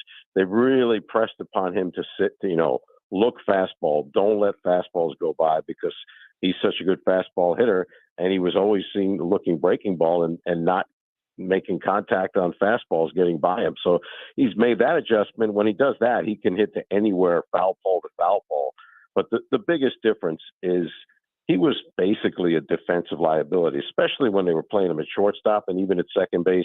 And that's where I could say his defense over the course of the year has been more consistent than his offense. He's improved in every way. He's ready before the pitch. That's been the big part of his preparation, thinking before the pitch what he's going to do when the ball's hit to him. And he's made spectacular plays, but the big thing is he's made all the routine plays. And you really couldn't say that about him before this year. Charlie Slows, outstanding on the call tonight with Dave Jagler. Make sure you're listening. 106.7 The Fan, 6:45 first pitch to kick off his series with the Giants, ongoing 10-game homestand, the longest of the season. So if you want to get out and see the Nats, no time like the present. Charlie, we appreciate you, buddy. Thank you. All right. Talk to you soon, Grant. Yeah, be good. Look forward to seeing you over at the ballpark. Let's extrapolate the baseball discussion. The MLB. Nationally, we talk baseball with Britt Chiroli. And Britt, without solely beating up on the White Sox here, the main reason I wanted to bring you on was basically to beat up on the White Sox. I don't know if my listeners understand what's happening. They have lost 20 consecutive games. They had a 14-game losing streak this year as well. If you just take those 34 games out of the equation, they'd still be in last place. Historically, what are we seeing here? We are seeing a really, really bad team, Grant. And what's unfortunate is they're not just a bad team, but they're also a bad team that seemingly has no hope because, you look around the league and universally people thought they should have gotten more for Eric Fetty, who was, one of the better starters, moved at the deadline. And Garrett Crochet, that whole situation was blundered. He wasn't ended up traded. Eloy Jimenez was basically given away to the Orioles. So they not only are a bad team at the big league level, but under the hood, what's going on seems to be a disaster as well. So many people last year called for a change. They get rid of Rick Hahn and Kenny Williams. They promote Chris Getz in charge of the farm system, and it seems as if nothing has changed. It's just an utterly rudderless ship right now when it comes to the White Sox. Britt, they're 27-87. I just like saying that because it's hilarious. They're 60 games under 500, which is just unfathomable. If they lose to the A's today, then they will have lost 21 in a row, which would tie the American League record. I don't think you're at a point as a fan where you're like rooting for history, but maybe you are. But here's the crazy thing. They can't draft in the top 10. It used to be that you would just get the number one pick and you could be bad as a means to an end. But the new rules, which I hate with the draft lottery, if you're a major market team like Chicago or last year like the Nats who got screwed, and you've picked high the previous season, then you can't pick at the top of the draft board again. So the highest they can pick, I think, if I have this right, is 10th next year, even if they finish 65 games under 500. That's right. But it's important to point out, Grant, that even when they were picking higher, they weren't doing a good job. That's a their good point. farm system has been in disarray. They're a organization that has not developed even when we thought they had a young core a few years ago. That core never did what we thought they were going to do. So, as I mentioned, there's just not hope no matter what angle you're looking through. And, I think you maybe are rooting for history a little bit, because what's one more loss in a lost season for the Chicago White Sox? It is really, really bad. There is no question that the Marlins and Rockies are in better situations right now than what's going on the South Side. All right, right now you had to make a bet as to who's meeting in the World Series. Give me a team from the AL and NL that you think are the last two standing. What do you got? Oh, this is so hard. I was talking about this today on another show. I'm going to go with the Phillies and the Orioles. That would be fun. A little regional here, Mid-Atlantic.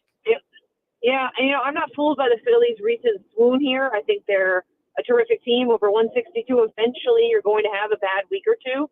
They're too veteran star laden for me to not be a real serious threat in the World Series.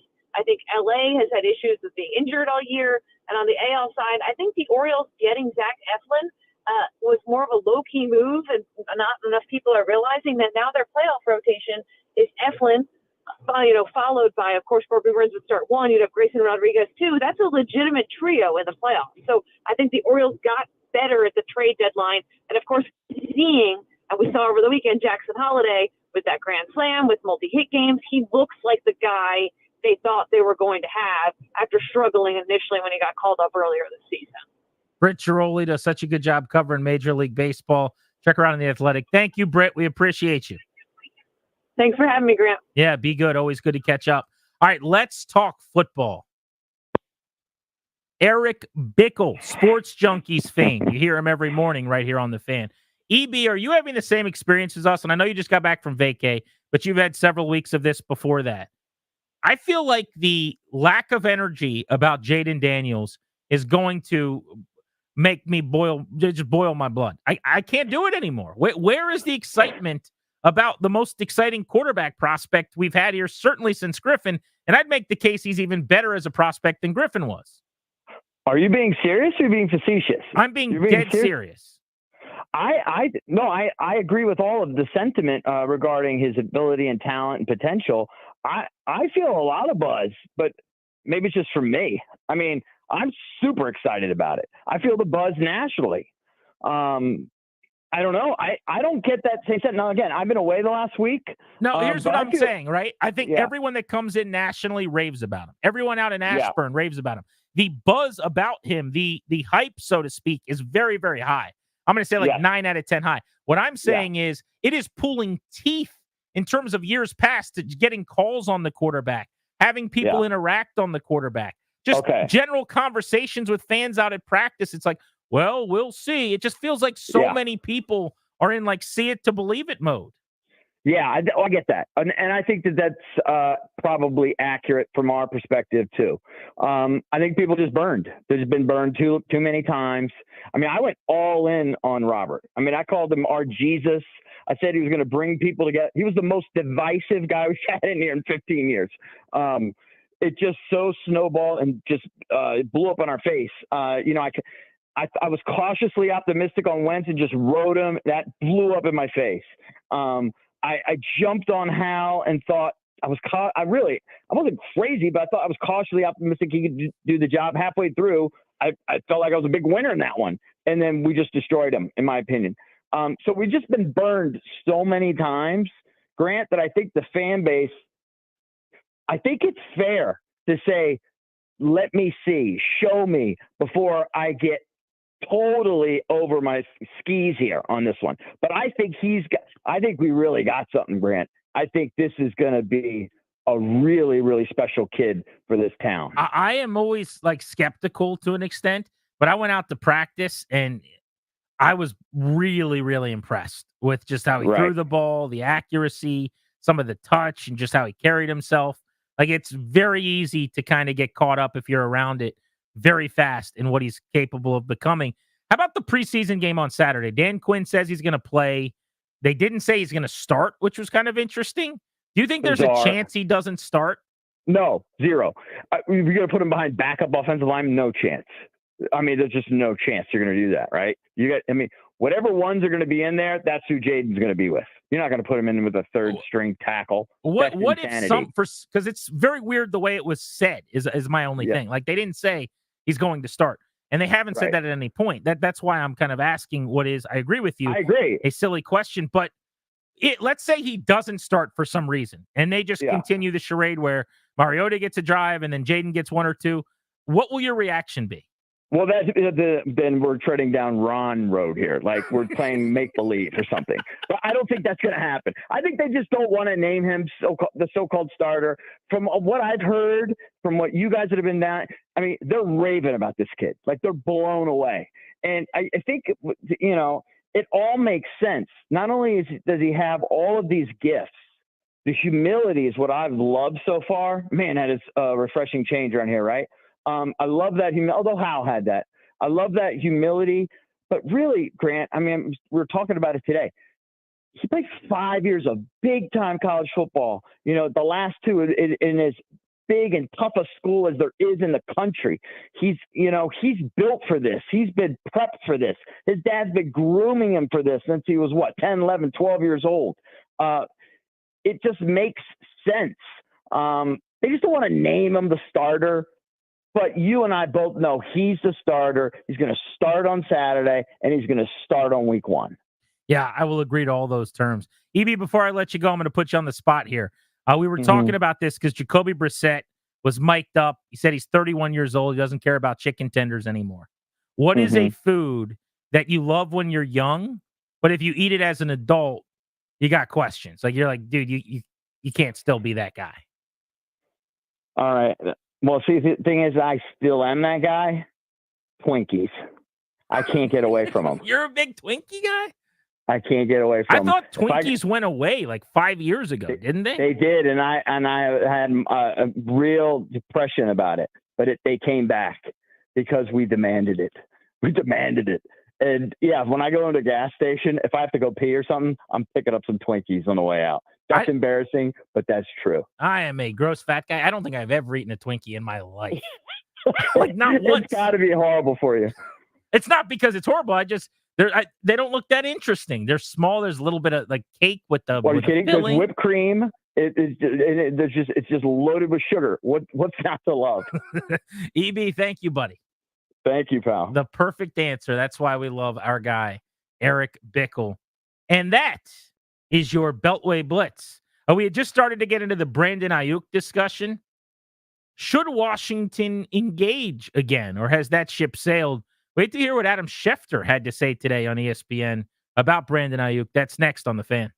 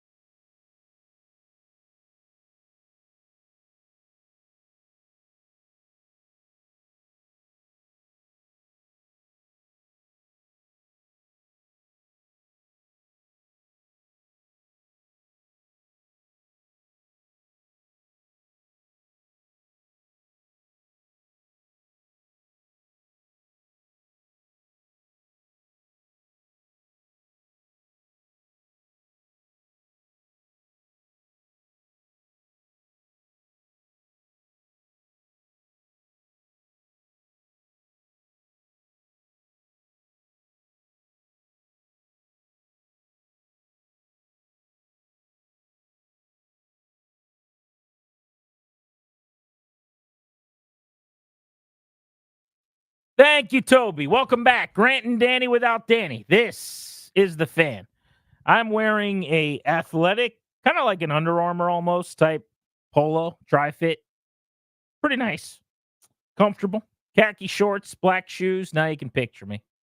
Hopefully you're having yourself a fine little Monday as you travel around the DMV. Taking you up to 6:30 tonight and Nationals baseball. Pregame and then first pitch. They are playing at the end of the 6 o'clock hour. Charlie Slows, Dave Jagger will have the call of Nats Giants right here on the Fan. So if you've been listening to our show the last several weeks, you know that I downplayed and didn't really want to fully engage on all of the silly Brandon Aiyuk stuff. I thought it was mostly ridiculous. It was him manufacturing headlines to try to get out of San Francisco is kind of what I thought was going on. And he was using Jaden Daniels in Washington in a way that kind of annoyed me anyway.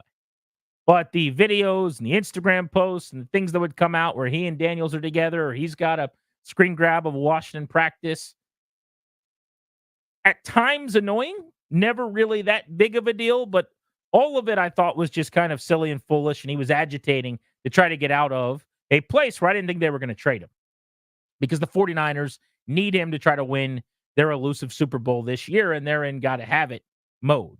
When you get to the NFC Championship game every year, when you're constantly in the hunt for a Super Bowl, that territory that we have not really been in around here in a long, long time, your expectations and your sightline changes. And that's where San Francisco is. They were 13-3 and lost in the Super Bowl in 2019. Forget the pandemic year 2020. It doesn't really count. It was all different. Since then, there have been 3 football seasons, and they lost in the conference championship game twice, and then they won in the conference title game this past year and lost in the Super Bowl. So 4 straight full football seasons with fans in the stands. They have at worst been an NFC title game team, half the time a Super Bowl team, and they don't have anything to show for it. And that is why I don't think they're trading Brandon Aiyuk and haven't at any point over the last several weeks, because they're about to have to pay Brock Purdy, and he's going to go from making peanuts as a 7th-round pick, barely more than like the security people that are helping him get into the locker room before a game as he gets off the bus for their daily rate at the stadium, to making $60 to $65 million a year when he signs his next contract, according to Bill Barnwell of ESPN. You got to win before he gets paid. If so facto, Ayuk's not going anywhere. That was my take. I've stood by that. But there's been a lot more noise and now some, I think, reporting from legitimate insiders that have my attention is what I'll say. So go back to last week when we heard the first ridiculous thing come out on Aiyuk in a little while. I think it was Colin Cowherd who had the non-report report, if memory serves, that he had heard that something's gotten done here. There's a contract extension. Brandon Aiyuk got paid. I'm just checking, making sure. No, he didn't, actually. Supposedly, I talked to someone. I'm hearing there are rumblings. He got paid. Just going to, one more time, let me make sure I'm not wrong. Yep, he still hasn't been paid. Then there was the preposterous speculation based on Ayuk's bro hug of Kyle Shanahan. I'm not making this up. You guys remember this bit a few days ago? Like, people saw Brandon Aiyuk essentially dap up and bro hug Kyle Shanahan. And based on the excitement of him seeing his coach and what Kyle had done in the bro hug, people were saying, see, he definitely got a deal done. And Kyle, after practice, was like, that's how we greet each other. It's just called a bro hug, man. And everyone was like, oh, we thought it meant you signed him. Nah, we were just saying hello. First time I'd seen him in a little while. That's where reporting is at this point. But it's why I've been ignoring this at all costs. The whole thing was dumb. This weekend, Matt Mayoko, who actually gets information and covers the 49ers, NBC Sports Bay Area, said for the first time he thought a trade could happen because there has not been any progress.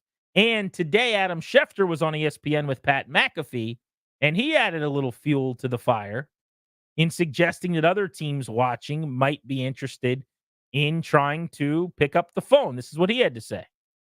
I think every team out there just is wondering, like, the longer this goes on, do we jump in and make a call on Brandon Aiyuk? Would they listen to our offer? New England certainly, I'm sure, would love to have a guy like Brandon Aiyuk. But again, it takes two sides to tango. You got to satisfy the 49ers if you're ever going to make a deal, and the player has to be willing to take the contract from your organization. And even though he doesn't have a no-trade clause in his contract, he has an unofficial no-trade clause, Brandon Aiyuk does right now, because if he doesn't want to go to a team, he could say, I'm not taking that contract, and then why is that team going to give up the amount of compensation it would take to go get him if they know that they can't get him under a long-term deal? So that last point that Schefter made is very significant, and I want to circle back to that for a second. Brandon Aiyuk does not have a no-trade clause, but Brandon Aiyuk has all of the leverage here, and he can squash any deal that he wants to. And the reason is a team is not going to give up what it would take to trade for Aiyuk unless Aiyuk is willing to sign a contract with said team. So if he doesn't want to be there long term, he could just tell them, I'm not signing with you. Or if they don't want to pay him close to $30 million and instead they want to pay him $27 or $28 million, he could just say, no thanks, I'm good. And if I can't get a deal in place with him, then I'm not going to trade you draft picks or a veteran wide receiver or both, if that's what you're asking for. So with that leverage, Aiyuk really holds the cards here in so many ways. Really important. But why it's interesting, I think, to reference Washington, as Schefter's saying, might a team decide to get back into this or to pick up the phone? We already know, it has been confirmed through various reports, that Washington was one of the teams that called San Francisco at about Aiyuk early on. Assuming that's true, and if you're Adam Peters and you checked in, they didn't want to trade him, nothing was doing at that time. Is there any thought to just seeing what's changed? Is that something that if you were Peters, you would do? Their wide receiver room is the same right now as it was then. If you're Peters, you've got a much better look and better feel for your talent. That could be a good thing or a bad thing, I guess. They recently signed Byron Pringle. A lot was made out of that. I didn't really think that meant that they don't like what they have. I just think he was available. They'd probably been talking to him and his agent for a little while. He had some people that were familiar with him in the building, in the wide receiver room from playing with him last year, who have a voice and a say. And I think he was an easy guy to bring in and add some camp depth, a veteran who's caught some passes in the league before. But if you're Peters, you know that Aiyuk would come here. His best buddy's the quarterback. This was the team he was seemingly trying to force his way to. So even though weeks ago I kind of dismissed this and I said, I don't see it, now that Mayoko comes out and says, I actually think there's a real chance if a team's willing to give up a veteran wide receiver and a draft pick or two, that San Francisco would trade him, because that was the caveat. His report was, I don't think the 49ers will trade Aiyuk for draft picks. For the reason that's obvious to you and to me, they want to win the Super Bowl.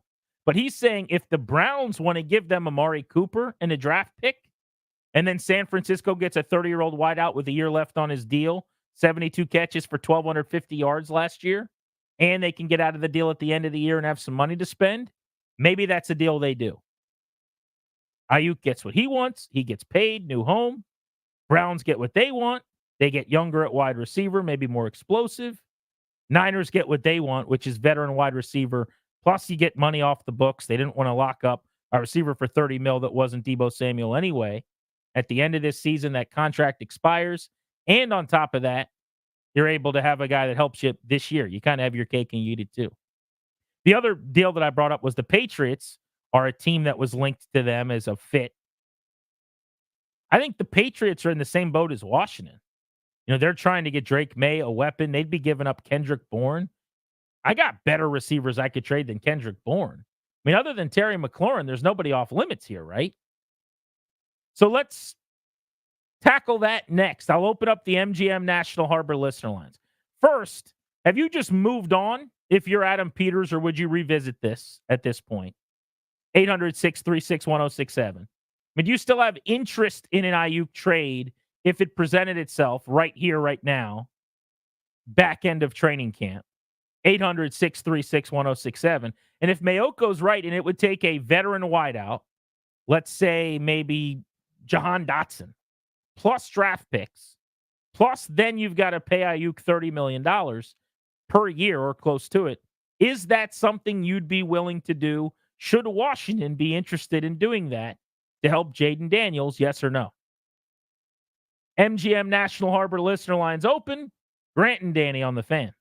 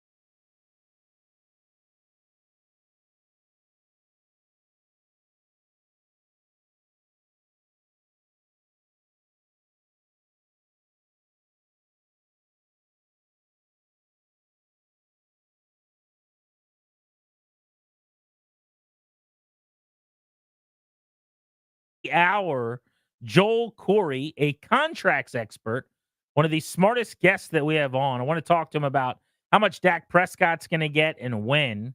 Will it be with Dallas or somebody else? And what will that mean for the quarterback market and eventually Brock Purdy? Also, want to get his thought on how much the quarterback market has exploded this offseason and what the cap might look like eventually on quarterback pay. How do we get there, and what's the timeline on that? So a lot of ground to cover with him coming up right at 5 o'clock here on Grant and Danny. But Brandon Aiyuk's back in the news. Adam Schefter today suggested teams might be interested in getting back in on a Aiyuk trade conversation with San Francisco. You had a 49ers beat reporter who gets a lot of the news out of San Fran saying he now thinks that a trade could happen. He just thinks the team's going to have to give up a veteran wideout. The price is still too steep for me.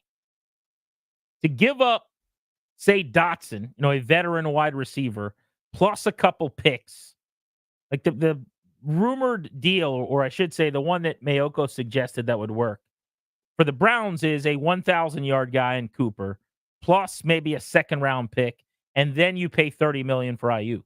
Well, if Cooper, who went 72 for $1,250, even though he's much older and costs more money than Dotson, required also, pinning a second-round pick to him, then what does that look like for Dotson? Then you're trading Jahan Dotson plus maybe a 2 and something else, another draft pick, and then you're paying $30 million. It's too steep for me. But I do like the idea of adding wide receiver talent, trading for high-end players to help Daniels. So I'm not completely out. It's not something I would probably do, but I certainly wouldn't hate it if they did it. I think any attempt to surround Daniels with elite talent is a worthwhile endeavor. And the floor, like the worst case scenario for a Peters move that brings in a weapon and or a lineman to help Daniels, the worst case scenario is, that's a steep cost. I'm not sure if I would have done that. But man, am I glad that Daniels has a chance to be really, really good. That's as bad as it could get. So I'm fine either way. I don't think I would make the deal.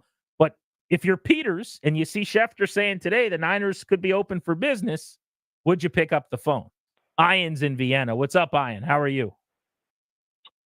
No, and no. I agree with your logic, but even if the compensation weren't that high, he is a fantastic player. He was a Pro Bowler and a second-team All-Pro player. But he's also surrounded by Kyle Shanahan, George Kittle, Christian McCaffrey, Kyle, their fullback, I'm forgetting his last name. Yeah, Usyk. So and Deebo Samuel. So he's got 4, if not 5, first-ballot All-Pro Hall of Fame caliber players around him. So it's really hard to say, is it him or is it all the talent around him? And again, he's done it for 1 year. I would love to see how he does this year when people are like, oh, he's somebody we have to mark and guard for, game plan around. So I want to see more body of work from Aiyuk, point one. Point two, the lack of professionalism from him is beyond normal. We've all debated these diva wide receivers, this and that. Nobody acts like this. Straight up posting game film, every day posting a comment, making his rookie quarterback have to answer for him. No. And then third, not only do you have to draft or trade for him and give up current players and or compensation, you have to pay him like a bona fide number one in the caliber of guys who've done it for multiple consecutive years. He would be higher than Devontae Adams, Justin Jefferson, Jamar Not Chase. Jefferson. Jefferson just got close to 35, but you were rolling there. I wanted to let you keep going. I appreciate you. It's a good phone call. I don't disagree with most of what you just said. I find his act tired. I think he's been a gigantic pain in the butt. I do think he's agitating just to be paid. I don't think this is his normal setting. I think this is him throwing his temper tantrum. No, this is him being loud and agitating when being told to go to his room so that he can get some attention or get what he wants out of the equation. And I think he'll settle in and be a good soldier again after this. But the fact that he's got this club in the bag, I don't love. Now, Terry McLaurin doesn't do this, even when he wants to be paid. Last year was his wanted to be paid. He showed up, he worked, he got his money. So I'm with you. This is a major turnoff for me. There's no doubt. I have asked the same question. How good is he really? I think he's excellent. I don't think he's A.J. Brown. When the Eagles brought him over as a missing piece, linchpin for Jalen Hurts, I think he's good. Really, really good. I would say he is maybe a tick better than McLaurin in terms of like having some explosiveness in the middle of the field after the catch stuff. But it's comparable between the two. I think he's somewhere between the 9th and 13th or 14th best receiver in the league. I think Terry's in the 10 to 15, 16 conversation, something like that. To have both of those guys would be outstanding for Daniels. But you take him away from the best play designer at getting receivers open in the league in Kyle. You take some of the attention away that was going toward Debo and Kittle. You mentioned it. McCaffrey out of the backfield, no better pass catching back. Probably not a better, more complete tight end in the league than Kittle as a blocker and as a receiver. There's certainly not a more dynamic dual threat wideout than Debo Samuel. And now he is the alpha. He's the marked man. Is he the same guy? Probably not. But I will say it's been 2 years, not one. That's the one critique I would make to the argument. It's not like that was the first time we saw him play well. He had 78 grabs 2 years ago before 75 last year, and he went for 1,000. Didn't go for the same explosive 1,300-yard season. It was a 13-yard per catch year. But, I mean, he's had 4 years in a row at 12.5 or more yards per catch, 3 in a row, right around 14.5, I think, collectively. So he's got a track record now of being really, really good. Devon in D.C., is this something Adam Peters should still be considering, or would he move on at this point if you were him? I'm moving on. Too much risk. The risk is not worth it. This guy, you can bring him in, and what if he doesn't sign with you after this year? What if you go one year? Well, you would not make the trade. Just to answer that, you would not make the trade if you don't get a deal in place. This would be your old school Dan Snyder sign-in trade. Right. There you go. There you go. I wouldn't do it. He may renege on it. He's a talent, don't get me wrong, and he may be the top 5 wide receiver in the league in 4 or 5 years, but no, I'm an absolutely no. I'm with you. I just think there's so much talent coming out of college every year at the position as well. It changes the algorithm for me and my desperation to pay a guy $30 million who's really good. I'd pay the elite guys like Jets, Justin Jefferson, or Devontae Adams or something. But that next tier down, I can't give you $30 million. I want to be in that 22 to 24 range like I am with McLaurin. Some good phone calls there. Joel Corey, speaking of contracts, we can talk to him about Aiyuk and if $30 million makes sense. The CBS contracts expert, he's awesome. Make sure you're listening to Grant and Danny on the Fan.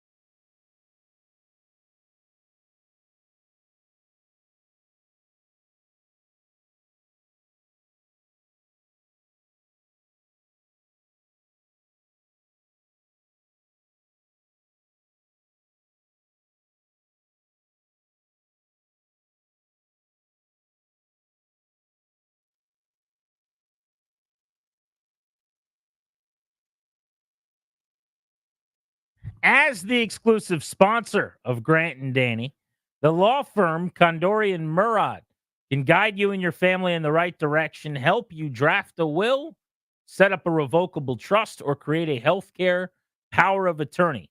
Schedule a free consultation with their estate planning attorneys at kmlawyers.com. Be sure to tell them G&D sent you to get a discount. kmlawyers.com. Nats baseball tonight at 6:45 right here on the Fan. I'll get you a full preview of the Nats and the Giants, a series that kicks off this evening, coming up in about an hour and 20 minutes. All of our baseball coverage today on 106.7 is presented by T-Mobile. Switch to T-Mobile and you can get tons of benefits and still save on every plan against AT&T and Verizon. Use their savings calculator to find out how at T-Mobile.com/switch. Let's go to the hotline right now. Welcome onto the show, Joel Corey, who's the contracts expert. We love having on to talk all things NFL money and discuss all things contracts with CBS Sports, among other outlets. You can check them out on social at Corey Joel. Joel, it's great to have you back on in D.C., buddy. How you been? I'm doing great. How you doing? I'm doing very well. I want to start with Dak Prescott. What type of contract is Dak ultimately going to get? Whether it's this year with the Cowboys or next year as a free agent, the first number will start with the 6. If Dallas wants to prevent Dak Prescott from testing the open market, since they can't restrict him for franchise tag, they need to come with something $60 million per year or more, or Todd France should tell them, thank you, but no thank you. So explain why they can't tag him, okay? And then what is the outlook for him staying in Dallas as opposed to leaving? It's always kind of felt like they would work this out, but he's at least doing some verbal rattling of the Cowboys front office cages here lately where he says, I'm cool leaving if I need to. Well, the contract he signed in 2021 gave him two things. One, a clause where he has a no-trade clause, and also another clause where they can't put a franchise or transition tag on him if he plays out his contract. Now, to make matters worse, there have been 4 separate contract restructures just for cap purposes. They've stuck voiding dummy years into these contracts, so he's got voiding dummy years running through 2028. And if they void on the last day of the 2024 league year, which will be March 12th, Dallas is going to have a $40.46 million cap hit for Dak Prescott, whether he resigns after that point or plays elsewhere. He has the hammer, the leverage, and seemingly intends to use it. Now, I love Dak negotiating through the media or sending Jerry Jones a message because there are 2 things he said recently I love. I'll give you the quotes. I said it before. I have an obligation to the NFL, to other quarterbacks, and to my teammates when it comes to what I get paid and what I accept. That's where sometimes I leave it to my agents. Then he followed that up in another interview and said some other things. And his last sentence was, it's always about pushing the envelope for the next man. He is not going to be Tom Brady Jr. with the hometown discount. Right, which is why that number is going to start with a 6. So what's your prediction? Do you think he ends up in Dallas getting paid or somewhere else? Well, Jerry's been dragging his feet with every contract that should have been done by now. Part of it's going to depend on how much Dak really wants to be the Cowboys quarterback. And 2, if it does get to the point where free agency is on the horizon, he looks at some of these other teams and goes, I really don't want to be there. So let's play them off against each other and get the best deal from Dallas. Now, if I'm Todd France, it should be a dictation, not a negotiation, because of the inequity and leverage. I would be telling Jerry, here's the number, here are the number of years, here are the guarantees. You can either do it or you can't. And if you think next year it's going to be the same, cap's going up, some percentage, that gets factored in the equation. If you don't want to do it, somebody else will next year.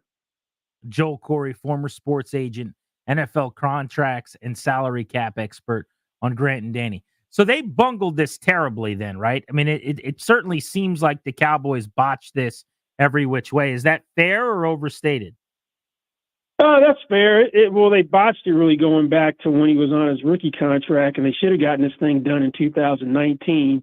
He should have been the priority before Russell Wilson became the first $35 million per year quarterback, and then you have him play out the franchise tag, have him get franchise, play it out, and then you handed him a ton of leverage.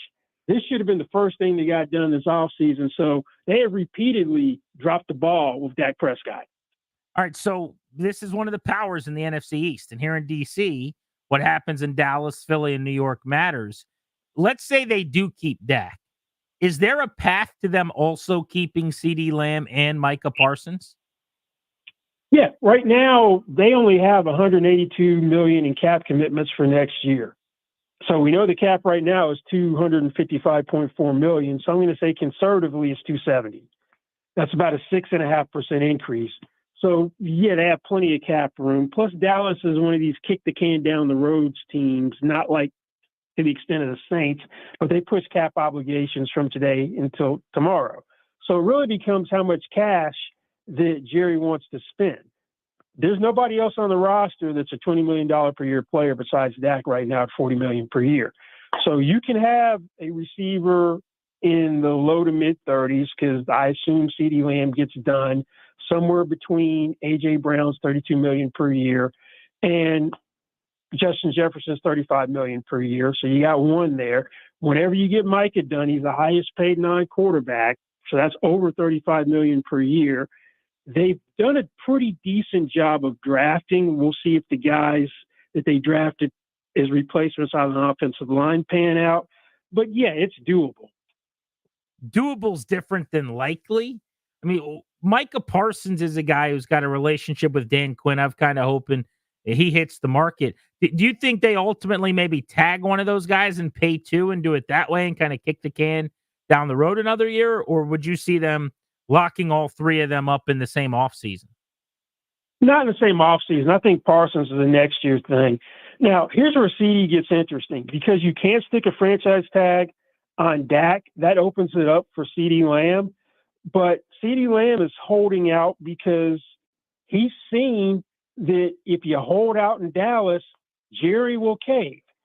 Jerry caved to Ezekiel Elliott after he played 3 years, paid a running back, made him the first $15 million per year running back. That deal didn't age well. Last year, Jerry was like the big bad wolf. I'll huff and puff and blow your house down when Zach Martin was holding out. We're not going to do anything. He's under contract. And what does he do? He reworks his contract. So if I'm the agent, I'll look at this team and go, if I hold out, I'm getting what I want. So he gets done. The question is with Dak, do they get something done? If I'm Todd France, I set a deadline, first game of the regular season, or we're done talking about this. And Parsons will get done next year. Joel Corey on Grant and Danny. All right, last thing on the quarterback here before we pivot out. There's been a lot made. We've had a couple of guests suggest this idea of like quarterbacks getting their own cap. We're taking them off of the salary cap. This has been floated.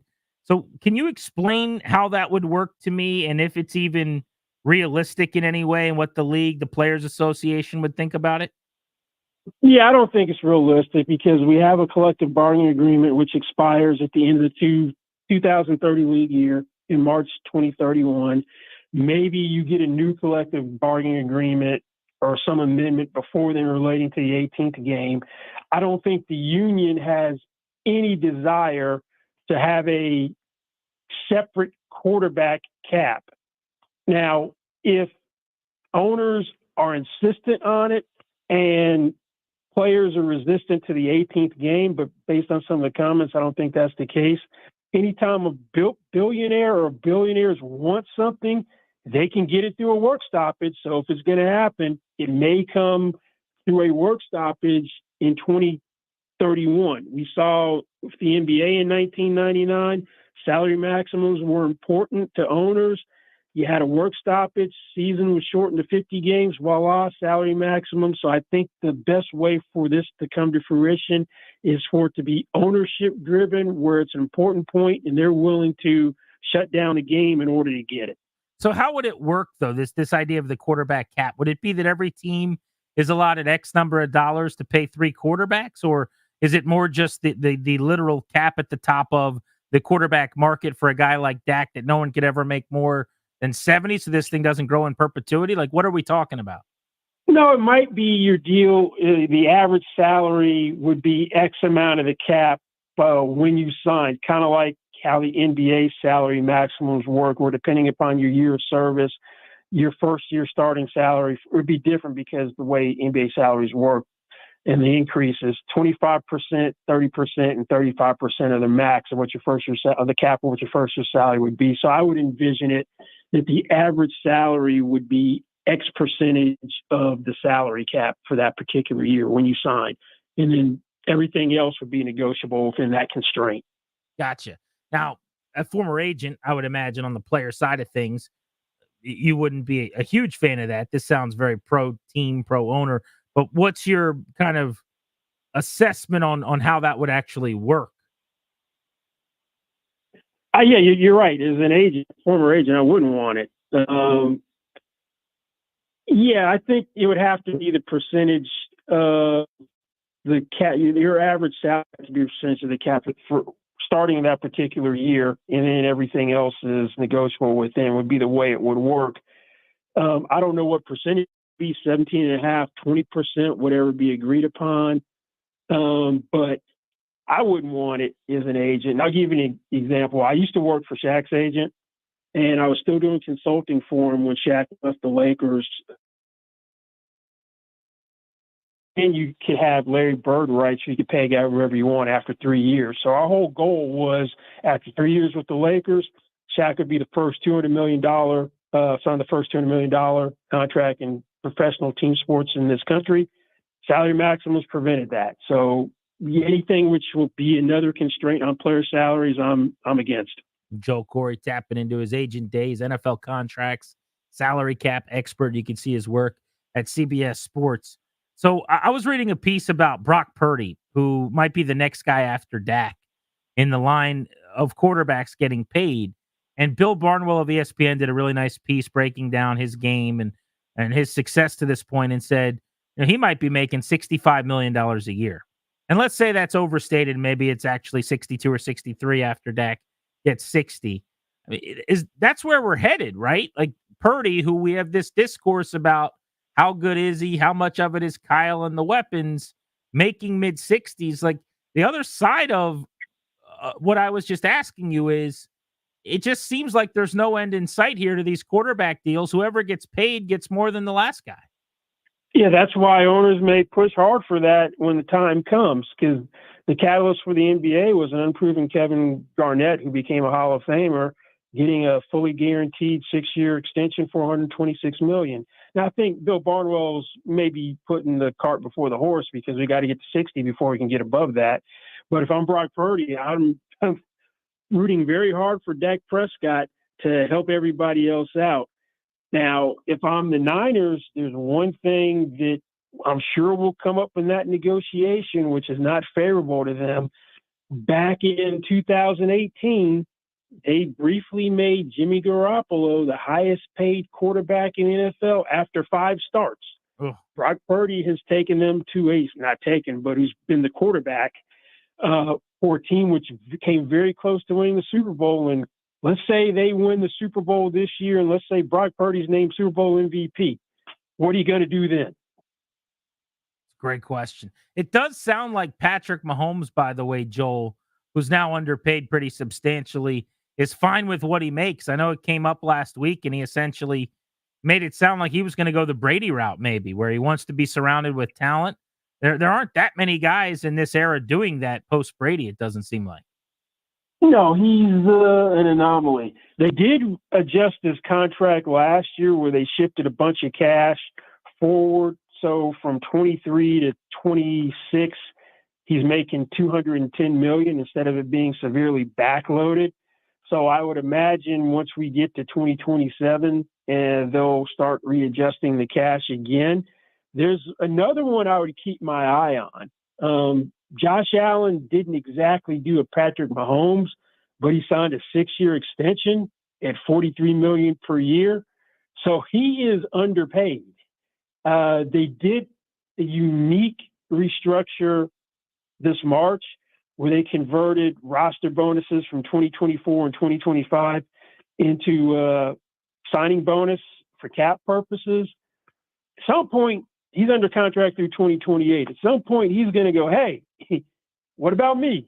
I'm at 43. All these, you got like 13, 14 guys over 50 million per year, some over 60. We got to do something about that. Joel Corey, great information on NFL contracts. All right, last one. So much has been made about the running back market being non-existent and the fact that those guys are underpaid. That's become a big storyline. What else would you say from a sheer financial or just a business of football contract standpoint are the major stories to monitor going into this season, into the next year of the NFL here?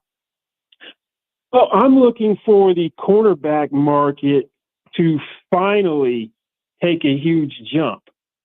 This year, you had two cornerbacks who didn't do their jobs. The two that were franchised did not hit the $20 million per year mark, L'Jarius Sneed and Jalen Johnson. Patrick Surtain II, who is eligible for a contract extension, should become the highest paid cornerback in the league. Sauce Gardner will be eligible next year. Those two guys will take a leap forward. Right now, you have a safety, Antoine Winfield Jr., is the highest paid defensive back. That doesn't happen. That's the first time in history in the salary cap era that's happened. That needs to be corrected in a major way. Joel, thank you. Love learning from you. We appreciate you hopping aboard. Anytime. Thanks for having me. CBS is Joel Corey. You see why I enjoy having him on. Very, very sharp when it comes to contracts. If he ends up being as good as we all think, Jaden Daniels will ultimately be getting in line. And who knows, by then quarterbacks will probably be making $70 million a year, a handful of years from right now. Let's discuss Jaden Daniels as we close in on his preseason debut next on Grant and Danny.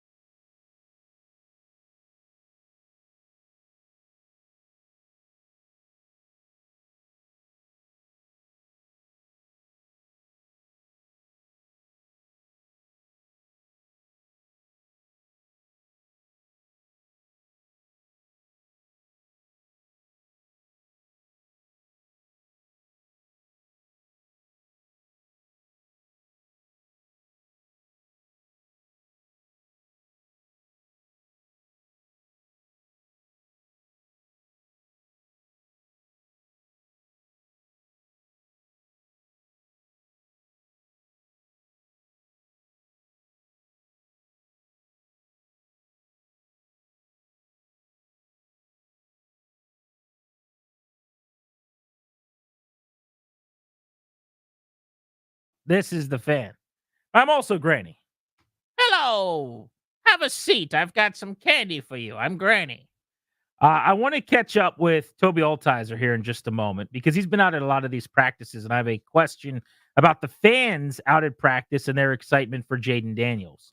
But I'm going to play a clip from earlier in the show. This was Eric Bickel of the Sports Junkies when I asked him why there is not more juice right now from fans about Jaden Daniels, which is different than the hype about Daniels. I went out there for a day, was blown away. Every national reporter that's come through is raving about him. Everyone with the team, from Dan Quinn to Adam Peters to every player that's been at the podium, has sung his praises. Like, the hype is very, very loud and high. I'd say on a 1 to 10 scale, there's been so much positivity and so many nice things said, and all the reporting has been so in his corner that he's about to have a good year and positive. It's been 9 out of 10 level hype. But I just feel like within the fan base, in my little circles, what I experience, people asking you about a player or stopping you to ask questions, people calling into the show and getting fired up about the preseason starting, it just doesn't seem to be there. And I asked EB about that, and this is what he had to say. I think people just burned. They've been burned too many times. I mean, I went all in on Robert. I mean, I called him our Jesus. I said he was going to bring people together. He was the most divisive guy we've had in here in 15 years. It just so snowballed and just it blew up on our face. I was cautiously optimistic on Wentz and just rode him. That blew up in my face. I jumped on Hal and thought I wasn't crazy, but I thought I was cautiously optimistic he could do the job. Halfway through, I felt like I was a big winner in that one. And then we just destroyed him, in my opinion. So we've just been burned so many times, Grant, that I think the fan base, I think it's fair to say, let me see, show me before I get totally over my skis here on this one. But I think I think we really got something, Grant. I think this is going to be a really, really special kid for this town. Is that what's happening right now? Because I actually tend to agree with Eric. That is the best hypothesis I've come up with, is that the reason for the disconnect, and I think there is one, between what is being said in the media about this player and how fans are currently acting about the player, the team, the new era. And there's a massive disconnect for me between those two. I'm trying to figure out how we got here and why. And you can only blame so much on a name change and people not liking Commanders and the fracturing fan base. They were named the Commanders last year, and everybody was jacked up about Sam Howell. Phones were packed every day with the Howlers telling me how good the 5th round pick was going to be. And what about that Dallas game? I'm like, well, let's all wait just a little bit and see what happens here. People were fired up for a dude out of North Carolina who was undersized, who got picked in the 5th round 1 year ago. There is less excitement and energy visible to me right now about a way, way, way, way better prospect. And I don't understand it. But the only thing I can think, and it's what EB just said, and it's the best I can come up with as well, is there is a boy who cried wolf thing going on where you've been fooled too many times. Like, somebody told you, hey, I got you a young quarterback. His name's Robert. And you get excited, and then a year later, that falls apart. Hey, I got you a young quarterback. His name's Dwayne. And then, he's in Pittsburgh. And sadly, tragically now, no longer even with us, which is crazy to think about. Hey, we've got this thing sorted out. His name's Sam. And you've just gotten so tired of coming out from under the bed that this time was going to be different to only, have your popcorn eaten that you say, I'm just hiding again. I don't need to play this game anymore. Call me when he has a good game. Call me when he has a good rookie season. I don't know. I don't know what it's going to take. But the disconnect to me between how great a prospect Daniels is and the fan energy is stunning. And how well regarded his camp has been and what fans are kind of doing in the lead up to the preseason. I'm very, very surprised by it, and I don't really get it. But maybe it's just that we have reached the point. Frustratingly, timing-wise is bad because new owner, new GM, new head coach, new quarterback. This is the greatest situation collectively as a group we've had here in 30 years. but we might have also hit empty on the give a damn. Empty on the I'm going to get excited one more time. Maybe you use your one more time before they didn't pay Cousins, or you use your one more time before they picked the wrong guy in the first round last time, or before the one more time because you thought Ron Rivera was the answer. And you don't have any more one more times. Maybe that's what it is. Toby Altizer joins me now. I wanted to bring you in, Tobes, because I was out there one day, so I only have a very small sample in camp when fans were there. I've been out there a couple times, but once with fans. And I thought that the fans that were there were super pro Jaden and were like super into it. And that's kind of more what I'm expecting. It's less what we're getting, as a radio station, I would say, with our metrics that I use personally. But what has been your experience being out there every day in terms of fan energy? It's nothing like what Griffin was. I just think that that's dead and gone because the team was named Redskins. There were more fans that cared more, and all that's died off in a way. This is an endangered species now. But what have you noticed about the energy out there? Yeah, I think the number one thing that I've noticed that would be notable in terms of what you're talking about with what EB said is, I mean, they have a tent out there or a trailer out there that they're selling jerseys out of. If this were RG3 in 2012, that line every single day that fans would be out there would be out the wazoo. Everybody would want a 10 Robert Griffin III jersey, and that's just not the case. Not to say that people aren't buying jerseys. There are, people there all the time buying different gear and whatnot. They have the Daniels jerseys there. People are excited to buy, but it's not like you're seeing the numbers that you think for a number 2 overall quarterback. I think people are excited. I guess for me personally, when I could talk about it as a fan, Grant, it's almost one of those things where you have the feeling, and I think this is how a lot of fans are. Like, you have the excitement inside, but generally that goes to like a hyperbolic level where with Griffin is like, oh my gosh, we're going to win the Super Bowl. Oh my gosh, we got the best quarterback in the league. And even last year with Howell, it was a 5th round quarterback. You went from having a guy to like, oh, he might be the guy, right? And he might lead you somewhere. Whereas like, I haven't seen the hyperbole with Jaden, but I think there's still that excitement. It just hasn't been let out. So I'm fine with the lack of the over the top excitement and the Super Bowl or bust. Like, that's all nonsense. What I'm saying though is, I guess, and it's hard to explain via metrics, but there's an energy and a pizzazz that can be palpable. And here's my example I'll use. Years and years ago, Liz Clark of the Washington Post, great writer, wrote a piece about the dying fan base, essentially here. And the fact that whether it was TV numbers, attendance, like all these different things say this is bad. This was before Dan sold, obviously. But she talked to like a marketing specialist who was involved in sports marketing. And they said that for an NFL team, there's like 3 things you can do when your fan base has checked out to bring them back. One of the things was to build a new stadium. They obviously haven't done that yet. They're working on it. Eventually they will. The other thing was to go hire like a legendary head coach. They've pulled that card a couple times and it didn't work out. Shanahan, Rivera, I don't know if you'd call him a legend. Joe Gibbs coming back was obviously, Santa Claus coming to town in 2004. But they do have a new head coach that people like, which is a big deal. But the third thing was draft a superstar quarterback. Like, be at the top of the draft and get a superstar quarterback.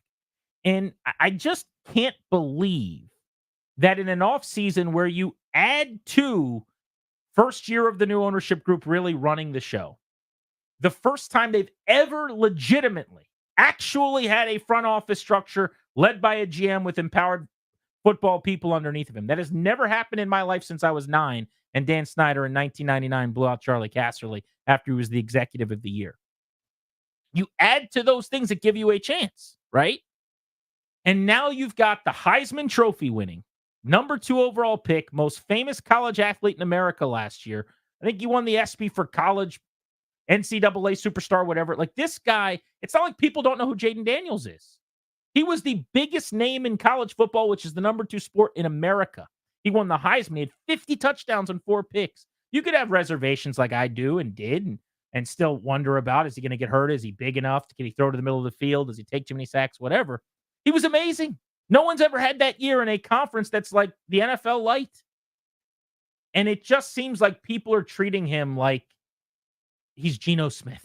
I don't know how to describe it. It's like they went and got another Ryan Fitzpatrick. Like, it's that level to me of excitement when we talk about this team, and I can't wrap my head around it. Yeah, it seems like Terry almost gets a bigger pop at camp than even Jaden. Not to say that Terry doesn't deserve it, but it seems like you would think that the rookie quarterback who got drafted number 2 overall, he'd be the one that all the kids and people are clamoring for an autograph from. And maybe it's just, certain circumstances, whether they're standing closer, to the fans, whatever the case may be. But I feel like, even when your time out there, like, people are obviously in favor of Jaden. People are fans of Jaden, but it is not nearly the excitement level, the over-the-top fandom that I think most people would expect when you draft a number 2 overall quarterback. And hopefully that's something that he plays well early on and that it just kind of all reignites. But it is one of those things that it is a little bit odd. And even being out there, it does feel a little bit less than maybe what you'd expect. Do you buy the EB theory, which is the best I've come up with as well, which is that people are just tired of getting excited and being let down, so now they're going to have to be shown? I just don't know what other theory there could be. It's not that people aren't a fan of Jaden. Here's the other theory. The other theory is that irreparable damage has been done to this organization's fan base. Well, and I think that's a possibility. And that there's just not that. Like, I'm looking for something that maybe will never exist again. I'm going, well, in 2012, it looked like this. And I know it can't quite be that. But hell, I mean, why was last year with Sam Howell? Last year at this time, every day the phones are full with people that just want to talk about Sam Howell. Where are they? Yeah. What happened? I just can't. I cannot fathom this. Well, that's the tough part, because I don't know how it could go from last year to this year becoming the irreparable damage. That's what I'm saying. Like the irreparable damage argument, which I subscribe to in some way, when I jokingly say it's an endangered species. Like, they have to win and win consistently to win people back, and that the name has been changing. The name hurt way more than I ever thought, and the name they picked hurt more than I anticipated. Like, all of those things are true, but that explains why, if you look at videos of Moss from Campbell at FedEx, it's night and day from 12 years ago.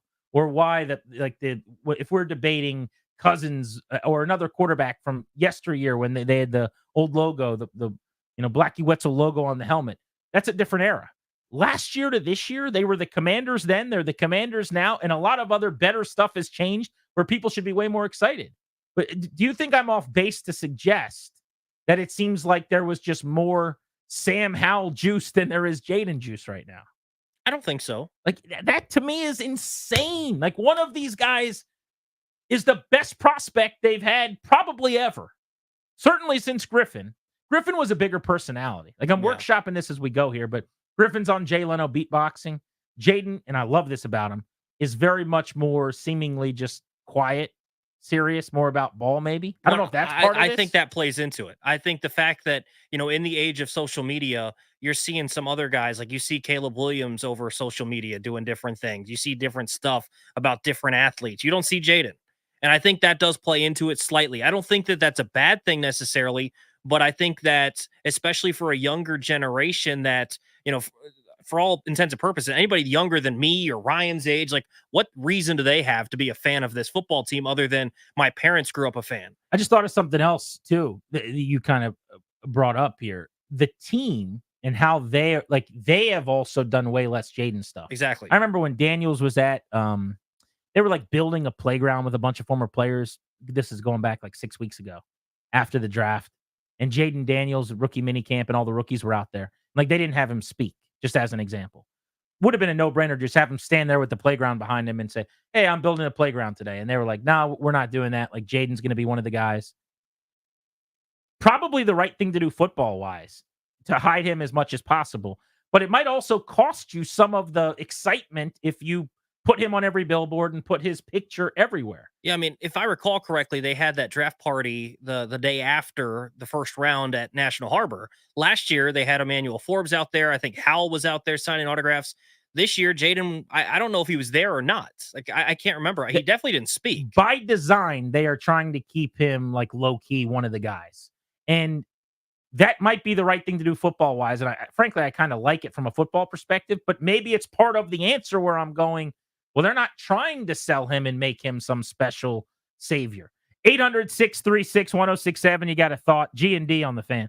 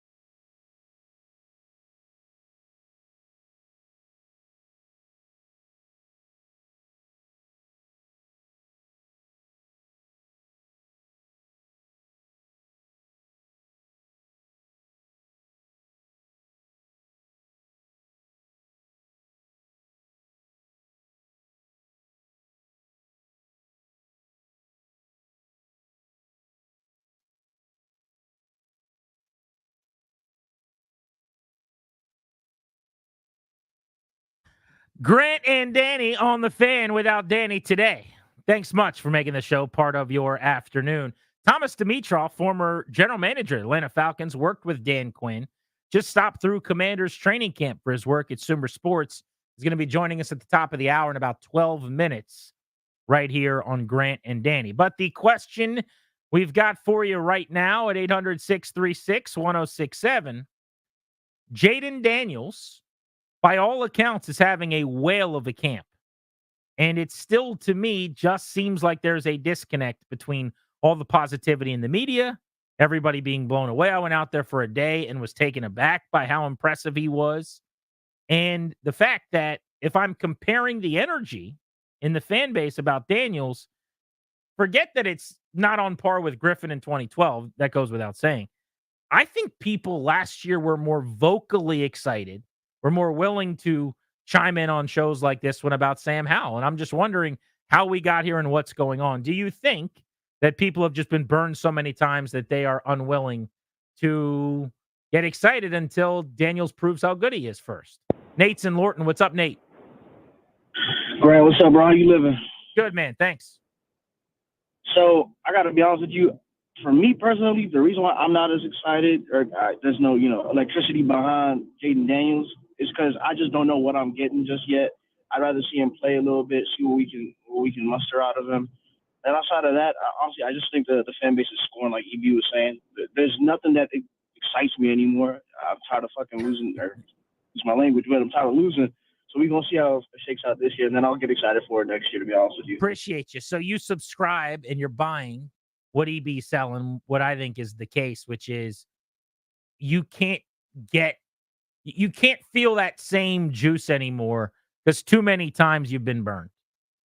Gibbs comes back, they go get Shanahan, they draft Griffin, they bring in Deshaun Jackson, they spend $100 million. Whatever it is, each time you go, oh, this time, oh, this could be different. Oh, now I can see a path. And over again, you've been let down. And so my point is it's a shame that we've gotten to that point, if that's the case, which I think we probably have, because this is truly, as silly as it sounds, better than it's ever been before, because Dan's gone and there's new owners, because there is an actual front office. There's a new coaching staff that's a really, really well put together group of assistants. And, oh, by the way, you got the best quarterback prospect of them all. Let's go to Charlie in Silver Spring on G&D. What's up, Charlie? Hey, guys. Just a quick, your point about the Howlers and the excitement that he was receiving last year from the fans. That's because the fans at the time were seeing what he was doing on the field. We haven't seen that yet from Daniels, and I think that'll change if he, But Charlie, I'm talking about camp. I'm talking about August 5th last year, before Sam Howell played in the game. Well, he had already played in that Dallas game. But I mean, people don't watch college football, the number 2 sport in America. The Heisman Trophy winner at LSU had 50 touchdowns.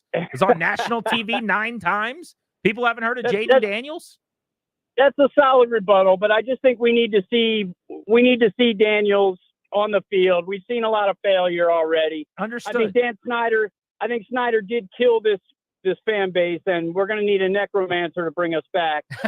I think that there's something to that and that was kind of the other point, Toby, you and I were talking about is this just irreparably damaged? Like where you need a defibrillator, basically, was his last suggestion. Like Snyder killed this to such an extent that I don't have it in me anymore.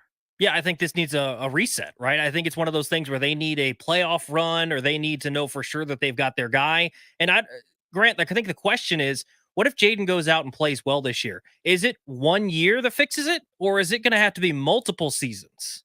Yeah, I think they're going to have to be good for a long time, probably. Greg's in Fairfax on G&D. Greg, where's the juice for the most exciting quarterback prospect they've had probably in decades? I will be really excited next year when hopefully he's playing behind a decent offensive line. This year, I'm afraid it'll just be like Sam Howell marginally improved. So the offensive line is essentially the reason you can't get excited? I mean, those are two such different things, though, right? Yes, O-line play is important and is going to allow him to reach his ceiling, but the quarterback's more important, and maybe they unlock the answer finally at the position. And it's important to note this. here on Grant and Danny, no Danny today on the Fan. It's important to say, I don't know if he's going to be really good. I'm not sitting here promising you guys that he is. Who knows? It's a crapshoot. All you could do, though, is give yourself a chance with a prospect. See James Wood, see Dylan Cruz. You draft at the top of the board. You trade Juan Soto for, who's got measurables and the physical ability and traits that are unique and special and game-changing. And they've done that. And if you want to say, well, it was different with Robert Griffin, who had just won the Heisman Trophy at Baylor because he was on every TV show and he was on late night. Okay, maybe. But how were there more people excited for the 15th overall pick out of Ohio State in Dwayne Haskins than seemed to be for Daniels? Like, that's the part I just can't get my head wrapped around. I need people to acknowledge that there has never been a guy with this kind of potential. That's all. That's all I'm asking for. Sean in Falls Church, what's up? Hey, thanks for taking my call, Grant, or Granny, or Mima, or whoever's Mima. there. I believe appreciate it's Mima. We're going with Mima. Okay, I'm glad that we're on the same page. Let me know if you've heard this story before. A sleight of frame Heisman Trophy winner, selected 2 overall, is now the quarterback of the Washington football team, Commanders / whatever it is. I think it's a little bit of the similarity of getting burned with RG3 the first time that is still kind of in the, the taste is still there for a lot of fans. I don't think he's the same prospect. I don't think he's the same player, but I do think that that's still in the back of people's minds. Too soon, right? Like it's too recent that the Robert Griffin situation happened. Appreciate the call.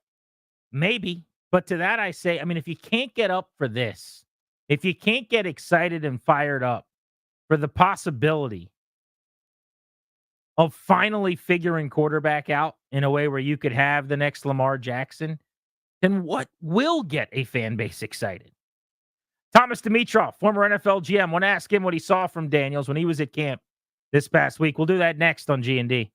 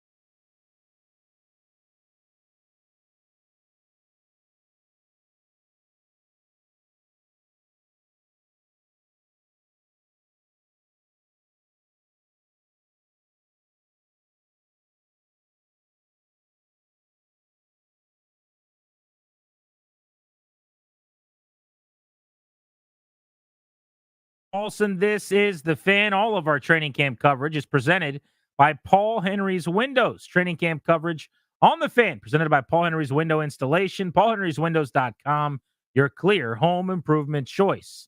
Speaking of training camp, saw Thomas Dimitroff, the former general manager of the Falcons. Excellent NFL and football mind, was out at camp, and I wanted to tap into his expertise to see what he saw. Of course, he worked with Dan Quinn in Atlanta and Adam Peters in New England. Thomas, it's excellent to have you back on the show. Thanks so much for the time. How are you?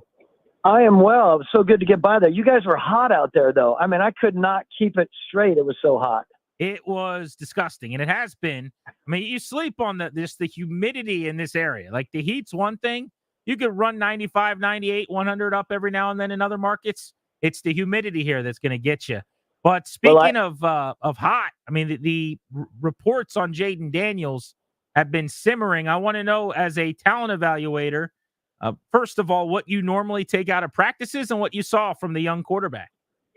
You know, normally what I do is I try to work around the field to take different angles of a quarterback. I know that sounds a little bit odd and maybe a little neurotic, but kind of, you know, you got to really focus in on the quarterback at a lot of different levels, nuances of how they operate, how they interact, of course, how they throw the ball, how they're moving around.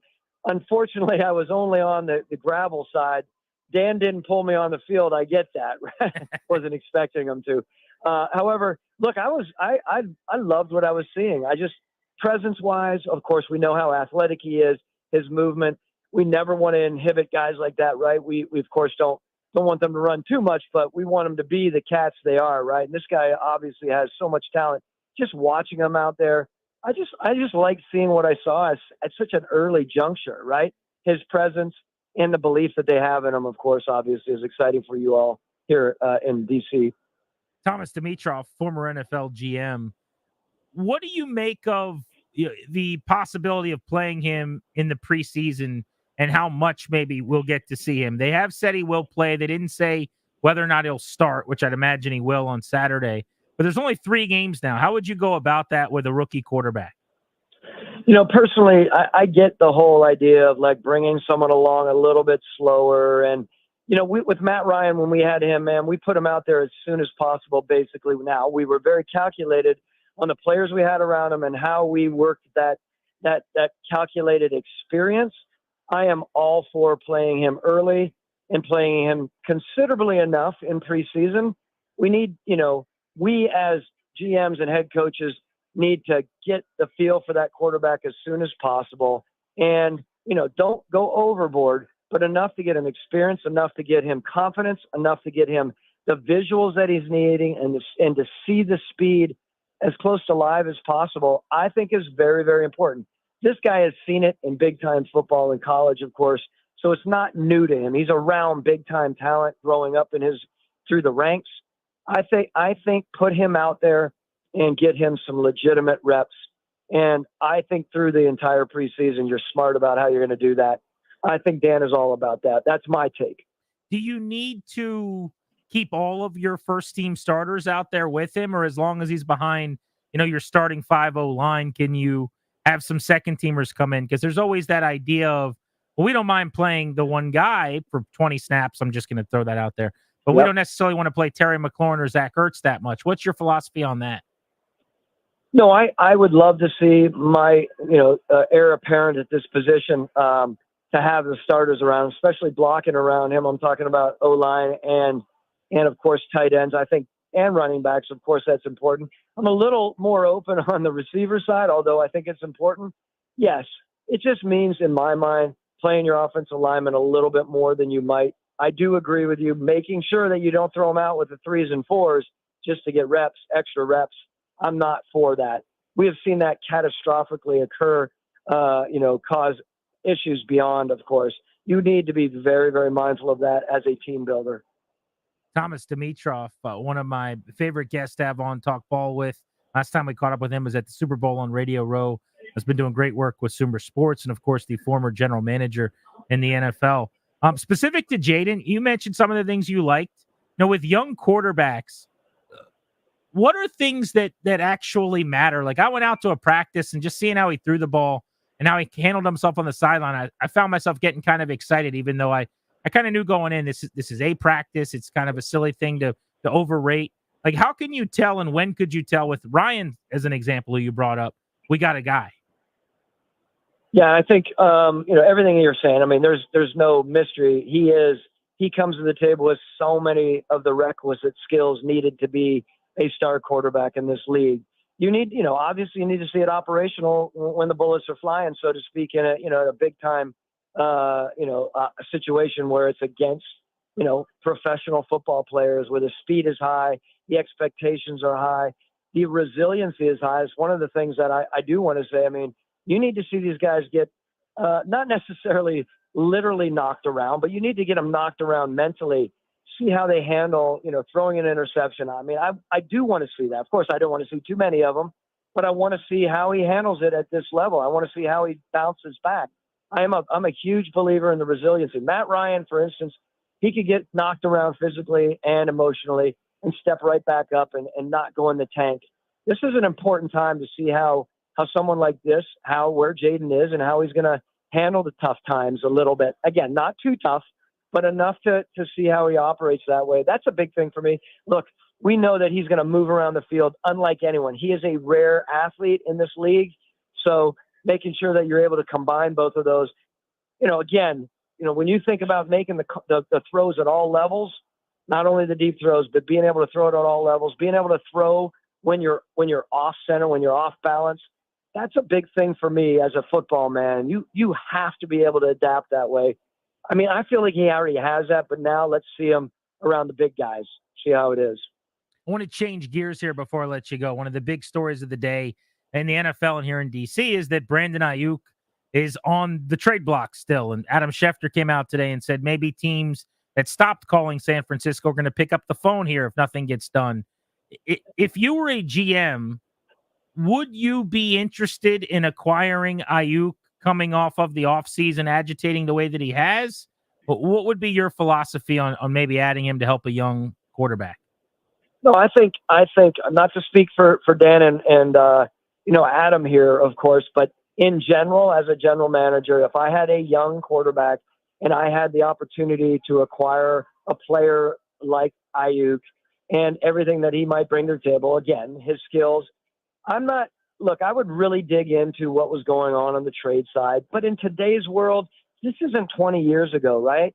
This is about, these guys are raised to do what they need to do. They've seen people make a little bit of noise to get the contract they need and settle in. This is very much unlike very much as it was back in the day, right? Where all of a sudden that guy's ostracized for causing, dents in the so-called paint job, right? This guy is not that. He's just trying to get what is his, in my mind. So I think you have to have eyes wide open. Yes, you have to do your research on it, but I'm not looking at him because I think that he's causing a rift within an organization. Love what you guys are doing at Sumer Sports. Love catching up with you. Next time, hopefully, we'll do it a little longer. Thank you, Thomas. We appreciate you. Always love talking to you guys anytime. Thomas Dimitrov, former GM of the Falcons, hired Dan Quinn as the head coach in Atlanta when Quinn got the job initially and was at camp catching up with Quinn and his former colleague in the Patriots scouting department, Adam Peters. So very well connected here in the nation's capital. As we get ready for Nationals baseball in just a couple of minutes, let's get you your weather report ahead of tonight's game, which is presented by Pepco. Storm season is here, and we know a little prep makes a big difference. Get storm informed at pepco.com/storm prep. Our show meteorologist is Ryan Clary. It's going to be 92 degrees at first pitch, partly cloudy around the Navy Yard area, but ultimately it's going to be a beautiful night. No chance of rain. It'll be just a very hot game between the Giants and the Nats. 92 degrees is a bit of a show. It is a show at this time of day. But I'll tell you what, no chance of a thunderstorm or anything. That's about as good as you can ask for. Yeah, at least there were times yesterday where I was looking at this thinking that there could be potential storms during the game, but I think we'll be clear. I like that about my guy, Ryan. He starts his preparation for the weather report the night before the assignment is due. Big weather guy. You've been grinding on this since yesterday? Big weather guy. Wow. Big weather guy. Man. Nats starting lineups and pitching matchups presented by the Window Man since 1989. The Window Man has been the educational window company Get your free no pressure in-home estimate at thewindowman.com or at their Fairfax showroom. For the Nationals tonight, Patrick Corbin is on the hill. Behind Corbin, playing shortstop and batting leadoff, C.J. Abrams looking for home run, number 17. Juan Yepez will bat second and play first base. He's hitting .330. Luis Garcia has had a breakthrough campaign, homered in 2 straight games. The second baseman will hit third. Catcher Keibert Ruiz, don't really know why, but the switch hitter will be batting cleanup tonight for your Washington Nationals. Been swinging a better bat of late. James Wood, the big left fielder, 6'7" tall, will patrol left and bat fifth. Called up from the minor leagues to DH, sixth hitter tonight is Travis Blankenhorn. Led all Nats minor leaguers in home runs before getting the call last week. Speaking of call, Alex Call will play right field and bat seventh. Third baseman Ildemaro Vargas will hit eighth. And Jacob Young, one of the great defensive center fielders in baseball, will bat ninth. Abrams, Yepez, and Garcia, Ruiz, Wood, Blankenhorn, Call, Vargas, and Young for the Nats, who look to continue their winning ways after taking 2 out of 3 at home from the Milwaukee Brewers as they're in the midst of their longest homestand of the season, 10 games. All-star starter Logan Webb gets the nod for San Francisco against Patrick Corbin, who's looking to lower his 5.88 season ERA tonight for the Nationals. Big thank you to our crew behind the scenes. As always, thank you to Anthony and Ryan. Darius will be back tomorrow. For Danny, who's not with us this week, I'm Grant saying so long. We're back at 2 o'clock tomorrow afternoon. Thank you for coming.